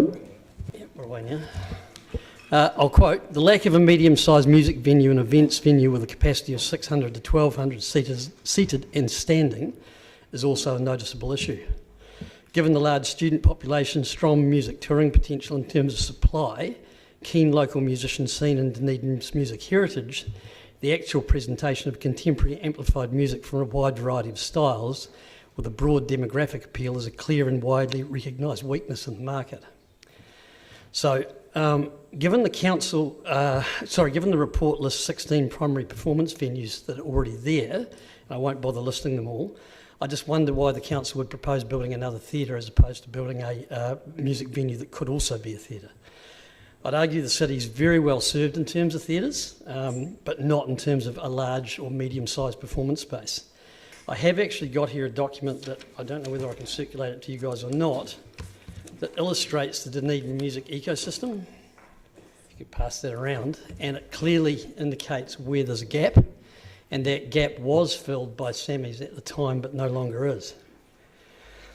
In terms of the Fortune Theatre and the report, the Fortune Theatre traded at a loss for 4 of 9 years. Not only that, its balance sheet was in the negative for 7 of those 9 years. And that's with substantial DCC funding and Creative New Zealand funding and oversight. So I'm not really sure what pie in the sky thinks that we can build another theatre and they will come. I just can't see that happening. The second point is in terms of demographics, Dunedin's got a bubble of youth culture. You're probably all very well aware of that from Statistics New Zealand, and will continue to do so into the future. Providing such a venue as I'm suggesting, Sammy's, as opposed to building yet another theatre, can only bring benefits to the city as it provides the missing link between the small venues and the larger ones, which allows for local pride for Dunedin people, audience development for those that are currently in the ecosystem and going forward, and a key reason for touring acts to not miss out on Dunedin, which they have done in the past. My third point is about public opinion. The DCC's own Facebook page posted for feedback on various items within the 10-year plan. This particular issue got more comments than any other one on the page. So you've definitely had a lot of feedback from the citizens about it. And part of the problem I saw with it is that you only offered 2 options and there was no option for no, we don't want this. So if you have a look at the figures, you'll see that there's a lot of people who have clearly got very passionate views about this. Furthermore, there are 2,500 people in the Dunedin Music Facebook group, and they have very strong views on this issue. The way I see it, there's a substantial gap in the current Dunedin ecosystem, and you can see where it's illustrated in that document. We need to provide somewhere for an upward flow for musicians the likes of Nadia Reid, Anthony Tonnan, Aldous Harding, to do what the Dunedin sound bands did in the 1980s. That will help fill that ecosystem up, and also provide a space for national and international performers to visit the city. Make it viable for them to do so. So my request to council is that you don't commit to either the Athenaeum or the Mayfair theatres in the upcoming plan, and both the allocated Sammy's funding that is in the current budgets and the proposed allocated funding in the consultation documents is ring-fenced, and that you find a way to get better consultation, because the Charcoal Blue document asked to deliver a theatre and that's what you're now consulting on. My argument would be that that was flawed from the very beginning. It's a key opportunity to deliver something that completes the puzzle in terms of audience development and retains Dunedin's place in the musical diaspora. Right to the minute. With a minute to spare, but I won't tell you that. Questions? Councillor Elder. Thank you, Chair. I have a question just regarding, we would like everything, but of course we've got budgets. And my question about Sammy's is, does having gigs and theatre work together? Because I know theatres have to book out a certain time, and then of course sometimes there's competition. So my question is, could it be both, and is it able to be both? I believe it's possible, but I think the main thrust of it should be towards music. It proved itself in the past as a working venue. It has got the capacity, despite what the Charcoal Blue study says, of being a theatre. There's a lot of things in there that have changed over the years that could be rectified to return it to its ability to be a theatre. But that's really about planning, logistics and making it run, and that needs to be done properly.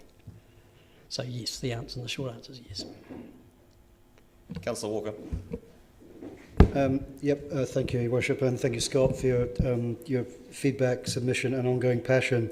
Relatively similar question, I guess, and it's something I've mulled over myself. I mean, being the growing, vibrant, funky Ōtepoti we are, do you see space within, I guess, the city and the artistic network that makes up the city for both a mid-sized theatre and a music venue such as Sammy's? Okay, well, I wasn't going to read the list, but I will. These are the spaces that the Charcoal Blue report, if you people have actually read it, then you'd know. Allen Hall, Coronation Hall, Mosgiel, East Otago Event Centre, Edgar Centre, Fire Station Theatre. The list goes on and on. I believe the city's really well supported already with a theatre, or a set of infrastructure that supports theatrical performance. More and more these days, theatrical performance is not being performed in traditional theatres. However, there is a need for a live music venue that there is a gap for currently. Just a follow-up question. Thank you. Your answer to my question is no. But are you aware that that is not the sentiment we get fed back to us from the theatre community? Yes, and I'd also argue that if you could show me which of the theatre communities got international recognition and significance, then I'd probably take that with a bit more of a grain of salt. Councillor O'Malley. Thank you, Bishop. Thank you, Scott. In a nutshell, your submission is saying that, and I asked this question of the previous presenter as well, that for the purposes of what we're about to do and setting the budgets going into the future, you'd like us to retain the budget item, but then go back and do a second consultation as to the building which would be chosen, and whether it would be a theatre or performing arts theatre, or whether it would be actually something more like music. Yeah, I still believe that the live music thing personally is required, but if we can get the money set aside so that more public consultation and, dare I say it, better public consultation can be done. You're hearing very loud voices from a theatre community it's relatively small, and even the Charcoal Blue report talks about it's in collaboration with Stage South. Well, they'd already set it up to be a theatre in that report, and that was a $300,000 report that we're now here with. And to be presented with two options, one is that you would prefer, and another one that you're required to under law, seems to me to be missing the point.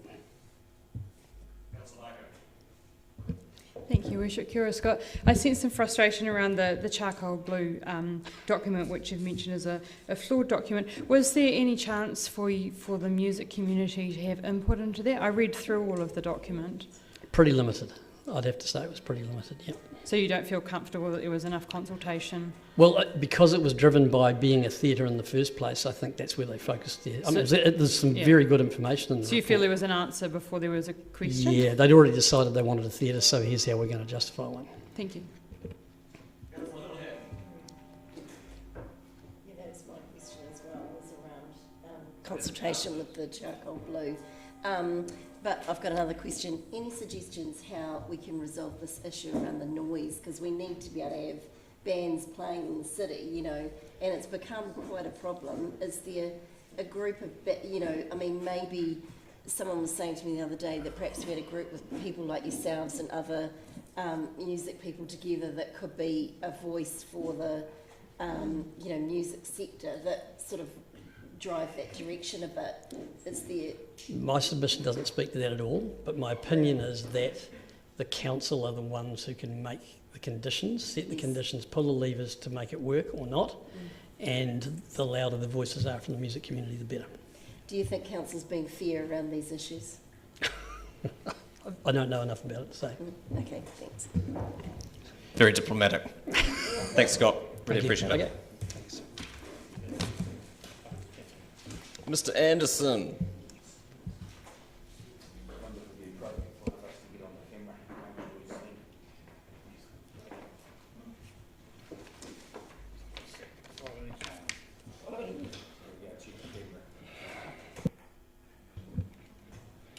The next 5 minutes are yours. There are pictures on that at some point that I'd quite like to put up on the projector. It's not screamingly urgent. Or could they be circulated separately to this presentation, because that would take some logistics? Sure. Thank you. Sure thing. Where's that volume? So my name's Jeremy Anderson, and I've come here today to discuss option 1 and option 2. I first started working professionally in the theatre in New Zealand in 1984. When I was 19, I trained as a stage manager at the Court Theatre in Christchurch and have since worked in Edinburgh, all 4 theatres in Wellington, numerous in other venues in New Zealand, sometimes as staff, mostly as self-employed theatre tech. In the intervening 30-odd years, I've produced and production managed and stage managed everything from operas, musicals and dramas, one-person shows, touring productions in most theatre venues in New Zealand. I am an expert. Option 2, the Mayfair. It's a cinema. It's in the wrong part of town, and the only reason it is listed as an option here is so you can reject it and vote for option 1. Option 1. As I pointed out in my submission, and I apologise for the language, but we'll stick with the scatological metaphor, the Athenaeum is a toilet, which is appropriate because the idea that is promoted for it is a steaming pile of poo. A quick scamper through the history. Council used to own it, sold it for $900,000 to a developer who was going to do the following in 2013. Cruise ship passengers, visiting artists, studios during the day, teenagers studying art and music after school, diners wandering through in the evenings, and 1,000 screaming students partying in the basement at night. 8 years later, none of that has eventuated. Your $500,000 theatre consultants told you not to consider it as an option. Now it is the preferred option. If it was a viable plan, it would have happened. It would have worked on its own accord. It's in the wrong part of town. There's no parking for practitioners or patrons. It's off the street. And Dunedin doesn't need another 400-seat theatre. It's already got 2. Then there's the plan. Spend $21 million refurbishing a building you used to own to turn it into a venue that the theatre industry have told you that they neither want nor need. You go to employ 6 people at a cost of $650,000 to run a venue that the city doesn't need and let it lose $900,000 a year. Disrupt the businesses around you while you polish this turd and then open a ratepayer subsidised bar in competition to your neighbours. Spectacular. Is that how you run your businesses, Councillor Hall, Redditch, Vandervis? You happy to take this fiscal masterpiece to the golf club, Councillor Wiley, and get their stamp of approval? Mr. Anderson, I would urge you to focus on the content of your submission. I'm about to. You are polishing a giant turd and turning it into a theatrical gin palace, an exclusive club that excludes more people than it includes. And to those of you on council who have other priorities and are here to represent the city's diversity, your constituents, Tangata Whenua, Pacifica, the financially vulnerable, the already disadvantaged, the already excluded citizens, the disability community, members of our rainbow community, trans artists, immigrant and refugee communities, this option isn't for them, either as patrons or practitioners. So, to emphasise, option 1 is laughably awful. You need to take this idea off the table, through the doors, round the back of the building and put a bullet through its head. Because theatres are not about buildings. They are about people and the kaupapa on which those people come together to work. They are there for storytellers. Theatres are for playwrights, directors, designers, actors, technicians. They are the people who work in them, and they need to be designed for them and the work that they do. Te Aratoi has it right when it lays out its 4 strategic themes. Theme 1, identity. Pride. What does that look like when you are importing theatre from elsewhere and local practitioners are priced out of the venue? Access and inclusion. As previously noted, option 1 seems specifically designed to limit both access and inclusion to our most vulnerable citizens. theme 3 and theme 4, inspired connections and a creative economy. Both of these last two need a diverse range of experiences and perspectives for connections to be inspired and economies to be creative. Anybody needs to be able to walk in that door and find a space for their story.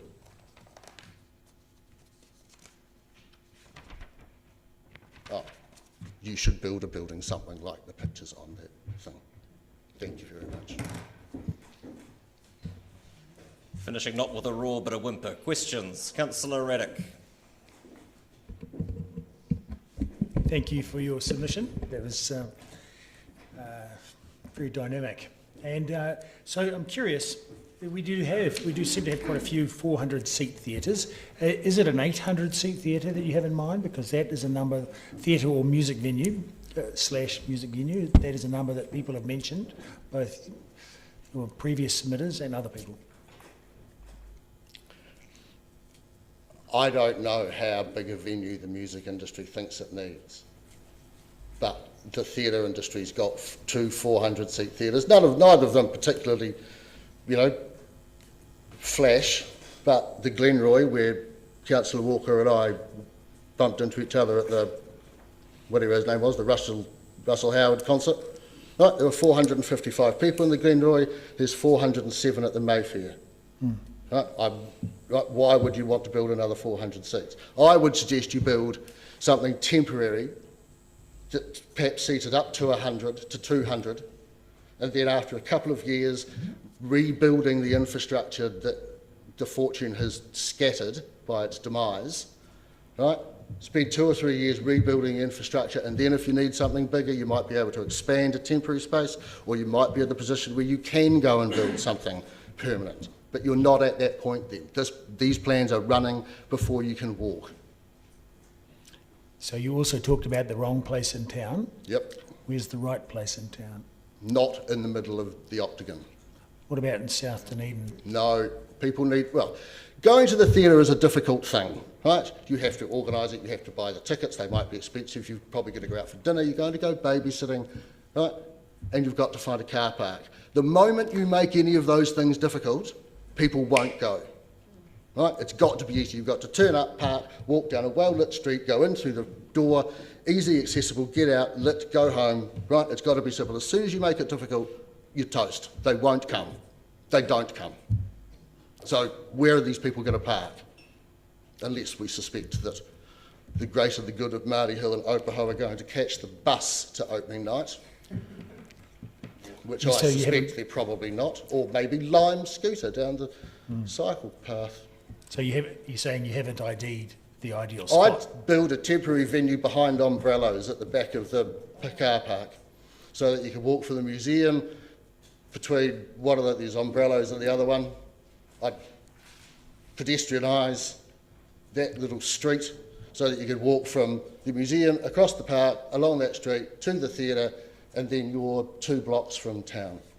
That's where I'd put it, but, and I wouldn't build it permanently. You're not suggesting the museum's got a lot of spare car parks? No, but there's a car park on Frederick Street. So you'd put it at the back, right behind umbrellas. There's a sort of odd little car park there. There's an empty section with 4 or 5 car parks, then there's a fence and presumably 2 houses that the university own. Everybody drives past it. Everybody knows where it is, because that's the other thing with that building. No one walks past it and knows where it is. So the core of your suggestion, just for clarity, you're suggesting a stepwise plan working up? Yep, a 2-step plan. Thank you. Councillor Lord. Yeah, Jeremy, you made the comment talking about the Athenaeum, that if it was viable, it would have happened by itself. Now, my question is equally so, what you're referring to, if it was viable, it would happen by itself. And I think that it would be fair to say that a lot of these things are not viable, and that's why councils get involved with all sorts of things like libraries and stadiums and those sorts of venues. But what I'm trying to work out from your...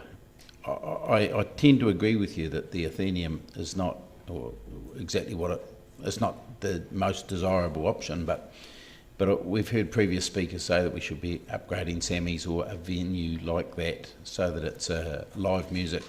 You're not advocating for that particularly? Well, I've worked at 5 theatres in this country that have been shoved into buildings they weren't suited for, right? And the audience might think they're charming. Not on the inside, they're not. They're a nightmare. They need to be purpose-built spaces. Yes, yeah. What I'm asking though is, what do you think we need in Dunedin? Is it a live venue? I think live music venue. I think the theatre community needs somewhere to practice their craft. That's what I think they need. You can play music, yeah, and sure, and it might be that a temporary building can accommodate bands in one part of it, or at some particular time, or on some, you know what I mean? It might be that you could put together a flexible enough venue that could accommodate that. I'm not quite, you know, I mean, if you want 800 seats, don't sell half of the Regent. Okay, right? Thank you. You know? Thank you, Jeremy. Appreciate it. Cool, Ferry. Mr. McMillan.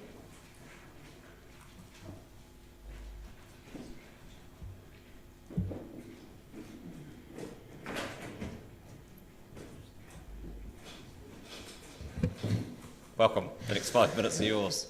Tēnā koutou katoa, ko Gareth McMillan Takawingawa, and I represent the Dunedin Fringe Arts Trust. Thank you for allowing me to supplement our written submission with these words today. So when discussing the infrastructure of the creative sector here in Otipoti, it has become fashionable to speak of an ecosystem. So I'm here representing the small fry, and I'm going to talk about the type of environment that we need to become a healthy size. No performance auditoriums that are easily available to small arts organisations were built in the 20th or 21st centuries in Dunedin. So how can the sector flourish when we are asked to work in old, cold, damp, mouldy buildings which are neither culturally appropriate or accessible to many members of our community? How can we pay fair remuneration when our limited budget gets eaten away setting up found spaces? Perhaps most crucially of all, how can we develop audiences for our work in these conditions, including the critical visitor market? Please note, I actually haven't come here today to talk about buildings. It's far too easy to frame the debate as, does Dunedin need a new theatre? Yes, no. But what is the most important thing in the world? Hei tangata, hei tangata, hei tangata. So I'm going to quote from a Western Australian study, Performing Spaces, Local Government Guide to Growing Community Wellbeing Through the Performing Arts. Quote, a successful arts centre is not just bricks and mortar. Success relies on skilled people, appropriate programming and community engagement, end quote. The same study also notes the shift away from the traditional role of the performing arts centres to places of innovation and learning. So put simply, there's no point funding a building without ensuring the wider arts ecosystem is also nurtured. In the Dunedin context, this will best be achieved by looking at a range of measures across multiple organisations. So you are tasked with making our community cohesive, livable and prosperous. The creative sector has huge untapped potential to help you achieve this. For example, Dunedin's creative sector is estimated to have generated 228 million gross domestic product value added in 2019. So here's some more stats. Our hugely successful 2021 Dunedin Fringe was 41% local stories told by people who live here in Otipoti, with many of these being groups and individuals who face higher barriers for participating in the cultural life of our city. We saw a 40% increase in ticket sales. Again, most of these are local people. So aside from the program itself, what drove this increase? Well, without doubt, it was the Fringe publicity team.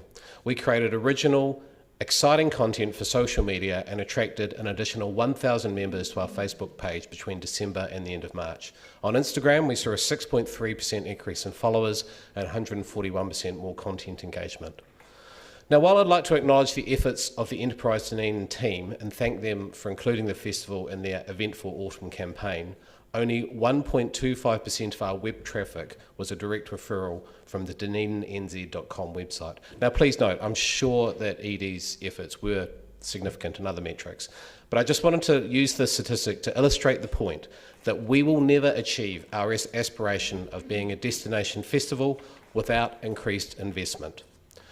Now, I've recently sought funding from the Ministry of Cultural Heritage, the Domestic Events Fund, and the Regional Events Fund, and I've had all of these applications knocked back. To be told that a large public event in the Octagon, featuring fringe artists and international standard street performance, wouldn't attract more visitors to the region belies the experience of cities such as Edinburgh and Adelaide. Or perhaps a better example is Perth, which in 10 years has gone from nothing to hosting the third largest arts festival in the world. Now, the Dunedin Fringe recently turned 21, but some in the city seem content with it remaining in the community event category. Over the past year, we've brought in 200,000 additional contestable funding from Creative New Zealand, not for our own projects, but to develop a set of shared resources to build capability within the sector. As some of these haven't been publicly announced yet, I'm not going to detail them, but I wish to acknowledge our development partners, including Stage South, Prospect Park Productions, Dunedin Arts Festival, and representatives from the local Runaka. Most of all, I wish to acknowledge the Dunedin City Council as our major local stakeholder. Now, tomorrow I've been invited to talk to students at the Otago University who are taking a paper about the creative industries. I could tell them about the 5 funding applications that I'm currently writing. I could spin a few yarns after 30 years experience, I've got a few. Or I could just say that I feel like an old fish constantly swimming against the rapids and making little headway. New infrastructure isn't going to magically solve all the issues the sector faces, but the right investment will smooth the waters, keep a few tired old trout swimming for longer, and allow the next generation to come through and take their rightful place in the arts ecosystem of Ōtepoti Dunedin. Ngā mihi nui. I'm happy to take questions. Yeah, kia ora, Gareth. Questions? Councillor Houlihan. So what do you think, what's better support do you think ED could give festivals like yourselves? It's really a question of resources and paid content. I'd probably want to work closely with their team and see what more we could get out of them. You know, for instance, we did investigate the option of using Tom Sainsbury as a bit of an ambassador. It was a great idea. New Zealand Tourism came up with the same idea and bit us to the punch, but that would be a good example of whereby we could get some leverage off of visiting fringe artists to also help promote the city.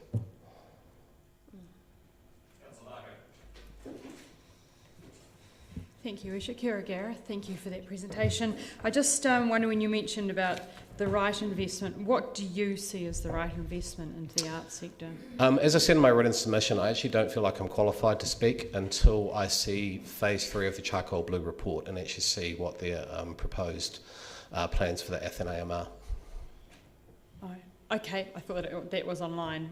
No, phase 1 and 2 are, but phase 3 is the detailed plans, which will actually reveal what happens to the building, whether it's a flexible space, whether it's just set up so it's a configuration of 300 fixed seats, whether it's suitable for members of the music community to be part of it, whether it has like a foyer Athenaeum space, auditorium type space, which is used outside of productions. There's a whole lot of things in the initial aspirational vision of the Charcoal Blue report, and in the early stages, and I would really need to see if they're transferred through to the phase 3 detailed report in order to firmly stake a recommendation, yes or no. So do you see the venue as being one of the key unlockers? It's certainly critical in terms of touring productions. A lot within the local sector aren't going to sell 300 seats. Somewhere between 100 and 150. Like the 120 to 150 size is also a missing piece of the puzzle in the infrastructure. Although, as I said in both my written and my oral submission, I think we need to look at the wider, ecosystem infrastructure than just bricks and mortar. Thank you. Thank you, Your Worship. Thank you for that excellent presentation. Gareth, what would you say to those in the community who say that we don't need a performing arts venue and we shouldn't put any money into the arts? And also, would you want to comment on Mr. Reeves' final comment, which was something about kicking a football in the stadium, and if we were having that discussion, it would be a lot easier, or something to that effect? Would you have any comment on either of those? Sure. Obviously, we need to look at the well-beings of the city, so it's economic, social, cultural, environmental, and they are essential. Those are essential services. And the arts speak very strongly to 3 of those, and I believe we can also make a pretty good claim for making a pretty big impact on environmental. So my answer is, yeah, sure, fund essential services, the arts are essential. The second part of your question was kicking a football? Was around sports versus the arts and culture. I love both. I'm equally happy going to see a gig as going to see the Highlanders, as going to see a small intimate theatre performance. I think that would be foolish as a city just to put all our eggs in one basket and not offer a range of cultural and artistic, things that our citizens can go and enjoy. So it's not an either or, it's both and part of the jigsaw puzzle. Yeah, well, I mean, a great example would be Boosted, which is a crowdfunding campaign which is very successful in the creative sector, have just got Boosted Sports. So they're lending their IP and success with crowdfunding to the, presumably it's not the All Blacks after some new shirts, it's, community sports organisations. But, we can learn things from sports organisations, they can learn things from us. And congratulations on Fringe. Thank you.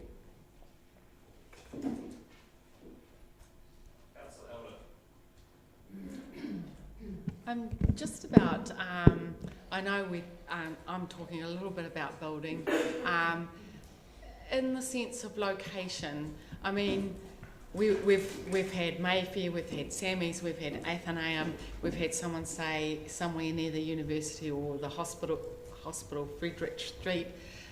What do you see as an ideal geographic kind of location for accessibility and success? I support the development of a hub, a central cultural precinct in the middle of the city.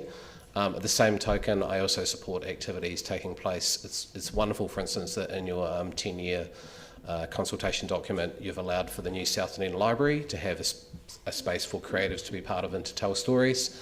And although it probably wouldn't be my preferred option, I grew up in South D, I'm very familiar with the Mayfair. I went to see a show there at as part of the Arts Festival, and I sat there and looked at that glorious auditorium, and I have to admit that, part of me was like, oh. Unfortunately, I am aware that not every venue in the city can get the upgrade that it deserves. Thanks, Gareth. Appreciate it. And finally today, Mr. Zwan, welcome.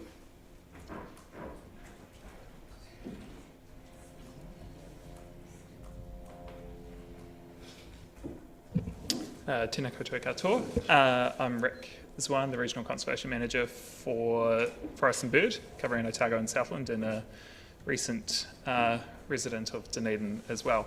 So it's a pleasure to speak here today, and thank you all for your time in considering this and considering all the other submissions today. A bit of a change of topic away from theatre, as much as I love theatre, to nature and wildlife. So Dunedin's the proud wildlife capital of the country. It's what make a lot of us appreciate it, and there's a reason many people move here, including myself. Beautiful coastlines, wonderful bush, and great rivers, and incredible wildlife that you can't find anywhere else in the world. It's what graces you when you come into the airport, and I think pretty much every photo highlights the natural beauty and wildlife that we've got in the city. So it's a real asset, and I think the thing that I would really encourage the council to do when it's considering the LTP is figure out how much funding it's actually putting towards looking after what I would argue is its greatest asset, and how much it is putting directly towards ensuring that we're restoring and better protecting the nature that we've got in the city. So that's, I guess, the core of our submission. What that boils down to for us is a few core areas that you can focus on, ensuring that there's adequate resourcing going towards identifying and mapping significant natural areas. That's been a requirement for a while under the Resource Management Act, and with the new National Policy Statement of Biodiversity, Indigenous biodiversity coming through this year, there's going to be much more guidance on that aspect. So ensuring that you've got significant resource there to go out, see what's actually on people's places, mapping that, working with landholders to ensure that those areas are looked after and protected. Continuing to build on what you've already got in terms of biodiversity funding and biodiversity grants, and acknowledge the support that the council has provided to the likes of Predator Free Dunedin, through the direct in-kind contribution through City Sanctuary, and to the other groups involved in that as well. It was difficult to see when I was going through the long-term plan exactly how much had been planned for funding in the longer term in terms of activities such as that. And so all I guess I would say is encouraging continuing that support and looking to increase it as much as possible. I think in the frame of the figures that you're talking about, it's not a huge amount of cash and can easily be done. Finally, a couple of other points in terms of that funding on the reserves that the council does own. It's really critical that you take the responsibility as the landholders seriously and ensuring that you're doing adequate pest control, not only focusing on possums, stoats and weasels and rats, but also looking at the ungulates, the goats as well, and pigs that can do an incredibly destructive job of the understory. I would also encourage, I know that the council is still considering the Folden Ma purchase and ensuring that there is adequate resourcing there to purchase that piece of land, and also look to expand the council's reserves as well when it's looking at significant areas that are worthy of protection as well. The final point I guess I would make is the huge amount of work that we all put into our district plans and bylaws don't really mean much unless we have adequate resource for compliance, monitoring and enforcement. So it's all well and good to rely on members of the public to report things like vegetation clearance or interactions with protected wildlife, but ensuring that there is adequate resource there to do proactive monitoring, working with landholders and undertaking enforcement action when possible as well, when needed. So making sure that there's adequate resourcing for that as well. Cool. That's me. That was only your 1 minute warning, oh, but if you're done, you're done. We can all go home earlier. Councillor Vincent-Pope. Thank you for your submission and your conciseness. I'm interested in those closing comments you made about monitoring and enforcement. Sure. Much more as I agree with you, is there any particular reason, or is it your experience that we don't provide enough resource in that area, or is that just a general concern about making sure that whatever the rules are properly followed? Thanks, Councillor. It's probably the latter. I mean, I'm reasonably new to this role, I've been in it a couple of months, so in terms of Dunedin City, I don't have a particular example that I can point to.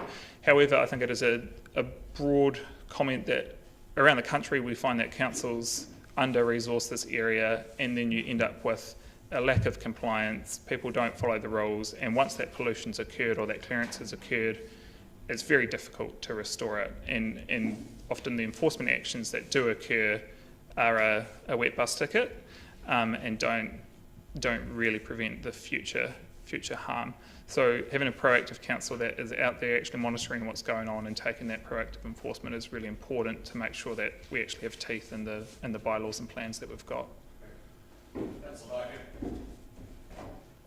Thank you, Worship and Kia ora. Are you aware that there's a Destination Dunedin plan out for consultation at the moment? I'm aware of it. I haven't specifically turned my mind to it yet. It closes on Friday, and Yep. I don't know how to put this into question. It would possibly be useful for council for this to be cut and pasted and stuck into that, because I heard you mention the wildlife capital of New Zealand and around protecting the animals, and I think it would be quite useful to have that information there as well. Yeah, I was planning to make similar points into that destination plan. Yeah. Councillor Walker. Thank you, Your Worship, and thank you, Rick, for a fulsome submission and the great decision to decide to come to the best city in New Zealand. 2 questions. First one is, you talk quite a lot about the SNAs. Can you just very briefly talk to the importance of those? Sure. So the RMA sets out that councils have had a responsibility, district councils and city councils have had a responsibility since the Resource Management Act was put in place to proactively identify significant natural areas. That's really important because that looks at all of the biodiversity predominantly on not on public land, on private land. So it's all well and good having really good conservation estate, public conservation land and council reserves, but we know that there is a whole lot of biodiversity that is on private land that landholders themselves don't necessarily know about, nor does the council. So ensuring that we map those areas and identify them is critical to prevent further loss. And there's often a lot of misnomers about significant natural areas. Some people think that this is the council is going to take away all their land when they're identified and mapped. The predominant imperative in it is to prevent further loss. So the landholder can continue to undertake activities on that land as long as it's not further degrading the environment in those areas. So if it's done well, and if the council takes a proactive approach with landholders, it can be a really helpful thing for landholders to better understand what's on their land and know how they can look after it better. And that ties in with the other funding for biodiversity grants and whatnot. So there's resources there for people who want to enhance and look after it better. Any question or any answer using the word RMA, explained that well is an achievement well done. Second question, point 18 of your submission talks about funding to biodiversity. Probably don't have to look it up. It's easy. Are you aware of the fact that we have a well-functioning and well-accessed biodiversity fund? Yes, I'm aware of the Biodiversity Fund and commend the council on doing that and looking through a lot of the LTPs throughout the region. DCC was the outlier in terms of having specific biodiversity funds, and I'm aware that it is a well-accessed fund, and so thank the council for the support. The key point that we're trying to make is that you can put as much money as you like into conservation. We're in a biodiversity crisis, we're in a climate crisis. This is an area that needs prioritisation in terms of where you're putting the additional funds. So you could easily double or triple the amount that you're putting into that fund. Yeah. Yes, thanks for your submission. It's very broad and covers a whole lot of area. Is there any one particular, what would be your number one priority initiative for the council to engage in? So I guess I covered off the three priorities, which boil down to making sure that you're identifying and mapping your significant natural areas, you're boosting your biodiversity funding. And I would note a lot of the great conservation work that happens in the city relies on the tireless work of volunteers. I had someone from our South Otago branch work out that if they were to charge for the amount of voluntary work that they put into trapping, it would cost about $6 a rat. So you get huge benefit from putting money towards biodiversity grants and supporting the work that those volunteer groups do. The third priority I would say is looking at your compliance monitoring and enforcement function and ensuring that's adequately resourced. Thank you. Sorry, that was three, not one. Thanks, Rick. Appreciate it. Thanks. I'll now move that we adjourn the meeting until 9 o'clock tomorrow morning. Seconded Councillor Gary. All those in favour? Those against? That's agreed. We'll see you tomorrow.